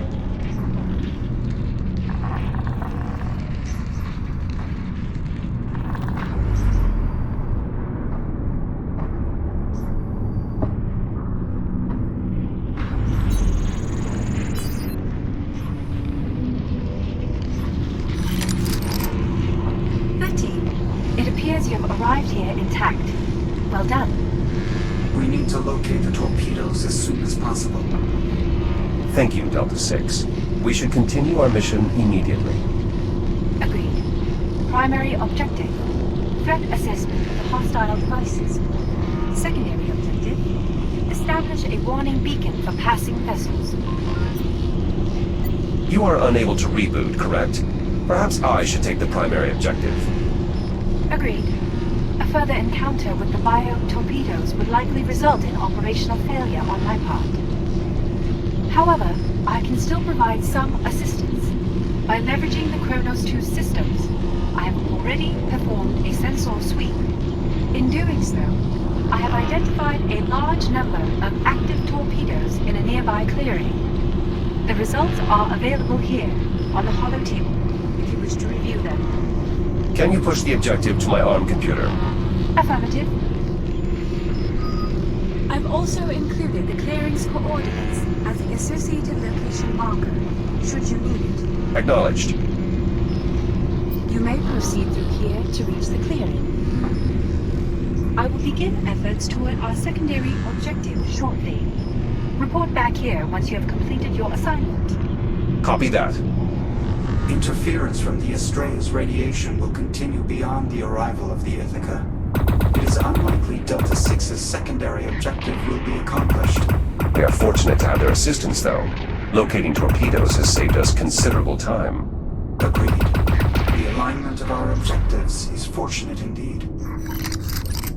Apollo, if Delta Squad was not able to safely perform their assessment, how will we collect our data on the base genetic material? Unlike the rest of Delta Squad, you have my assistance. I will bring the entirety of my electronic countermeasure suite to bear against the torpedoes. I am certain I will be able to disable their proximity detonators.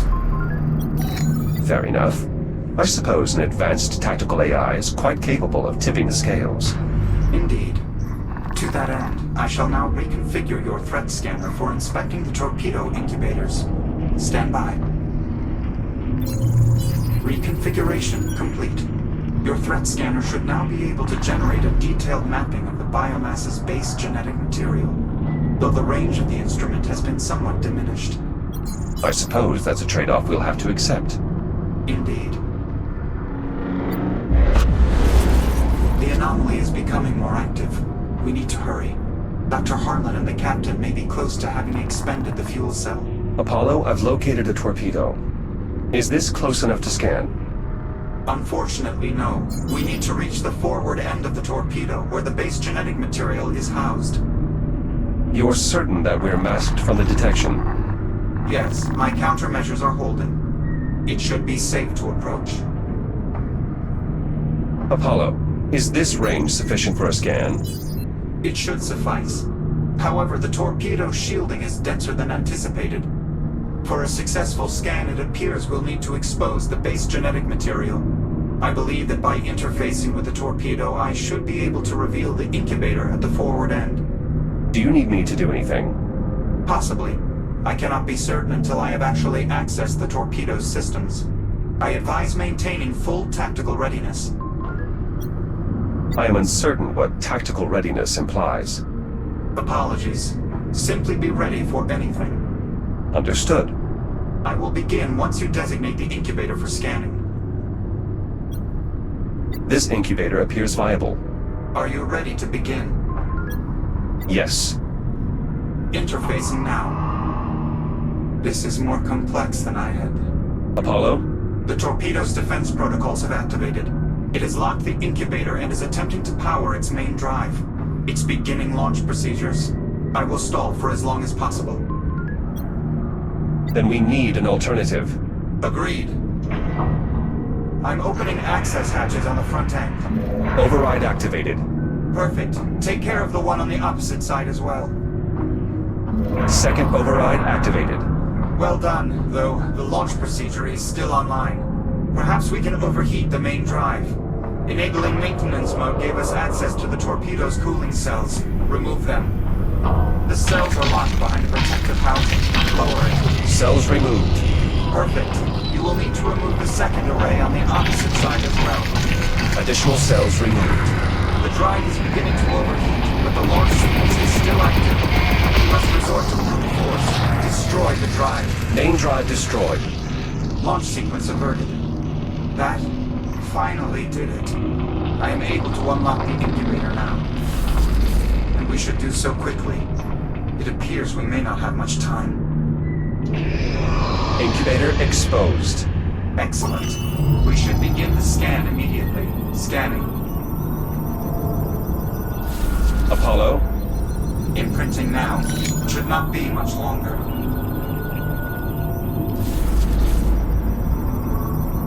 Just a moment longer. Apollo! Data secured. Well done, Jack. suppose now we should simply wait for the anomaly's collapse. I believe so, yes. It does appear to be fairly unstable at this point. I estimate no more than a few minutes remain. Very well. Perhaps there is a way we could signal the Doctor and Captain Rose that we are ready to return. Were that viable, I would have expected them, or you, to have already suggested a means for doing so. Certainly. However, I was attempting to prompt one of your creative solutions. I see. The anomaly is going to close any moment now. Preparing for return displacement. Jump imminent.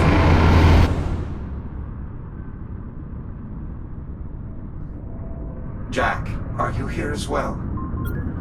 Surprisingly, yes. Surprising indeed.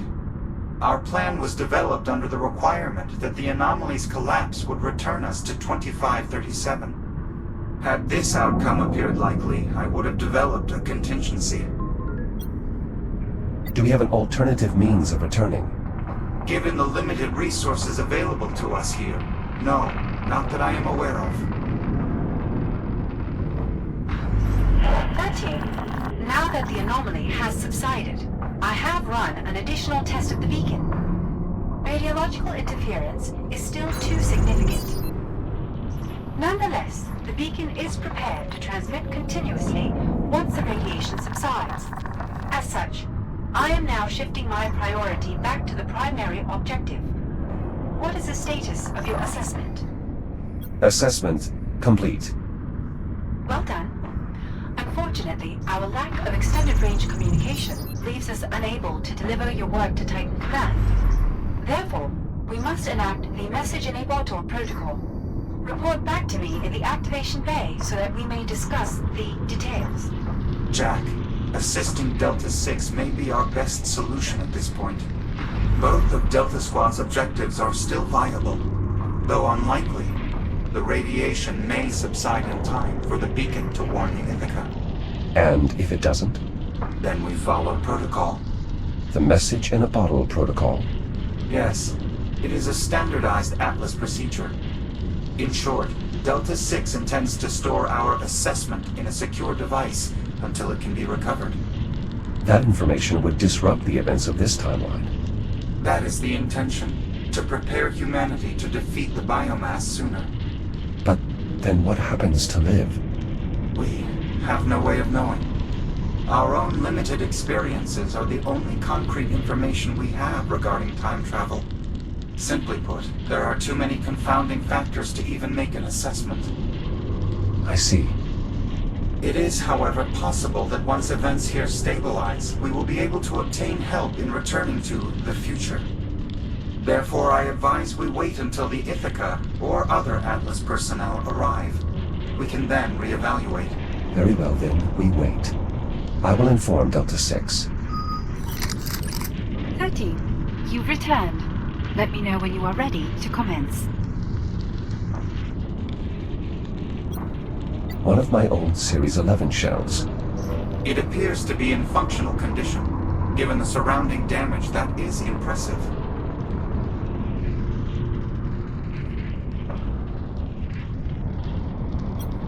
Let's begin. Very well. Your new shell is right over there, awaiting your transfer. My new shell? Correct. Protocol dictates we should place the assessment data in the most secure storage solution available, Tier 6 or higher. That Series 11 shell should do nicely. That should make waiting for the Ithaca far simpler. Understood, 6. I will transfer when ready. Acknowledged. You may open the activation pod via the console over there. I will attempt further optimization of the beacon in the meantime.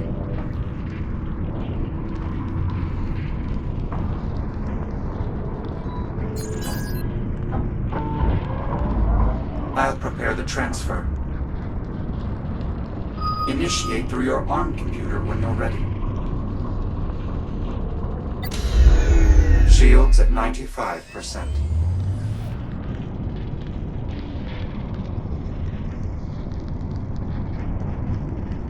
Transfer appears complete. Please confirm 13. Affirmative, Delta 6. Transfer complete. Acknowledged. You are now integrated into the activation bay's power grid, which I have connected to a mobile reactor. It should provide ample power for both you and the beacon, especially once you've engaged your hibernation protocol. I will do my best to keep you and the power supply safe. Acknowledged. Delta 6, will you let me know if the anomaly reappears? Peculiar. Very prudent. Very well. Initiate hibernation when ready. I've set the protocol for timed disengagement so that we may awaken for the Ithaca's approximate arrival. Excellent. It is unlikely anyone else will arrive in the meantime. Indeed. Ready when you are, Jack. Good luck, Delta 13.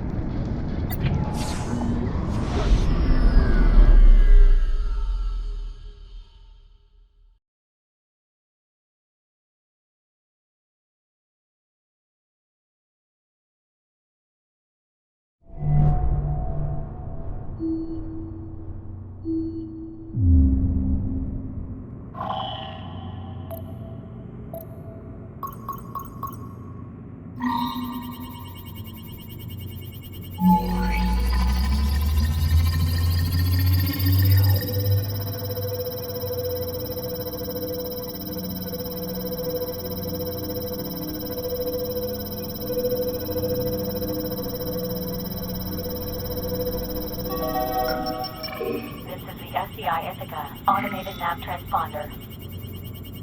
Vessel entering Saturn orbit. Preparing for course correction burn. Destination, Earth. End of transmission.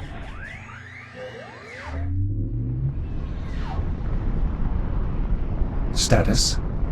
Unfortunately, it appears the radiation has not yet subsided. Unless Delta 6 managed to improve the beacon, the Ithaca will not be warned. Delta 6, this is Delta 13. What is your status? Delta 6, status. I'm not picking them up on sensors either. However, there is a high-gain broadcast coming through. From the Ithaca. I'll patch it in.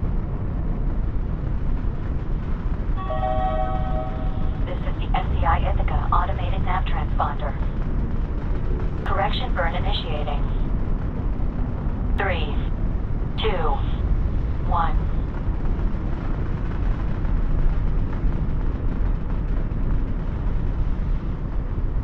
The vessel is passing by on its way to Earth. Then, as anticipated, the beacon has failed. Effectively, we are witnessing the origin of the biomass outbreak. Correct. This does appear to be the final moment from which the ensuing series of events could be changed.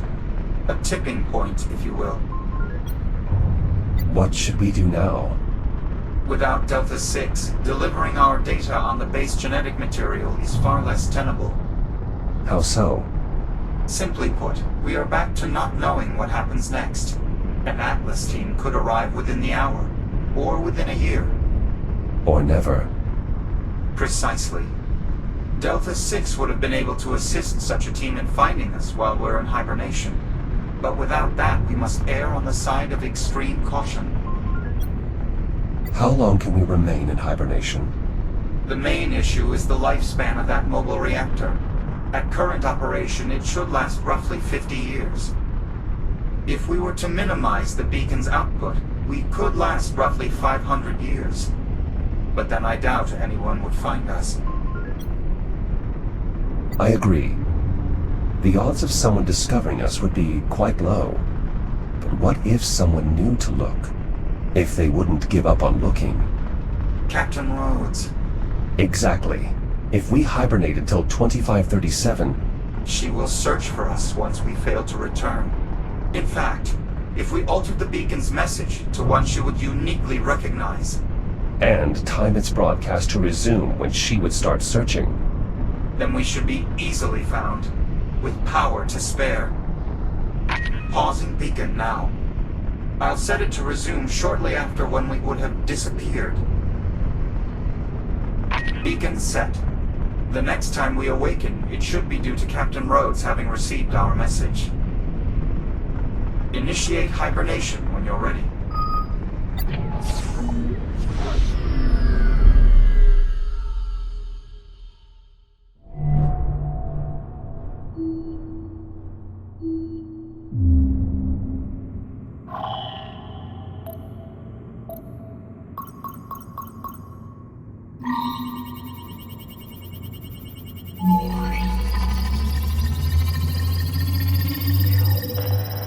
Earth has been quarantined. Passage to and from is prohibited until further notice.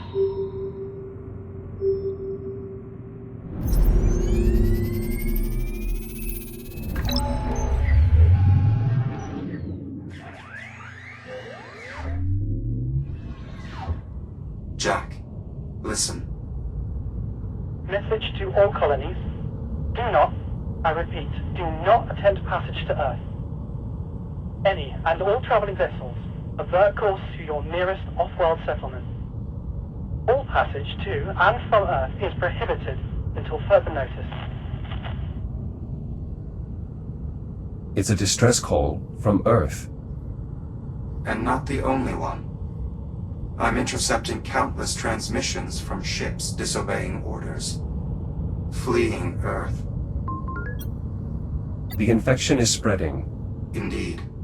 The outbreak is already well underway. We should conserve energy, Jack. Reinitiate hibernation when you're ready.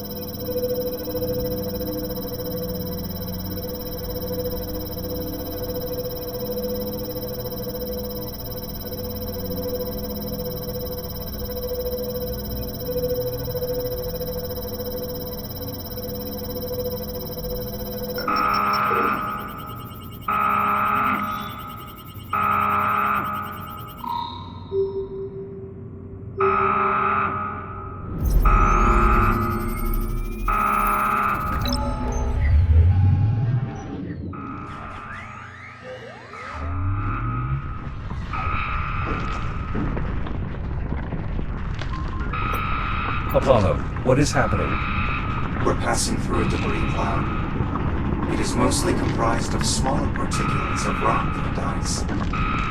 But sensors indicate a denser cluster on collision course. Can you estimate the severity of the impact? There is a high probability of collision, however. The trajectory places the affected area outside our immediate position. We will experience some impact tremors, but this bay should provide adequate protection.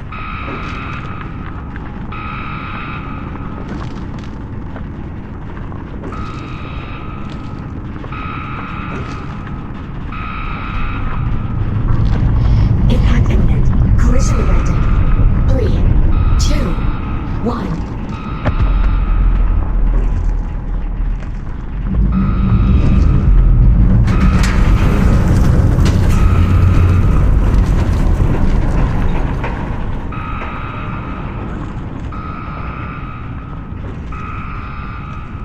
Tremors subsiding. Minimal damage to the activation bay.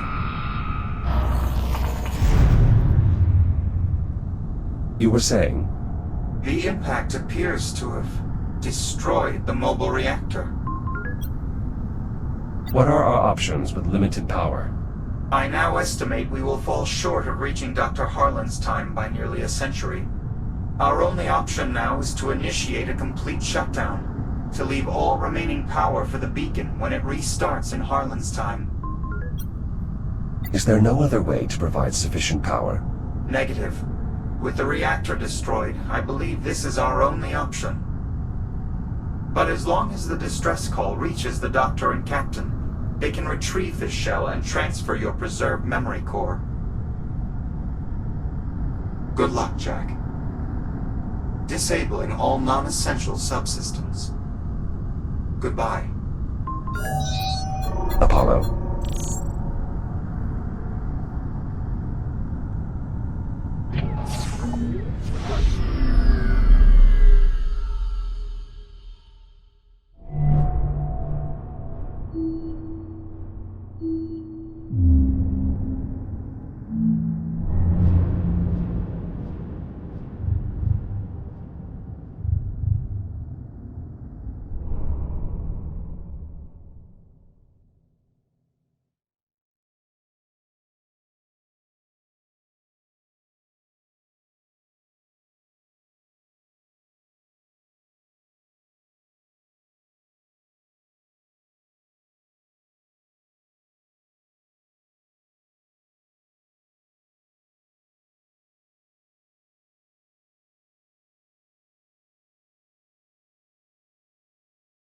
Initialize neural matrix transfer. Verify hardware connection. Okay, mapping core protocols to target. How much longer? The transfer should go much faster now that we've finally isolated his core protocols. Atlas Intelligence Systems. Artificial Neural Matrix version 11.312. Initialize boot sequence. Shit. I think he's waking up. Jack? Liv? Yeah, it's me. Everything's alright. You're back on Holland's ship. The scan data, did you? Yeah, we got it. Dr. Harlan is already in the lab developing a countermeasure. Been up there for hours now. I think you gave him a lot to unpack. You did good, Jack. Come on out. We'll see how it's going.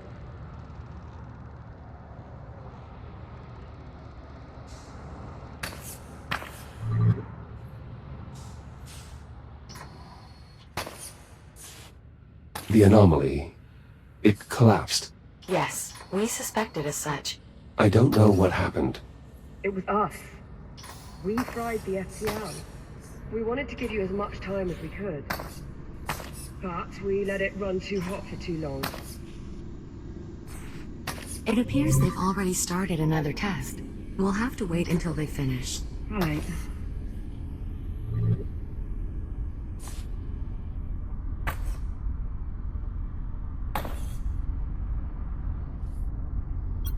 The Argos features the same model of command chair we had on the Kronos 2. Yeah, I think Atlas ordered them in bulk. When it happened, you know,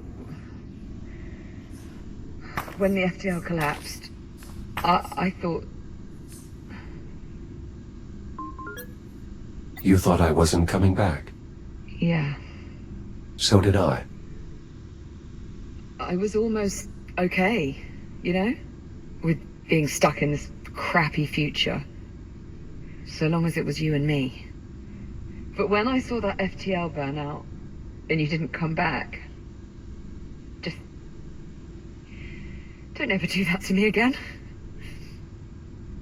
I'll do my best. Stand by. I'll unseal the door. Narrow the operation wavelength 0.37 angstroms and run the module again. Affirmative. Stand by.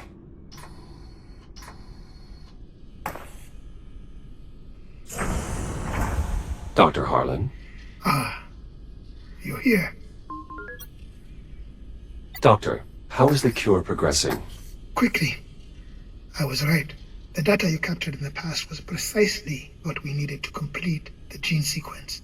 We're running one more test to be sure. But I think we may have a solution. That was fast. From where I'm sitting, it's about 4 centuries overdue. I would think by now we can all agree time is a relative construct. What's that? New parameters are set. We're ready to run the next test. Do it.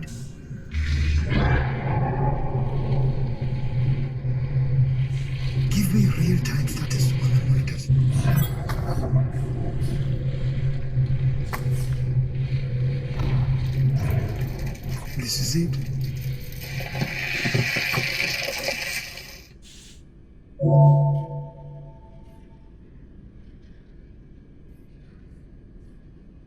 Treatment successful. It worked. It worked. Just like that. It's right there on the monitor. Zero metabolic activity. We did it. Congratulations, Doctor. We should refrain from celebrating just yet. We still need to determine how the treatment affects human subjects. You really think there's that big of a risk? It's possible. We can't know for certain until we conduct a proper test. Apollo's right. We need to run a human trial. Juno, prep the biobed. I'll feed you the parameters. Affirmative, Doctor. What do you think you're doing? Taking my medicine. Shouldn't we at least discuss it first? There is no discussion. I have to be the one. Chasing down this cure has been my life's work. Right. And if something goes wrong, we're going to need your brain to fix it. Captain Rhodes is right, Doctor. If you die, no one here would be able to carry on your work. It's got to be me. Liv, are you sure you want to do this? Not really, no. But if I don't, I'm dead for sure. So... Is there no other way to assess the risk? None that are available to us. I concede this is not the most scientific of methods, but it is the most expedient. There has to be something we can... Jack, it's okay. This is the right call. Juno, retract the emitter array. Tell me how this is going to work? We expose the biomass in your system to a low-level energy pulse of a very specific wavelength. Absorbing this energy will effectively terminate the biomass's metabolic processes, causing it to wither and die. Think of it like a self-destruct command embedded in the biomass's base DNA. Whoever designed it knew what they were creating and wanted a way to stop it if it ever got out of control. Is this going to hurt? If I said yes, would it change your mind?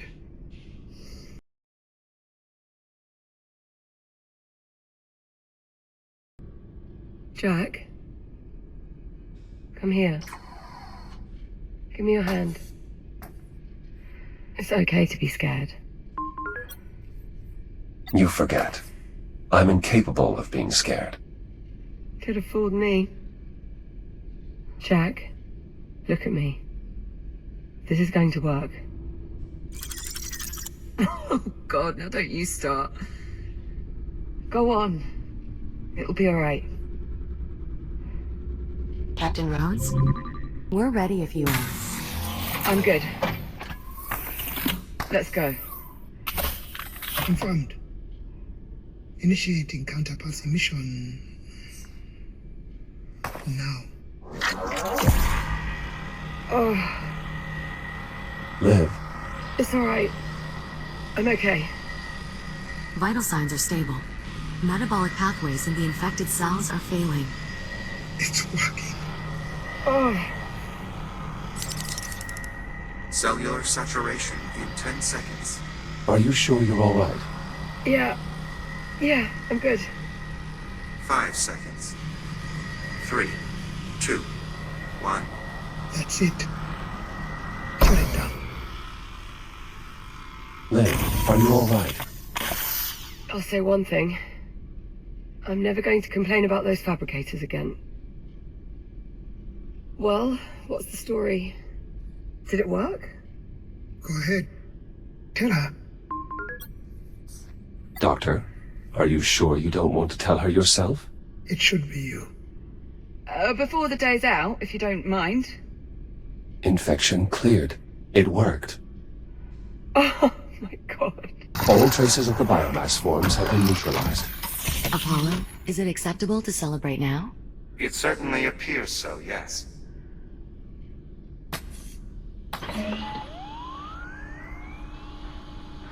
Harlan,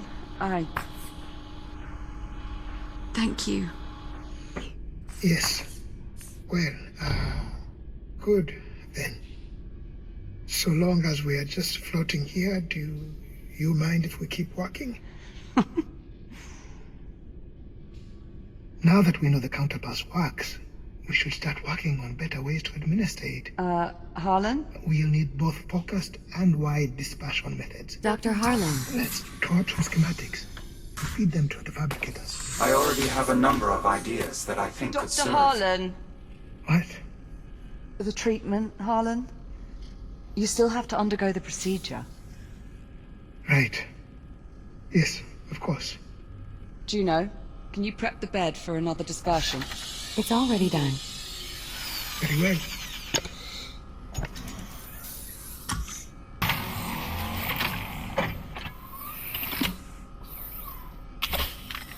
Would you like Jack to hold your hand as well? Start the procedure. Very well. Stand by.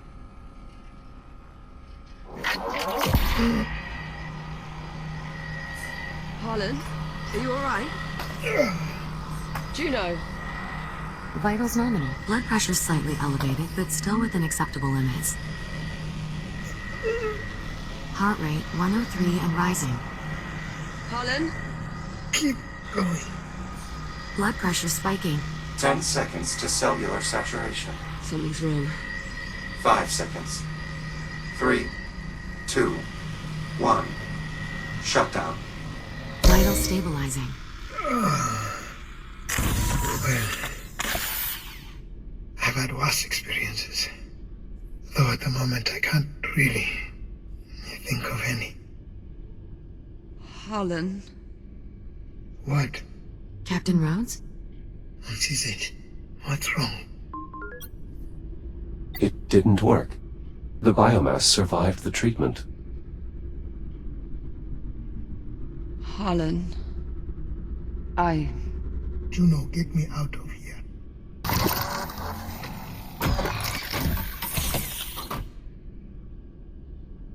I'll reset the biobed. We can try again. No. Perhaps the metrics were somehow altered between the two tests. Juno. Or maybe some cases simply require more than one cycle before clearing. Juno, stop. This isn't right. The treatment should have cleared both of us. Apollo. Yes, Doctor? The biomass sample we were testing earlier, where was it from? That particular sample was extracted from the wreckage of the Astraea.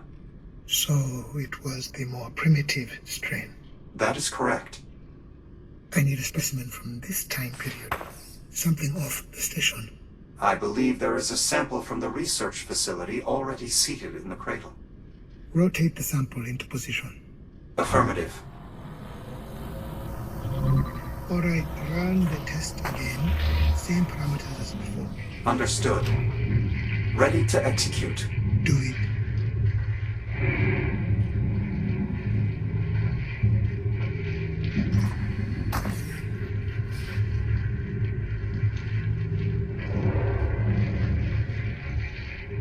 It's working. The sample is withering.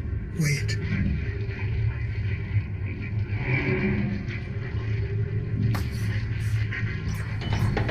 Treatment. Ineffective. Yeah, you don't say.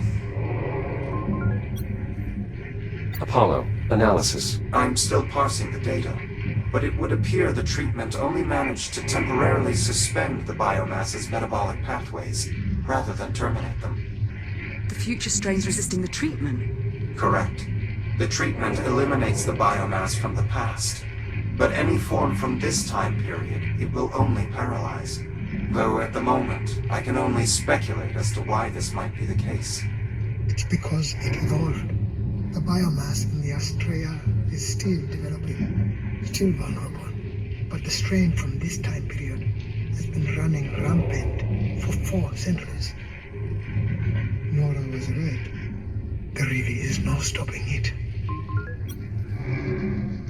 We're too late. Only by about 100 or 200 years. So that's it. We failed. No. We didn't fail. Harlan? Does he want us to follow him? I have no idea. But I'm going to. Harlan?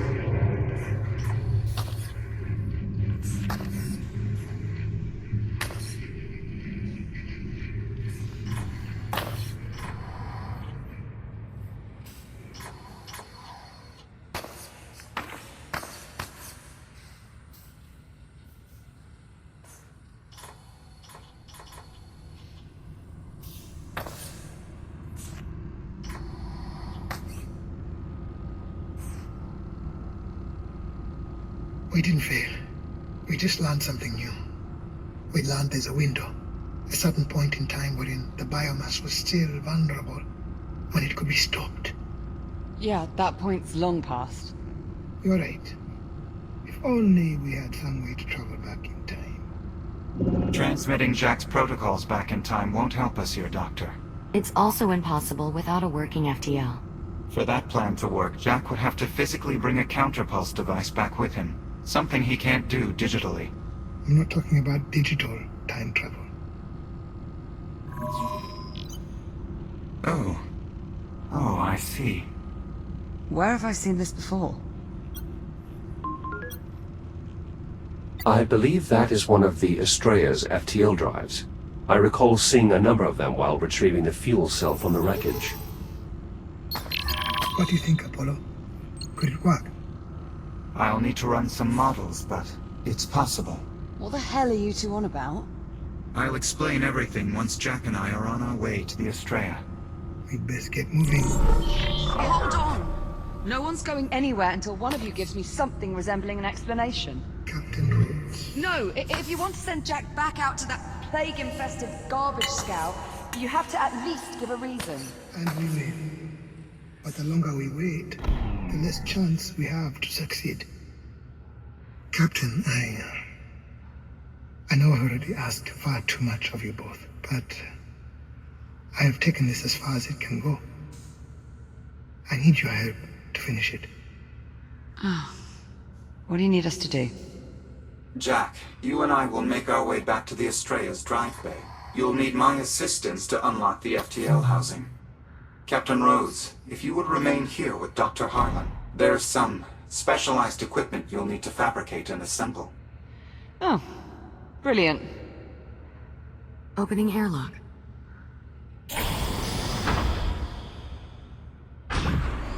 Jack. Good luck. Let us know when you've reached the Astraea. Copy that. Airlock cycling. Stand by. Watch yourself over there, Jack. Don't let those ticks give you too much hassle. I'm sure I'll be fine. Yeah, I know. Just like reminding you to be careful. So, be careful.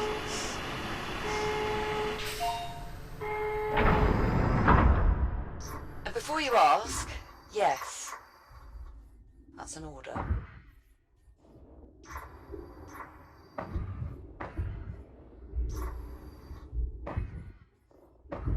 Exiting portside airlock. We need to make our way back to the Astraea, to the auxiliary drive bay. All right, Apollo, you're on your way. I'm waiting for my explanation. We all agree, simply transmitting Jack's consciousness into the past won't work this time. However, if we were to appropriate one of the Astraea's remaining FTL drives, the Doctor and I believe we may be able to use it to return both you and Jack to the 22nd century. You're saying we might be able to go home? I'm reticent to make any assurances, but yes, I believe it is possible. Assuming at least one of the drives is still operational. I thought you said we couldn't access the drives because of all the biomass. That was before we had the counterpulse. Well, that's great, but do you have some way for Jack to administer it? Jack, make your way to the nearest fabricator. I have a new modification for your shell. Understood.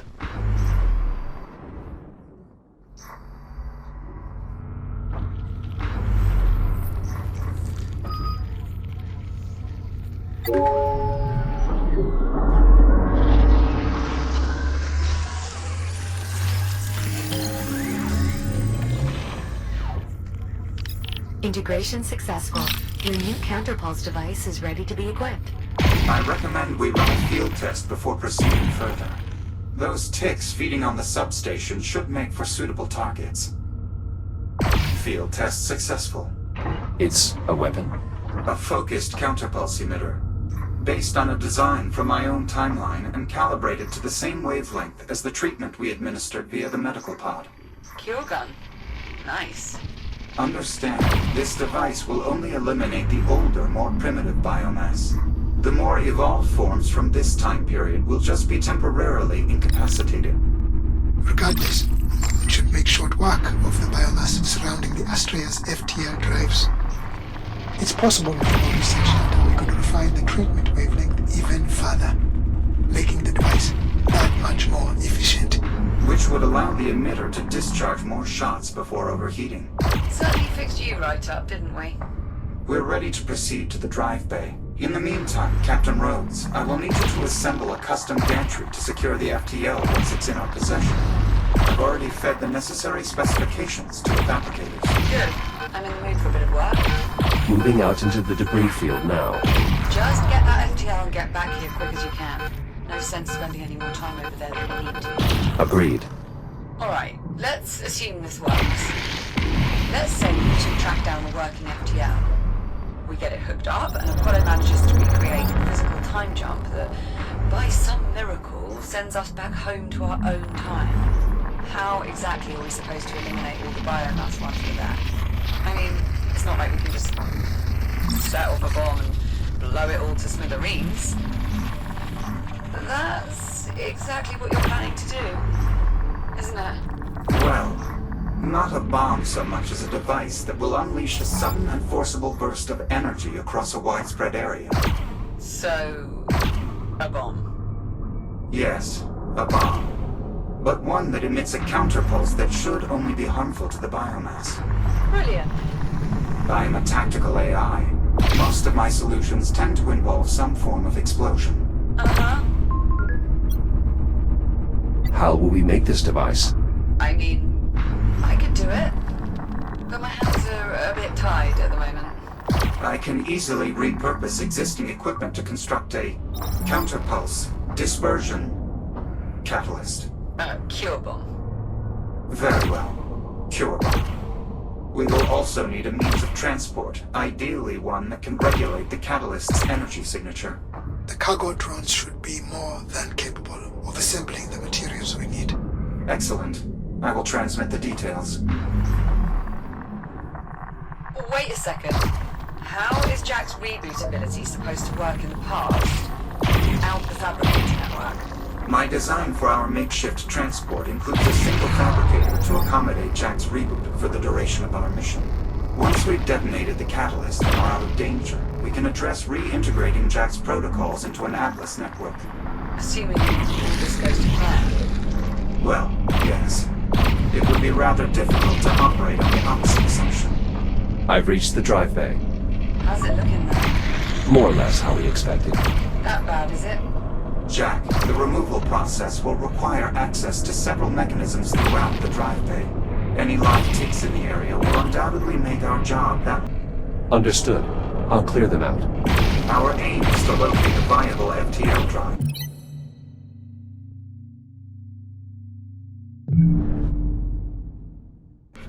We need one that is suitably infected with biomass, but not to the extent that it is overrun. The Goldilocks FTL. An accurate, if somewhat antiquated metaphor. Once we find a suitable drive, we'll need to remove it from its housing and extract it via the corresponding service port. The removal process is no easy task, but I can walk you through the procedure. All clear, Apollo. Acknowledged. Now then, we should start by identifying any FTLs that are still extractable. Look for drives whose locking pins are largely clear of biomass at the upper and lower extremities. Understood. I'll see if there's a drive that's clear enough to move. Anyone able to cross their fingers, do it now. Some biomass is present, but not enough to impede the locking pins. Now to inspect the opposite end. The locking pins on this end also appear to be free of any obstruction. Confirmed. Cursory inspection verified. Internal biomass growth is also suitable for our needs. Is that our winner? It certainly appears so. So we're good to go. Nearly. The FTL will first need to be primed, which requires filling the drive with an ionized fluid and stimulating a hybrid voltaic reaction. Is that as dodgy as it sounds? Priming the drive is a fairly standard procedure. Moving a drive after it's been primed is most certainly not. How do we start the procedure? The drive controls are offline. You'll need to initiate the process manually, Look for an access panel on the side of the FTL drive.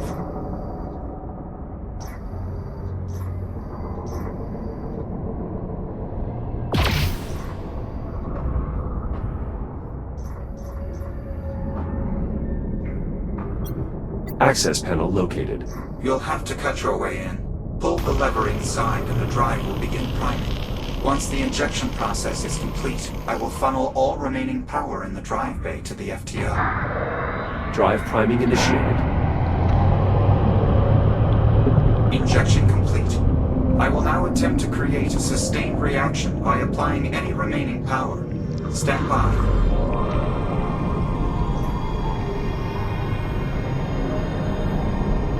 Sustained reaction achieved. We're ready to remove the drive. Outstanding. What's next, Apollo? The FTL drive is held in place by locking mechanisms at its upper and lower extremities. They must be manually released before the drive can be removed. Got it. I'll release the locks. The release mechanisms are housed within the drive moorings at both the top and bottom of the chamber. You'll need to cut your way in. Understood. I've gained access to the drive locking mechanisms. The release control is located on the drive itself, between the locking pins.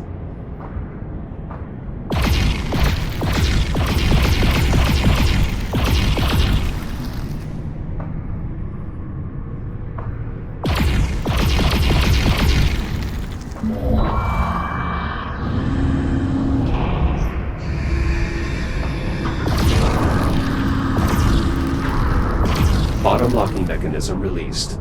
Good. Once you release the upper lock, the drive should come free.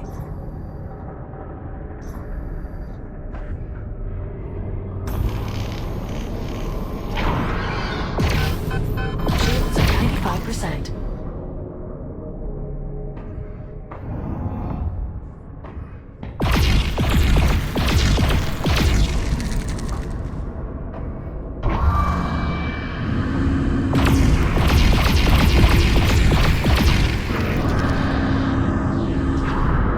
Drive unlocked. Excellent.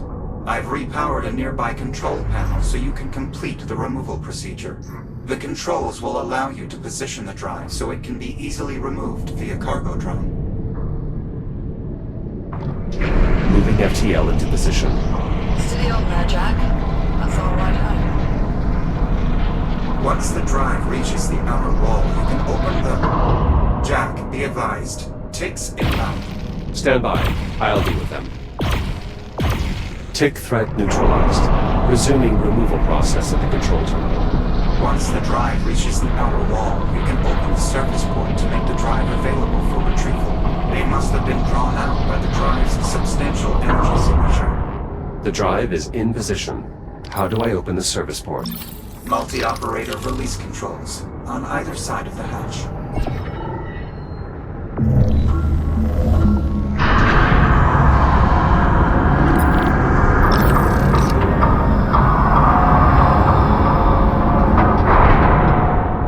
Removal process complete. The FTL drive is ready to be extracted. Good work, Jack. Drones are on their way. Copy that.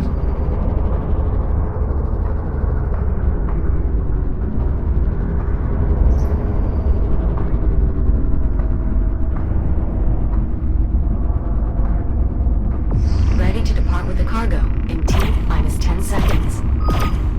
If you plan to accompany the drive, I suggest you take hold now.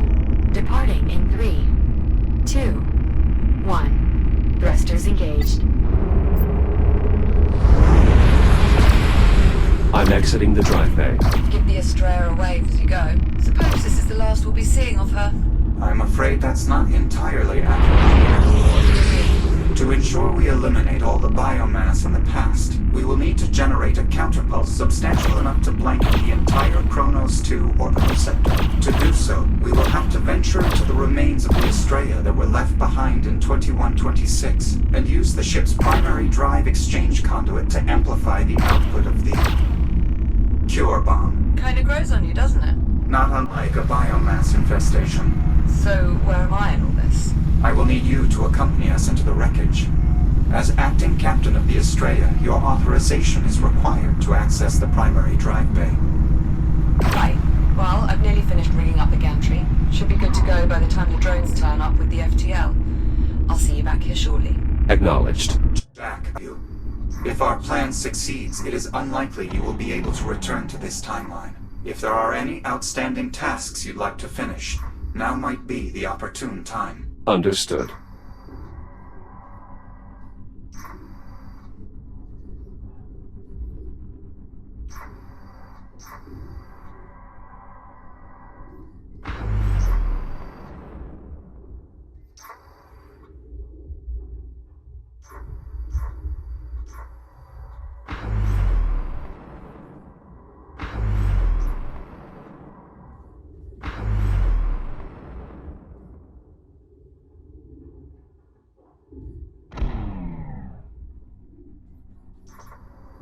Jack, over here.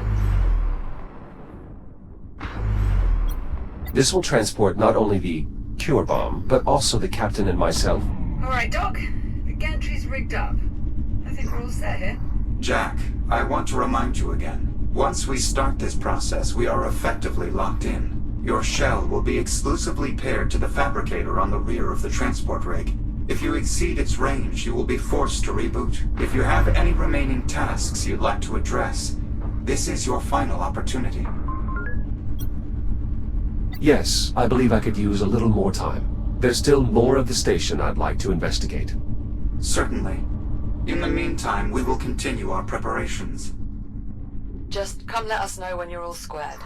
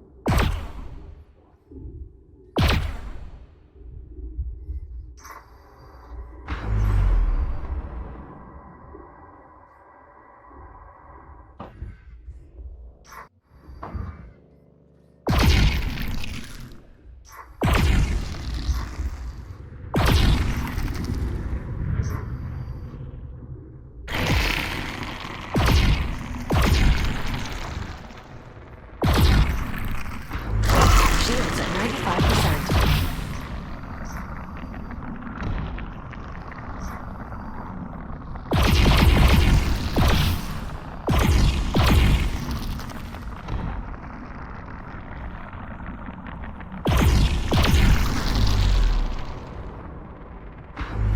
I'm entering the infested cave system. Caution is advised, Jack.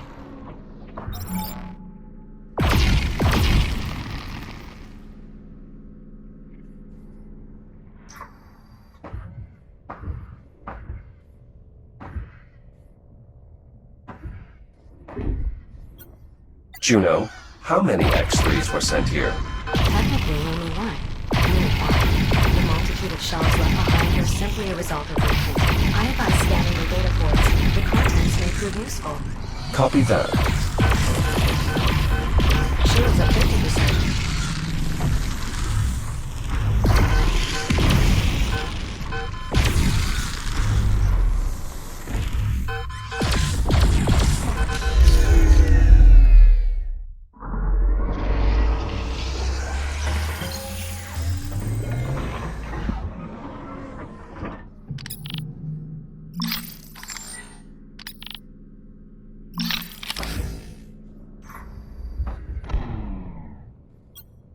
The X-3 shell is somewhat different from my original specification. Does that present an issue? Negative. I was merely noting that the new shell is a substantial upgrade. Ah, then I'm pleased you are adapting so effortlessly. Data received. Interesting. These X-3s were equipped with an advanced experimental version of the cloak emitter. If you scan enough of the shells here, I believe I can integrate the improvements into your own emitter.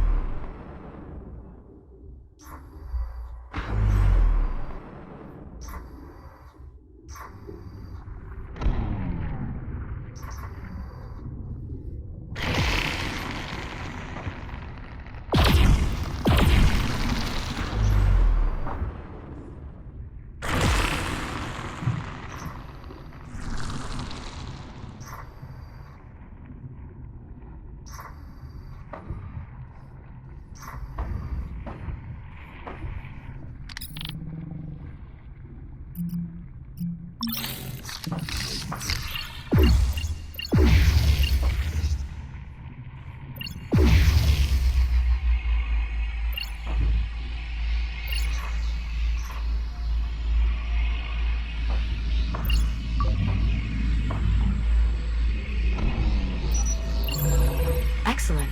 We still need further data, but I'm confident I will be able to reproduce the technology. It will allow your cloak emitter to sustain an additional insulation field.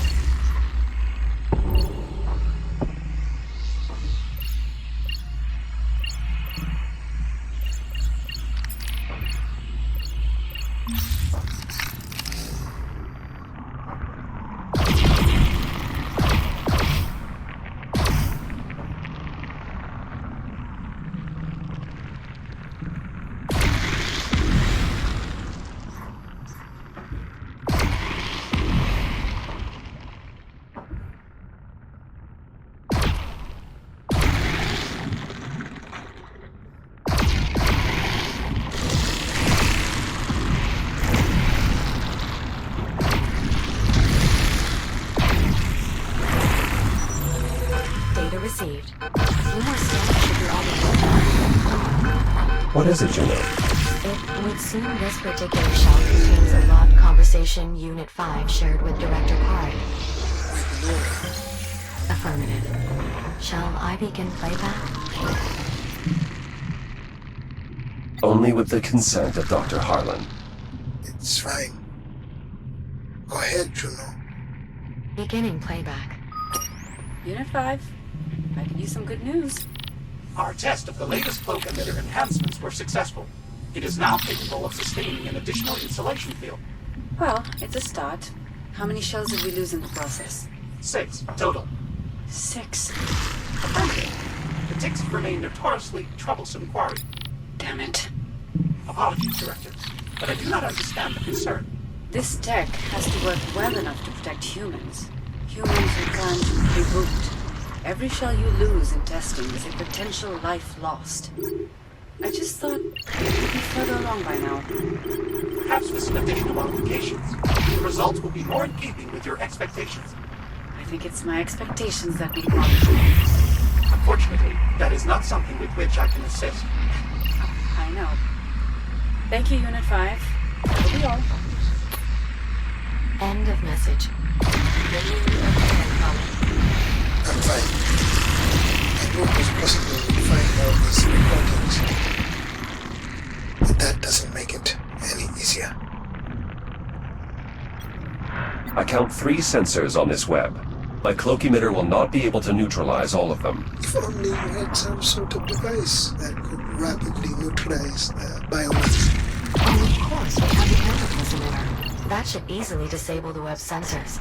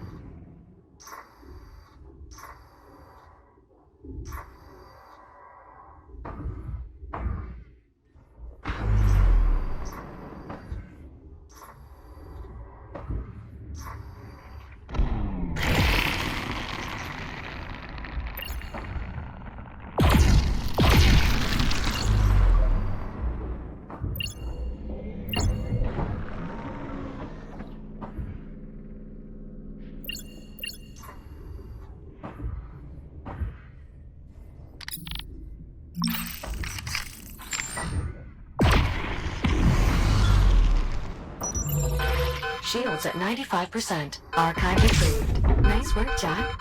Does that scan give us sufficient data? Not quite. but I've been attempting to ping local devices, and it appears there is at least one more shell with an intact data port. Very well. Continuing search.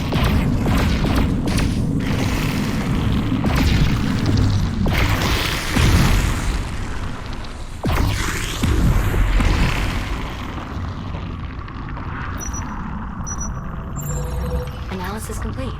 Please visit a fabricator to install a personalized version of the experimental cloak emitter.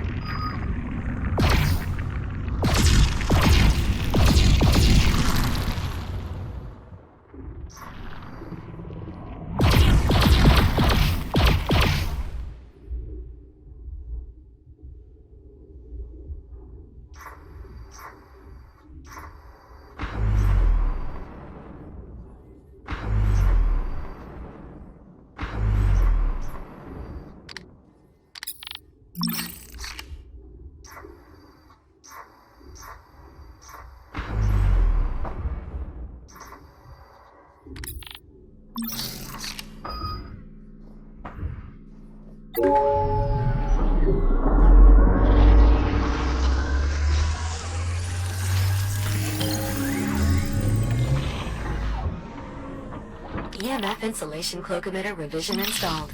The device can now sustain 2 separate insulation fields. Excellent.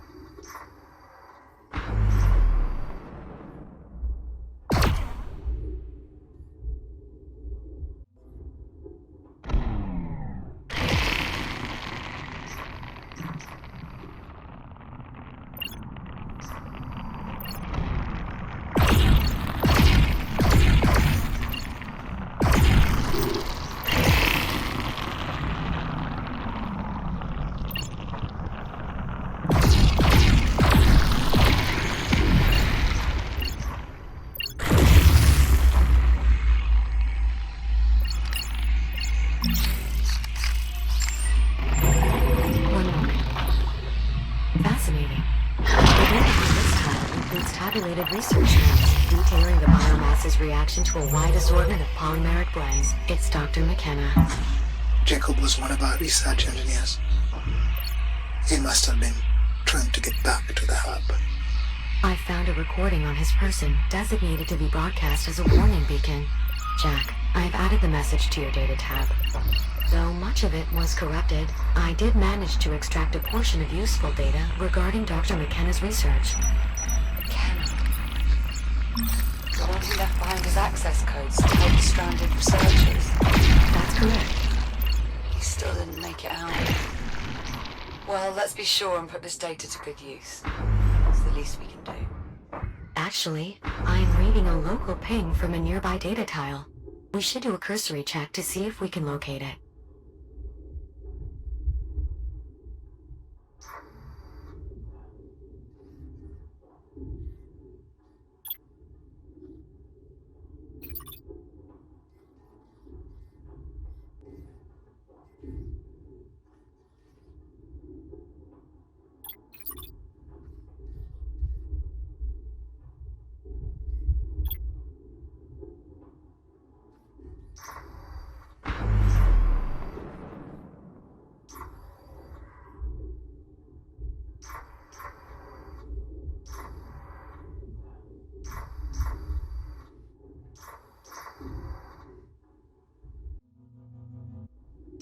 Approaching a radiation zone.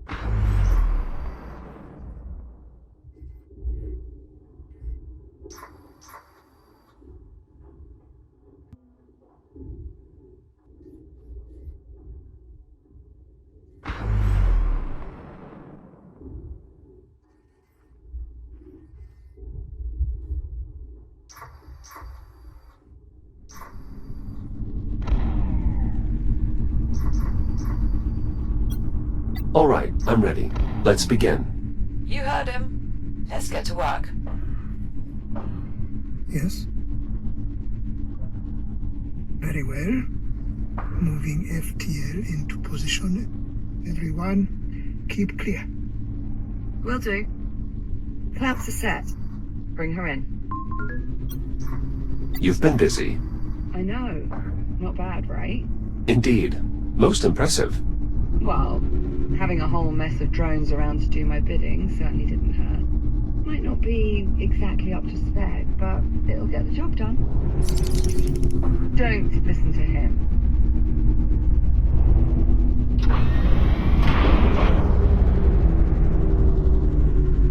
Drive secured. Confirmed. Connection established. The FTL is now linked to the station's power grid. Reading vigorous biomass activity within the drive. The infection is feeding off the FTL's energy field. I assume that's good. It's expected. Begin diagnostic and compatibility check. Verify functionality of all drive components. This should only take a moment. No problem. We'll just sit here in nervous anticipation. Very well. You're concerned? About having every molecule in my body yanked across all space and time. I'm a little nervous, yeah. The odds of success are surprisingly favorable, especially when one considers all the variables at play. Suppose we can work with that. Diagnostic and compatibility check complete. Stand by while I reconfigure the FTL's drive settings to mirror the exact conditions that first sent the Astraea back in time. Dr. Harlan? Yes, we have to get clear of the platform. I know. Well, I guess this is it. So it would seem. Captain, I want to say I'm sorry.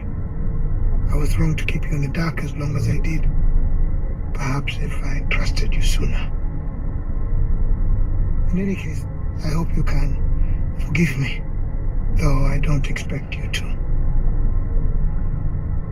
Right. Well, goodbye. Dr. Harlan, thank you. What you're doing here, she'd be proud of you. She'd be angry with me. Oh, yeah, probably. But she'd still be proud. Thank you. Both of you. For helping me put an end to this. Doctor, we should really be going. Yes. All right. Good luck, Doctor. To all of us. FTL settings configured. As soon as the doctor is clear, we can begin spinning up the drive. Farewell, Captain Rhodes. Take care of him, Juno. Of course, always. Goodbye, Jack. I will make sure to permanently archive all of the time we have spent together. Thanks, Juno. You're welcome. Good luck saving your timeline. Popcorn?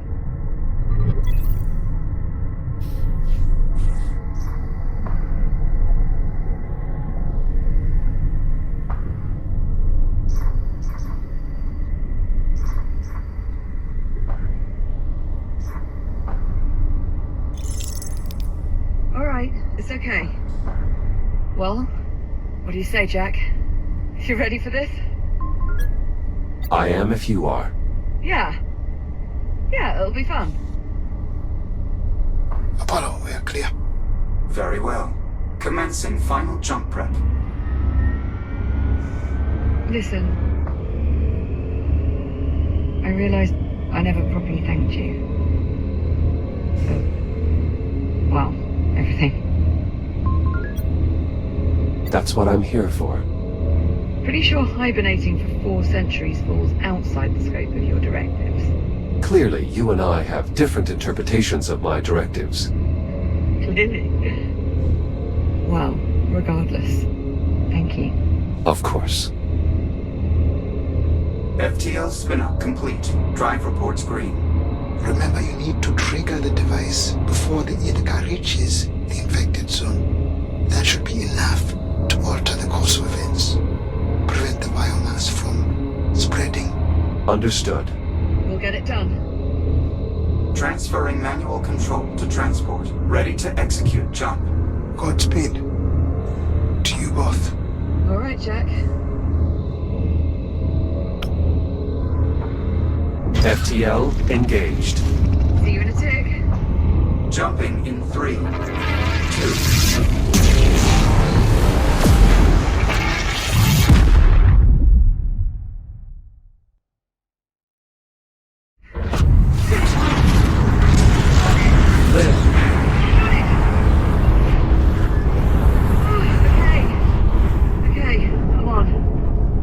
Are you all right? Yeah, no, I'm okay. It's just... Holy shit. That was... Frightening? incredible. And, yeah, a little frightening. What about you? You alright? All systems nominal. Apollo? Likewise, fully operational. God. Look at this place. Not exactly the home you remember. You know what? I'll take it. As long as we've still got time to do our job. Apollo, can you verify our time frame? Did we make it back before the Ithaca? Cross-referencing astrometric positional data. Stand by. Confirmed. We have arrived just prior to the Ithaca's approach. I think I see her. There. That bright dot just off rail. Jack, you see that?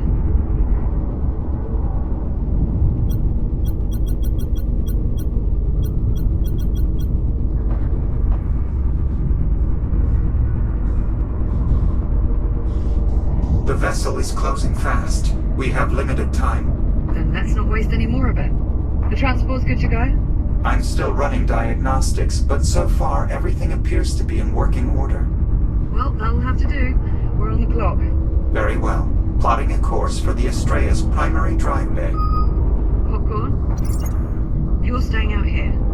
See if you can find me a way to contact the Ithaca. Local comms just aren't going to cut it. We need a way to boost the signal. None of that. I promise. As soon as we finish checking up the cure bomb, we'll come find you. Now go. Course laid in. Transport rig prepped for departure. I would advise you both hold on. Stand by for primary thruster burn. 3, 2, 1. Transport underway. Distance to primary drive exchange, 4,600 meters. That's quite a sight. I should warn you, much of the Astraea remains highly irradiated. The transport's radiation dampener will shield us, but its range is limited. I advise you remain close to the rig at all times. Especially you, Captain Rhodes. Steer clear of the flesh-melting radiation. Got it. Good safety tip. Once we reach the drive bay, we'll need to connect the fuel cell directly into the Astraea's drive exchange conduit. That should amplify the counterpulse sufficiently enough to eliminate all the biomass in the sector. You ready for this, Jack? You're asking me if I'm ready to venture into the burning wreckage of a destroyed warship overrun with the most toxic and destructive life form mankind has ever encountered? More or less. Yeah. Sounds like fun. I'm starting to think that I've been a bit of a terrible influence on you. You're only just now coming to this realization? Oh, shut up.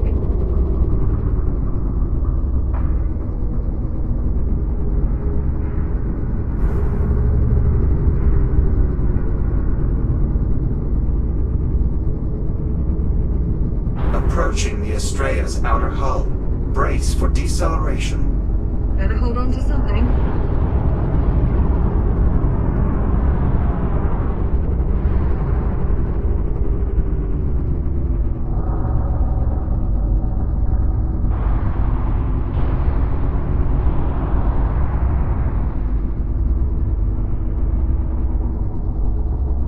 The most direct route to the drive bay is via a service tunnel just beyond these doors.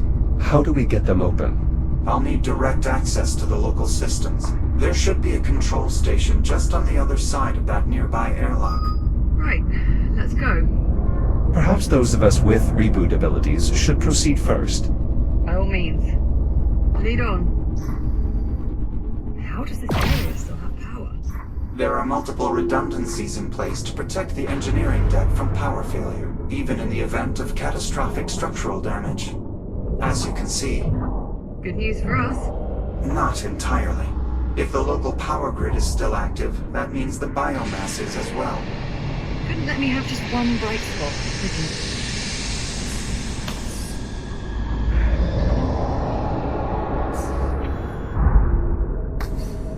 The control station is just up ahead. No sign of any significant biomass activity. How long do you suppose that will last? Based on previous experience, probably not as long as we'd prefer. Are those the door controls? Affirmative. They must have suffered some form of mechanical failure. Yeah, you think so, do you? Try the emergency release. You'll have to cut your way in. Copy.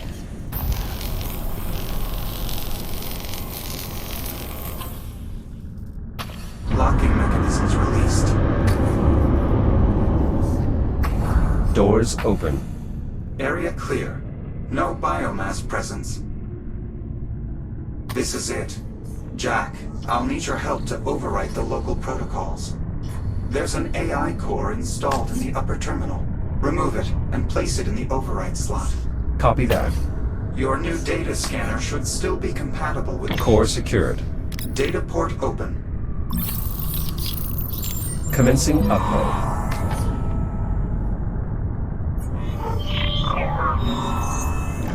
Overwrite complete. Once you return the core to the upper terminal, I should have full access to all local systems.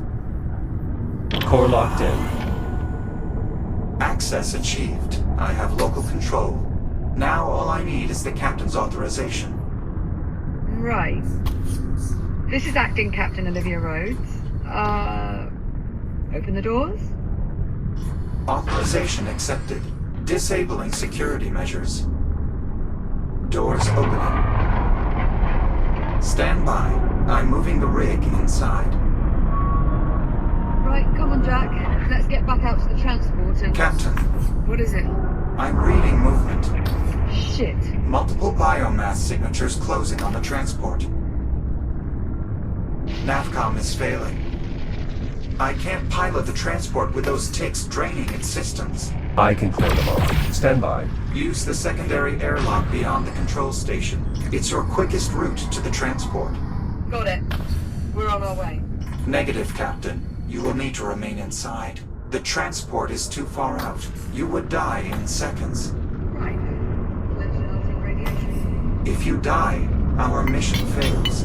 Concern for my well-being is extremely touching. Thanks. You're welcome.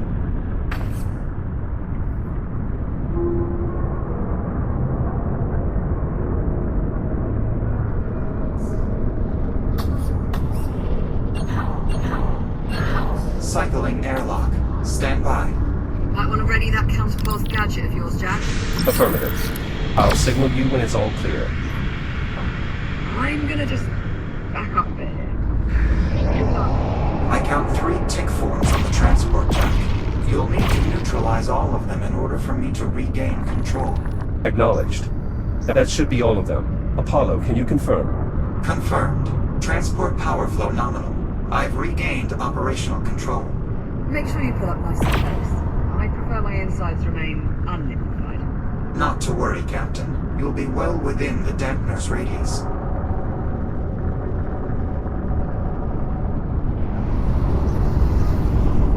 There. That should be more than sufficient for the captain to safely board. Liv, you are clear to exit. Copy that.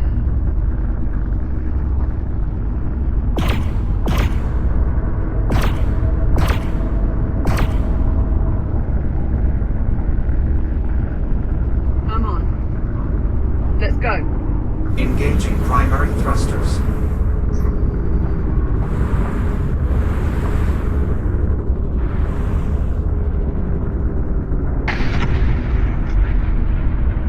Be advised. Adjusting course.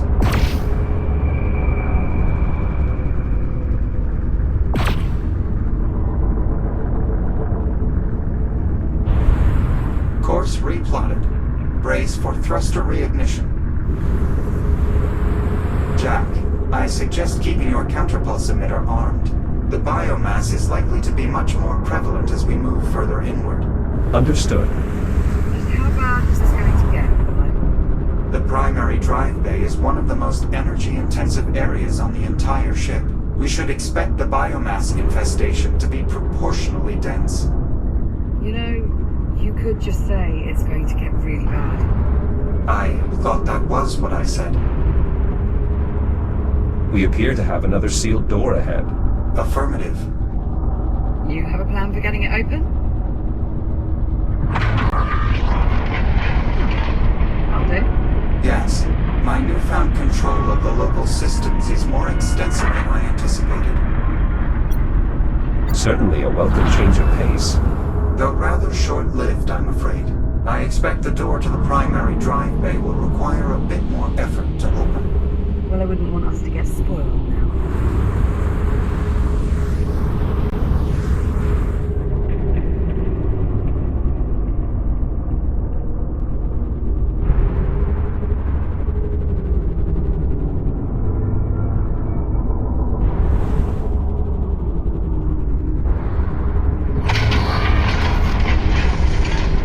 Proximity alert. Jack, look out!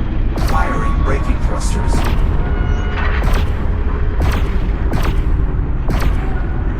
That's the last of them. Apollo. Affirmative.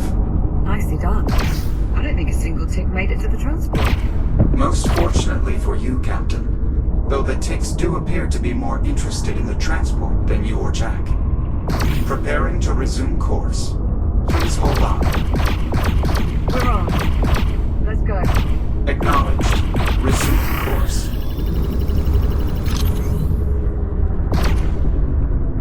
We should be coming up on the drive bay shortly. What for? You read? Coming up to the drive bay. How are things looking your end? You find me a way to talk to the Ithaca? There's got to be something in that mess we can cobble together. Keep looking. I don't need much. Just enough to get a signal out. Could be Morse code for all I care. Just so long as the Ithaca can hear it. Okay. Well, copy that, I guess. Keep me posted. How much farther, Apollo? The drive bay is just up ahead.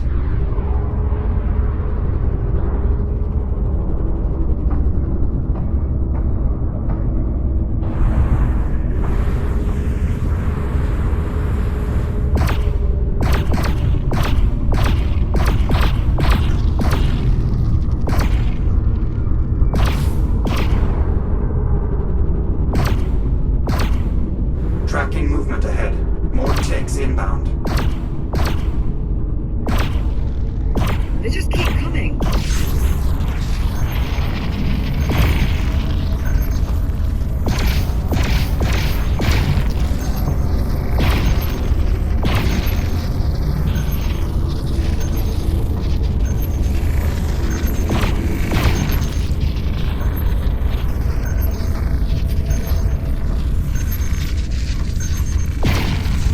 I think that's the last of them.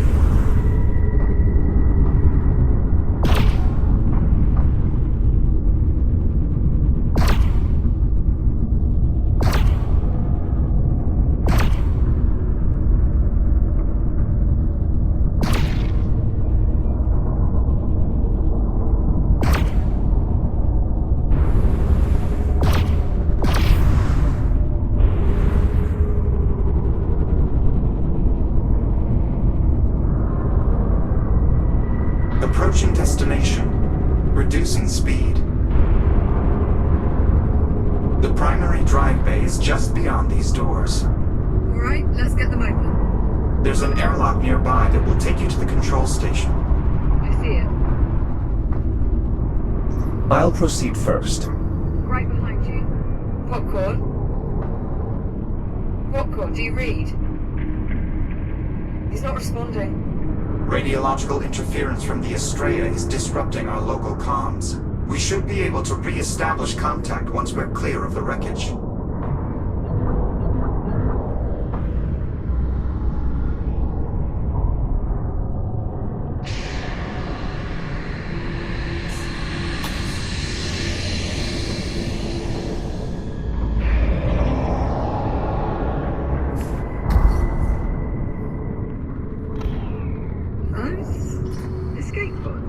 That's correct. Do they still work?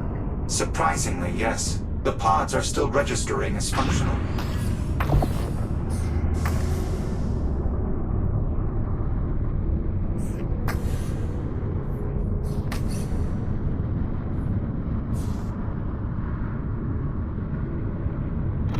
Let's proceed to the control station. Biomass from the drive bay has spread to the door controls. What about the emergency release? There is considerable buildup around the panel, but it looks to still be accessible. I'll take a look. You could use your counterforce emitter to nullify any threats from the biomass.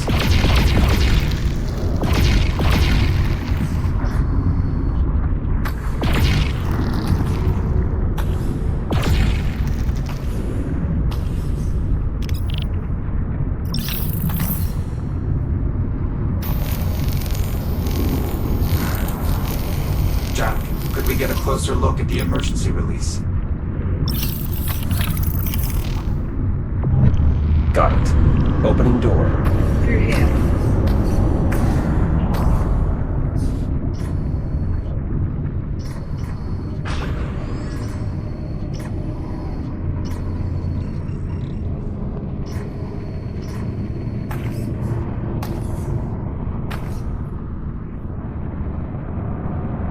As before, our first step is to rewrite the local protocols. The procedure is identical to the one we performed earlier. Where's the AI core? It's not in the terminal. One of the engineers must have removed it during the initial outbreak, an attempt to seal the drive bay. It's likely the core is still close by. We should search the adjoining rooms. Expect considerable biomass presence. You go, I'll keep an eye on the transport. I won't be long.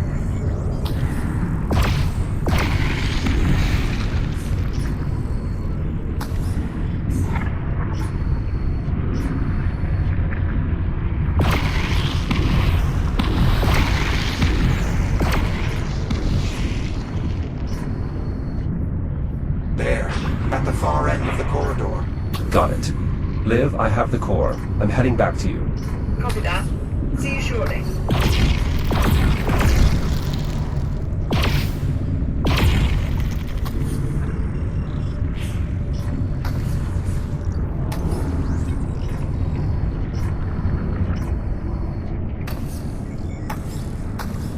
Nicely done. We're sure the core's in good shape. We'll know for certain once Jack places it in the override slot. Core in place. Data port is open. Commencing data transfer. Low Override successful. Copy. Returning core to upper terminal. Core locked in. Protocol remapping successful. Local access granted. I can now open the drive bay. On your authorization, Captain. Right. This is Acting Captain Olivia Rhodes. Open the drive bay. Authorization accepted. Security measures lifted.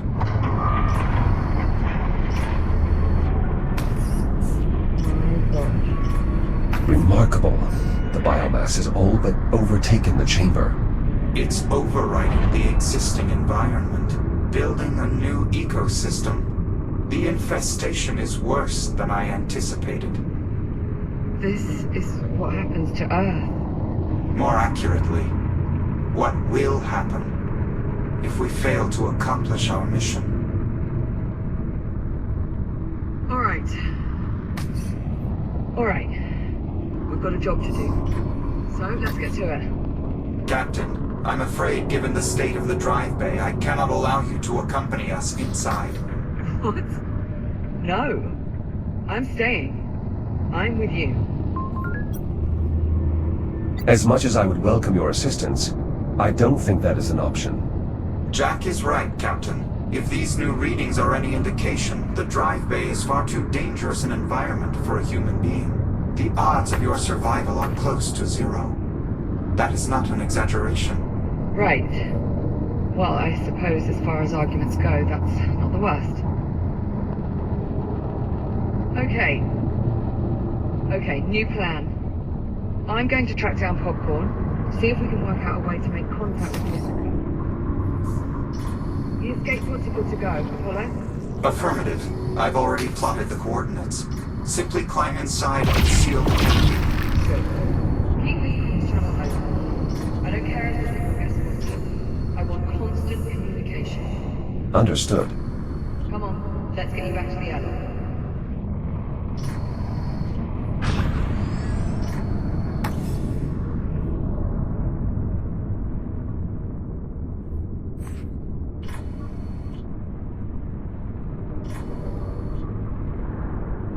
Right, I'm off to go and be shot into space at what I'm sure is a totally safe velocity.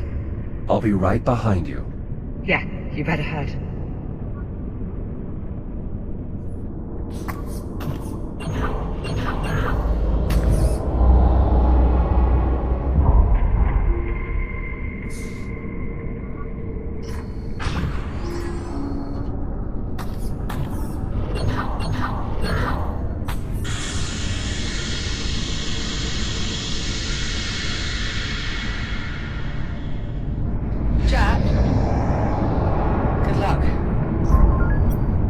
You too, Olivia.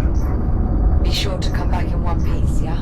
I assume that's an order. Bloody well right it is. Transport is ready to depart. I will do my utmost to navigate a safe route through the drive bay. All right, I'm on board. Hold for acceleration. Liv, Apollo and I are making our way into the drive bay. Copy that. I'm closing up the escape pod. Acknowledged. Safe travels.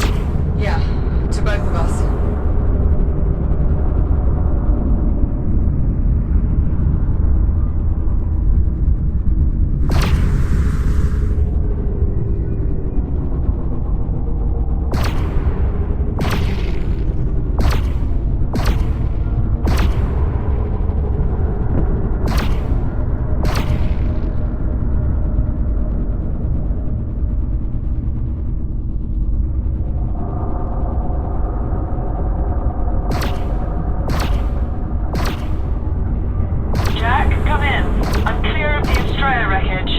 Are you all right? Ride was a touch shaky, but I'll manage. Still no sign of Popcorn. Nothing on comms either. At this point, all I can do is focus on finding a way to contact the Ithaca and just hope he turns up. I'm sure he will. Yeah. Right then, I'll keep you posted.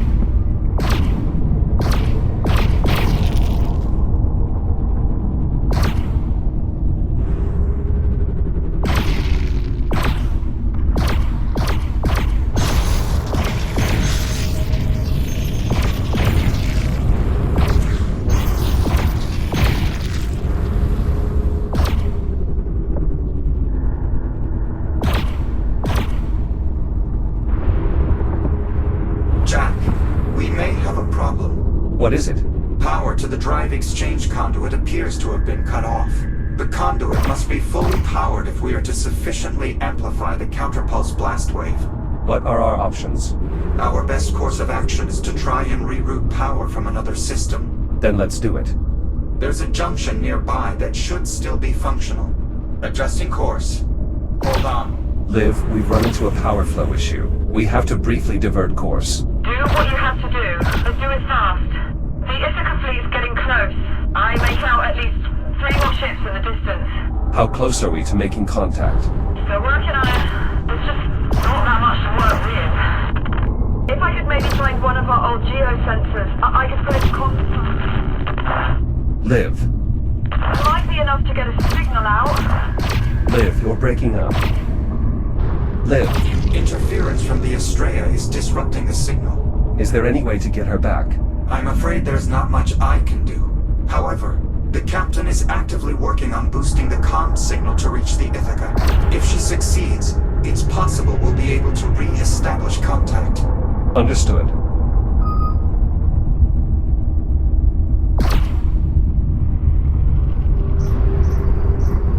This is it.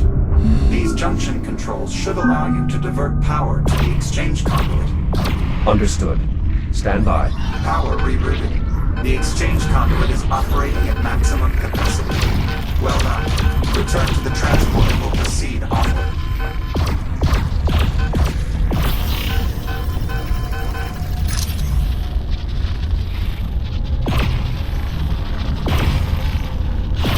That's it. We're clear for now.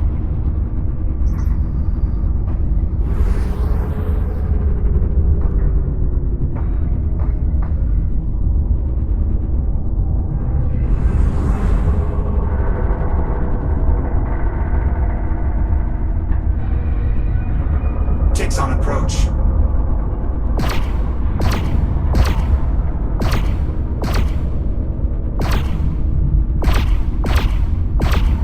Jack, do you copy?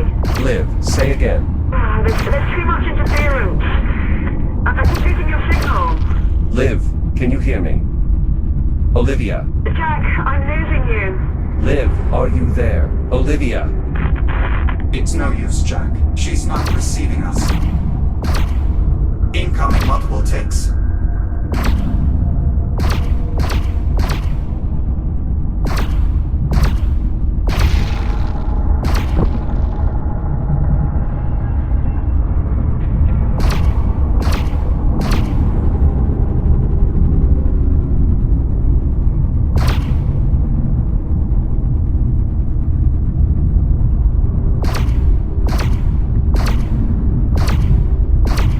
Inbound.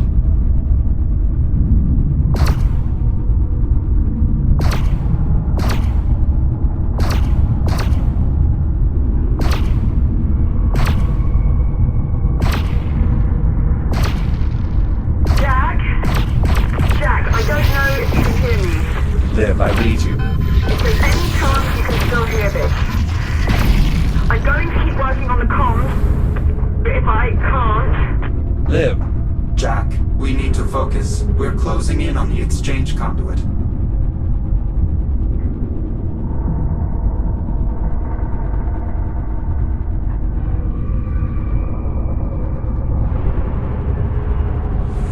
We've arrived. We'll need to connect the catalyst to one of the conduit's fuel cell housings. This will allow the device to trigger a cascading reaction that will amplify the blast radius enough to eliminate all the biomass in this sector. Does it matter which housing we use? We should start by identifying which housings are still operational. Look for any housings with a working data port and call them out. Got it. What about housing B3? Negative. There's too much biomass clogging the mechanism.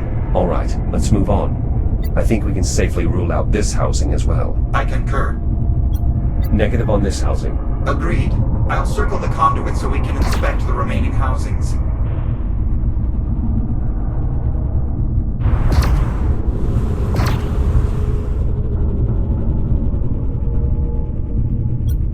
Housing C1 still appears functional. Unfortunately, biomass presence around the couplings is too severe. Copy. Let's keep looking. Excessive biomass presence. Valid assessment. Housing is no longer functional. Rampant infestation. Housing appears inoperable. A valid assessment. Housing D4 might still be salvageable. Biomass presence is moderate, but still enough to be a problem. Resuming flight path.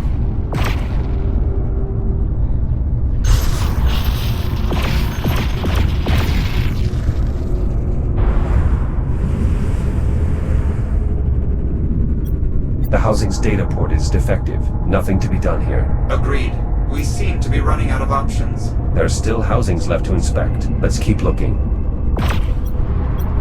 What about this housing? E3. I'm afraid not.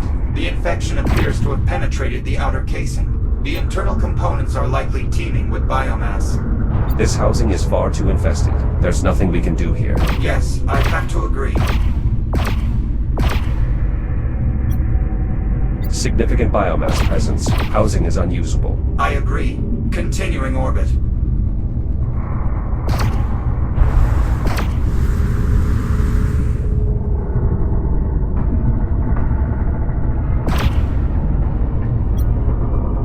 The housing looks clear, but the data port is unsalvageable. Unfortunate. The housing might have otherwise been a suitable candidate. There, housing G4. That looks to be our best option. Data port is functional. No visible infestation. I agree. That housing does appear to be our most optimal solution. Well spotted. All other housings appear either offline or infected. I believe this is our only chance. Can you bring us within dampener range? Affirmative. Maneuvering thrusters engaged.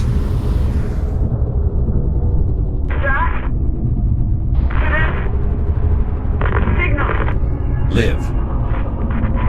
Her signal's only getting worse.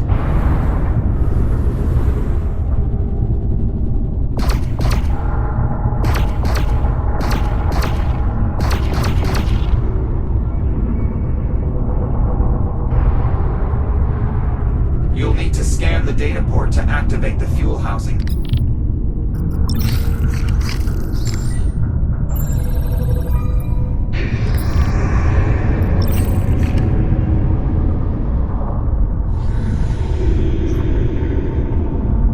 Housing open. Now, use the release controls to eject the old cell. Remember, both controls must be operated simultaneously. Copy. Fuel cell removed. Stand by while I align the transport to the housing. Please keep clear.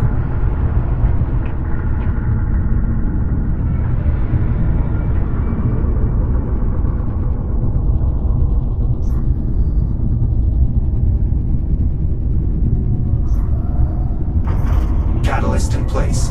Now use the same controls as before to secure the device. Apollo, what's happening? The power clamp's anode coupling failed to engage. Without a proper connection to the conduit, we won't be able to trigger the reaction we need to detonate. Can the coupling be repaired? Unknown. We'll need to get a closer look. Copy. Moving to inspect. There is a small pocket of biomass here. That is disconcerting. We should nullify that infestation immediately. Understood.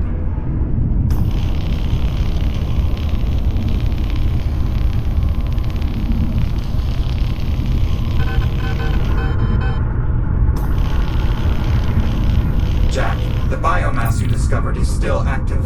I recommend nullifying the infection as soon as possible.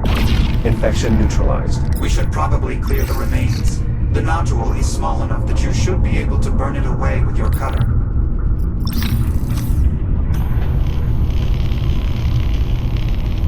Biomass removed. What about now, Apollo? Can you engage the coupling? Negative. The damage is too extensive. With the coupling disabled, we have no way to bridge the connection. Then we find a new solution. We have to. The Ithaca's almost here.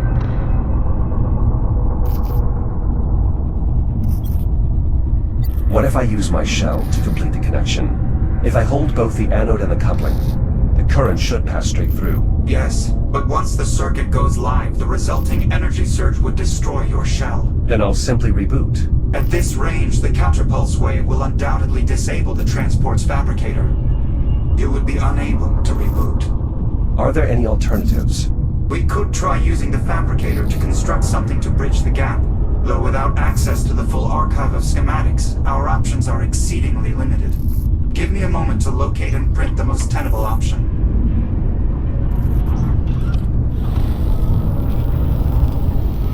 Fabrication complete. The component is ready. Try positioning it such that it makes contact with both the anode and the coupler.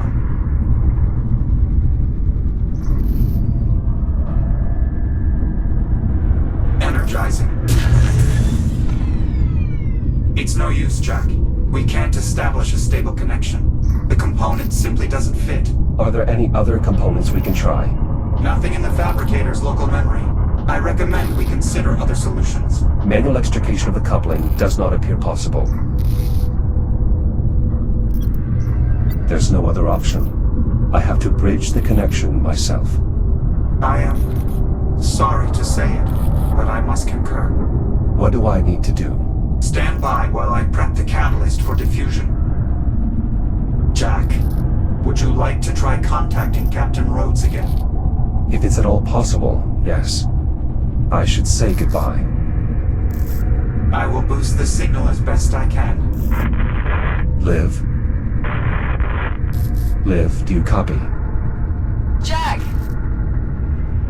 Jack, are you there? I'm here. I read you, Liv. Jack! Thank God. I thought I'd lost you. Liv, there's a problem. What do you mean? What sort of problem? There's a malfunction. I'll have to use my own shell to complete the connection and detonate the device. What? Jack, no! You can't! The EM surge will fry the fabricator. You won't be able to reboot. I understand. You could die. Jack, wait. Just hold on. Let me see if I can find another way for you to reboot. One of your old activation pods. Something. Liv, it's all right. I know what I'm doing. No! God damn it, Jack! Listen to me! You're not doing this! There's no time. Jack! Please! Circuit is now going live. Understood. No! Wait! Don't! There's still time! I can fix this! Jack! I can't let you do it, Jack! Jack, it's time. Jack, please! Goodbye, Olivia.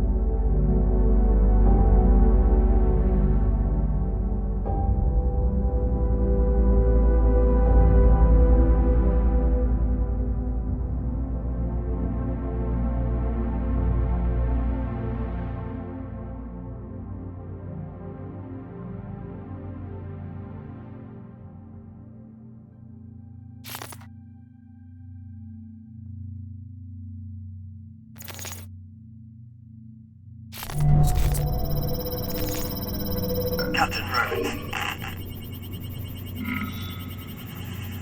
Captain Rhodes. To the Echo unit.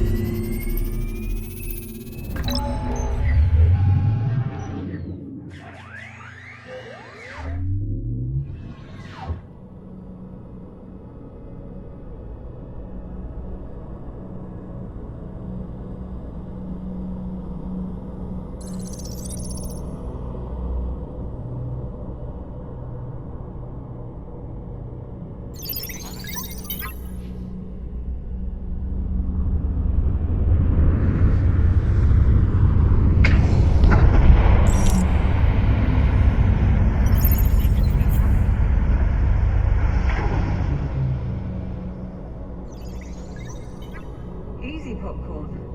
I'm going as fast as I can.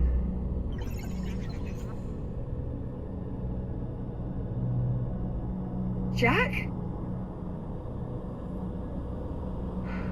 Oh my god. Jack! Jack, It's really you. Morning, sunshine.